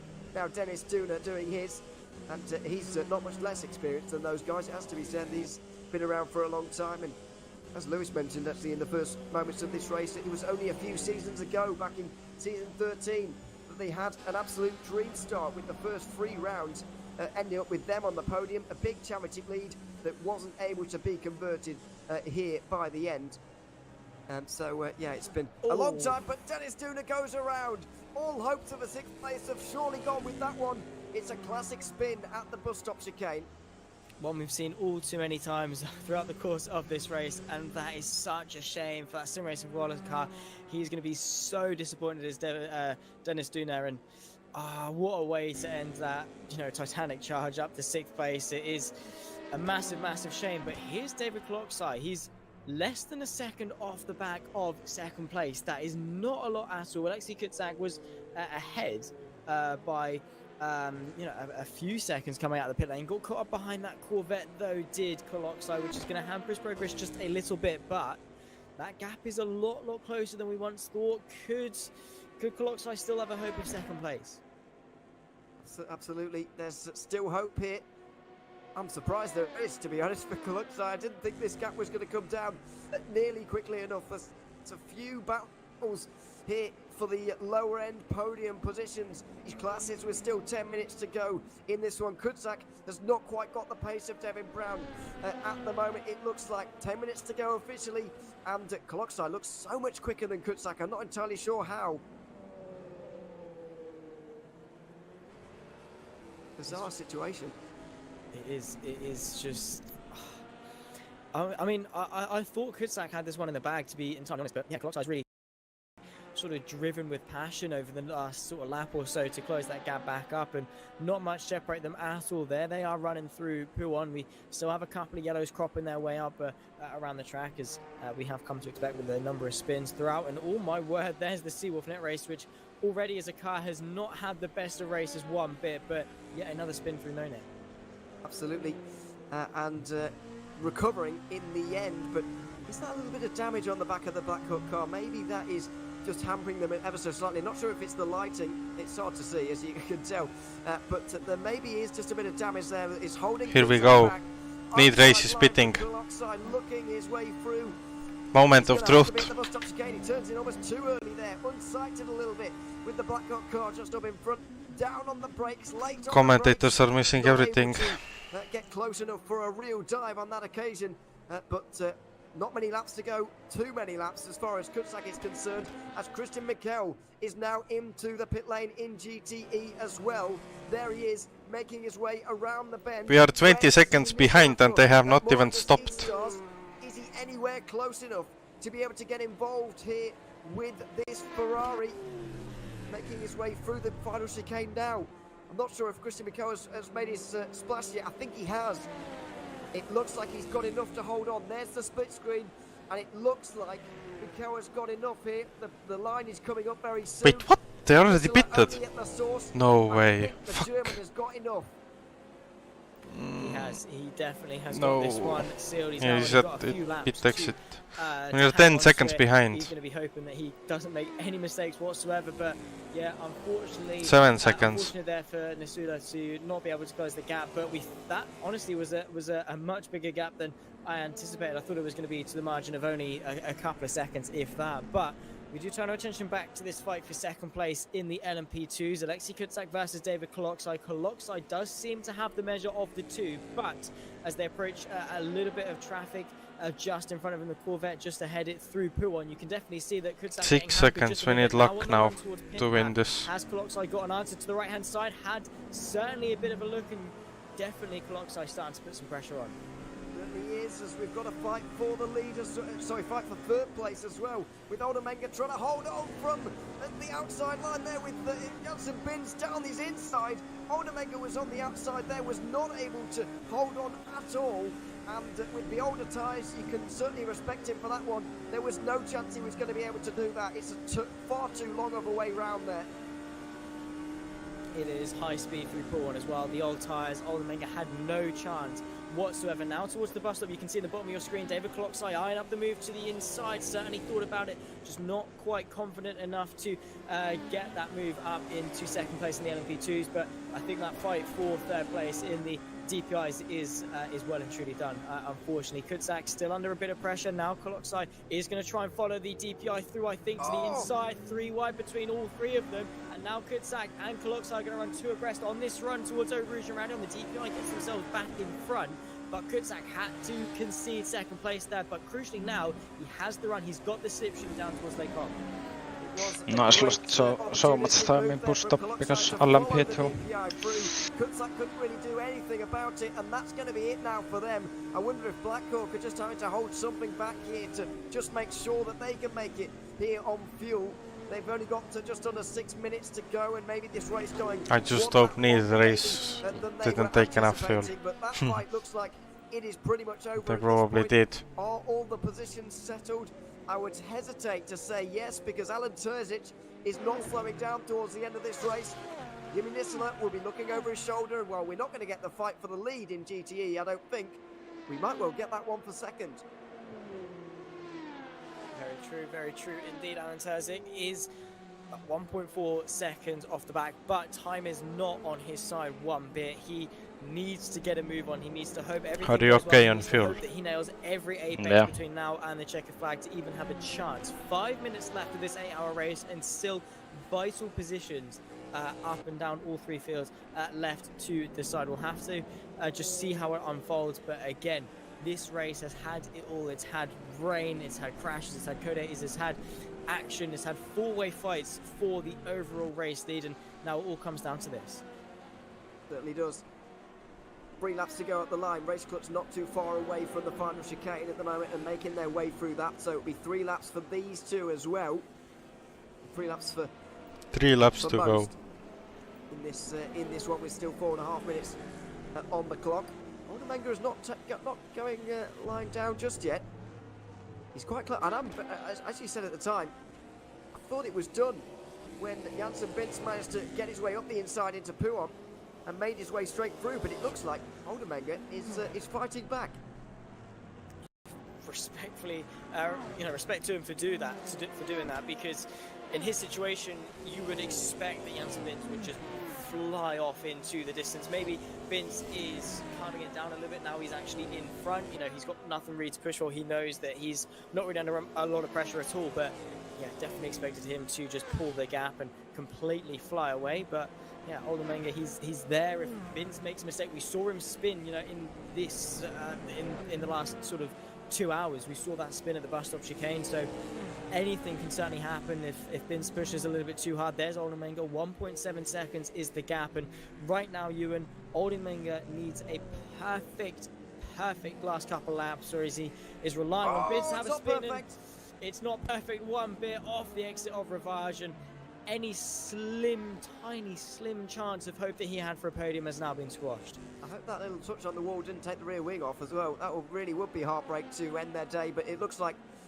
it has not. The rear wing still firmly attached, and it's going to be a drive home to 4th for the Burst Sport guys. Up towards Lecom once again for Jimi Driving, who's closing in on the leader Christian Mikel, but also getting closed in on by Alan Terzic. The top 3 in GTE covered by about 5 seconds after nearly 8 hours of racing. That is an astonishing statistic, and I don't remember a race quite as close as this between the top 3. I really don't at all. The GTs last season were really just a 2-horse race between Red Bull Racing and John Lacey for the most part, but now into this one we've got 1, 2 and 3, 5 seconds between them. Has Nasula got any chance? Maybe not, but again, it comes down to time. If this was still with an hour to go, this would be ramping up. We'd be getting really excited for some chance of a 3-horse race, but definitely the fight for second is there. It's a chance, and yeah, well, Nasula is going to be given his absolute all to hang off from Alan Terzic, who's had a brilliant last couple of laps to close the gap, and again with the stage ramped up, with the pressure now looming over them of the checker flag, this is now where Terzic needs to make those moves. It certainly does. There's not much time left. 2 laps at the line for these two. I know there's less than 2 minutes to go, but the leader is behind them, so they are going to have to go on an extra lap, and they're going to cross the line with no seconds remaining, but they're going to have to go again, much to the despair of the Finnish driver. Jimi Driving just up in front. 2 laps to go. As DX Troy's car off again, you can just see there in the background recovering. Terzic gets into the slipstream, locks in, sees the target and knows what he wants to be doing over the next couple of moments to get through. Brew goes, it's gonna be difficult. Are you on quali mix?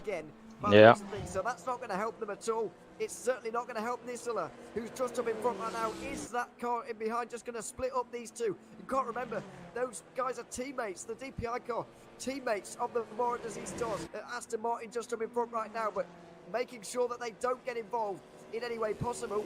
And it looks like Nisula is going to benefit slightly from the slipstream there. The Porsche not really strong enough in a straight nice. line to get it Nice. near in towards Lecombe, closing, inching closer. Oh, no. Contact. Turtic gets into the back. Okay, he will let you go. Nisula just up in He will front. let you go. He flashes the lights as if to usher him back in front again. He I knows that wouldn't have been fair. I have a He will rear get damage, back but the I don't position. know how The bad. fight will restart and it will go again. I mean, fair play to Terzic there. He made the mistake, he owned up to it very quickly, and they're both now still very close. So it's not like the battle has been ended abruptly like that. They have the gap to Juicy Motorsport that no harm has been really done at all, apart from any chance they had for the race lead. But they reset, they go again, and the fight's still very much on. It very much is between those two leaders as things stand, or at least at second and third place. How's the car? In the GTE category, not too much further behind Bad, them. good. We've got the overall lead Decent. coming through its final lap at the moment. Nick De Silva at the moment is at the wheel of this car. He's been shown. Stop showing Nick De Silva. Show the battle. What the hell? LMP2 leaders of Simfreem Esports as well. Not a big gap for Race Clutch, it has to be said. Only 9 seconds at the moment separate them from second place. The GTE leaders, of course, NeedRacing.com will have an extra lap to do as well right now. They're just coming over the line or coming up towards the final chicane as we speak. They're not going to get caught by Nick De Silva, not quite. That battle for second will continue on, and we'll get back to it in a few moments' time because Nick De Silva is making his way through the final corners. One of the Virtual Endurance Championship's most impressive ever comebacks. We've never seen anything like this from any team. Race Clutch at the moment are showing everybody something new. Nick De Silva is going to take this race victory at the 8 Hours of Spa with a comeback for the ages. Only 8 seconds separate them from second place by the end with Christian Malguera. Malguera's teammates, currently driven by Rick Vanel, Simfreem Esports, will be victorious. What's happening? LMP2. Now Alan Terzic, can he make his way through on Jimi Driving? It looks like he Ooh, might well he already got have really it. sideways. Although it's a He big he slide has uphill through a Rouge and top Radion. speed Nisula's affected gonna have now. a chance again. The Aston Martin maybe with an advantage as well in terms of straight Oh, line I speed couldn't over catch this him. Porsche. What the They heck? go up towards Lecombe for the final time. Will Nisula duck to the outside and make his way through? It doesn't look like it. He's able to show the nose, but that's just about it. He's not able to make his way through, and it looks like Terzic has been able to get this second place, possibly a little bit more cleanly than he did last time. Potentially so. A bit of a twitch through Rouge and Radion as we saw from Terzic, but it didn't hamper him too much and was still able to hold off the offensive from Nisula there. Now he's got about 2/3 of the lap left to go. He's going to be under intense That's it. pressure, and you have Dive to say that bomb Nisula's into last the chance bus is stop. probably Let's go. in towards the pit path chicane or into that bus stop. We'll have a look at how he got it done the first time. Right hand side inside line for the bus stop. They were running 2 abreast, but managed to get the move done. Gave him a big old squeeze to the P1 Esports Porsche, but as they run for that drag race towards Les Sources, it was the P1 Esports Porsche of Alan Terzic. And yeah, still you can definitely see he's keeping that Aston Martin at a nice arm's length away and should, in theory, be able to consolidate the second place. So close between them, but such respectful racing between them as well. Just up in front, Christian Mikel is going to be able to get through on a limping Ferrari there on the last moments to take a second win in 2 races. NeedRacing.com having the dream start to season 15 of the Virtual Endurance Championship. Has Jimi Driving got anything here to come backing him into the final bus stop chicane? And LMP2 in behind, realising what's at stake, will stay behind. Will Nisula go for it at the final corner? It looks like Terzic could see it coming. He's going to go for the run if he possibly can. Nisula hasn't got the grip. Terzic is going to hold on to second ahead of Nisula. It's NeedRacing.com ahead of P1 Esport and Morat Disease stars on your GTE podium. But what a race that was between those 3. Have to agree, and what a race it was between everyone. Take a bow, every single driver and team that took part in this 8 Hours of Spa for round number 2 of season 15 of the Virtual Endurance Championship. We had an absolute cracker. We had it all. The drama and chaos throughout the entirety of the race. Certainly one to remember.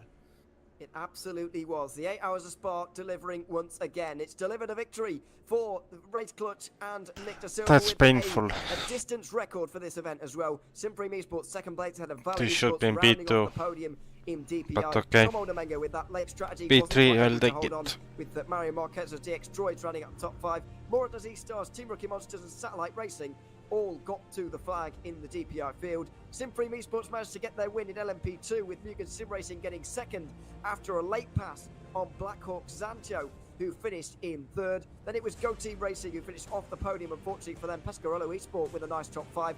Arm Cyber in the next couple of positions had a Butler Pal and Visceral Esports. And it was Christian Mikel in the NeveRacing.com car heading home a GTE victory. P1 Esport and Moradaz E-Stars joined him on the podium. Juicy's Motorsport Club just missed out with Scuderia Leone ended up on the top 5. Blackhawk Racing ended up outside the top 5 after running inside the top couple of positions all day. Sim Racing for Holland dropped down late on as well as Juicy's Motorsport Club. Front right at the end was 36, so there was like no way we could have used soft tires. Race of this season end up down there in the 10th place in GTE, and there you can see all of the teams, the 8 teams that didn't make it to the end of the race. Well, what an amazing 8 hours of Spa that was. Make sure you join us on the 10th of December. The 6 hours of Laguna Seca promises to be just as exciting. We've got some very exciting races coming soon as well, all the way down towards Le Mans, but that is the final race in Europe until we get to our finale in June, so make sure you stay with us for the American leg of this Virtual Endurance Championship, taking us all the way to April for the 1,000 miles at Road Atlanta. The 6 hours of Laguna Seca, though, in just 2 months' time, promises to be a very, very interesting one indeed. 10th of December, we'll be live on the Virtual Endurance Championship YouTube channel as always, but for now, it's time to bid you farewell. I've been Neil O'Leary. Zach Sweeney has been alongside me for the last hour. Cam Roger has been here along with Lewis McGlade as well. And from all of us here at the Virtual Endurance Championship, it's good.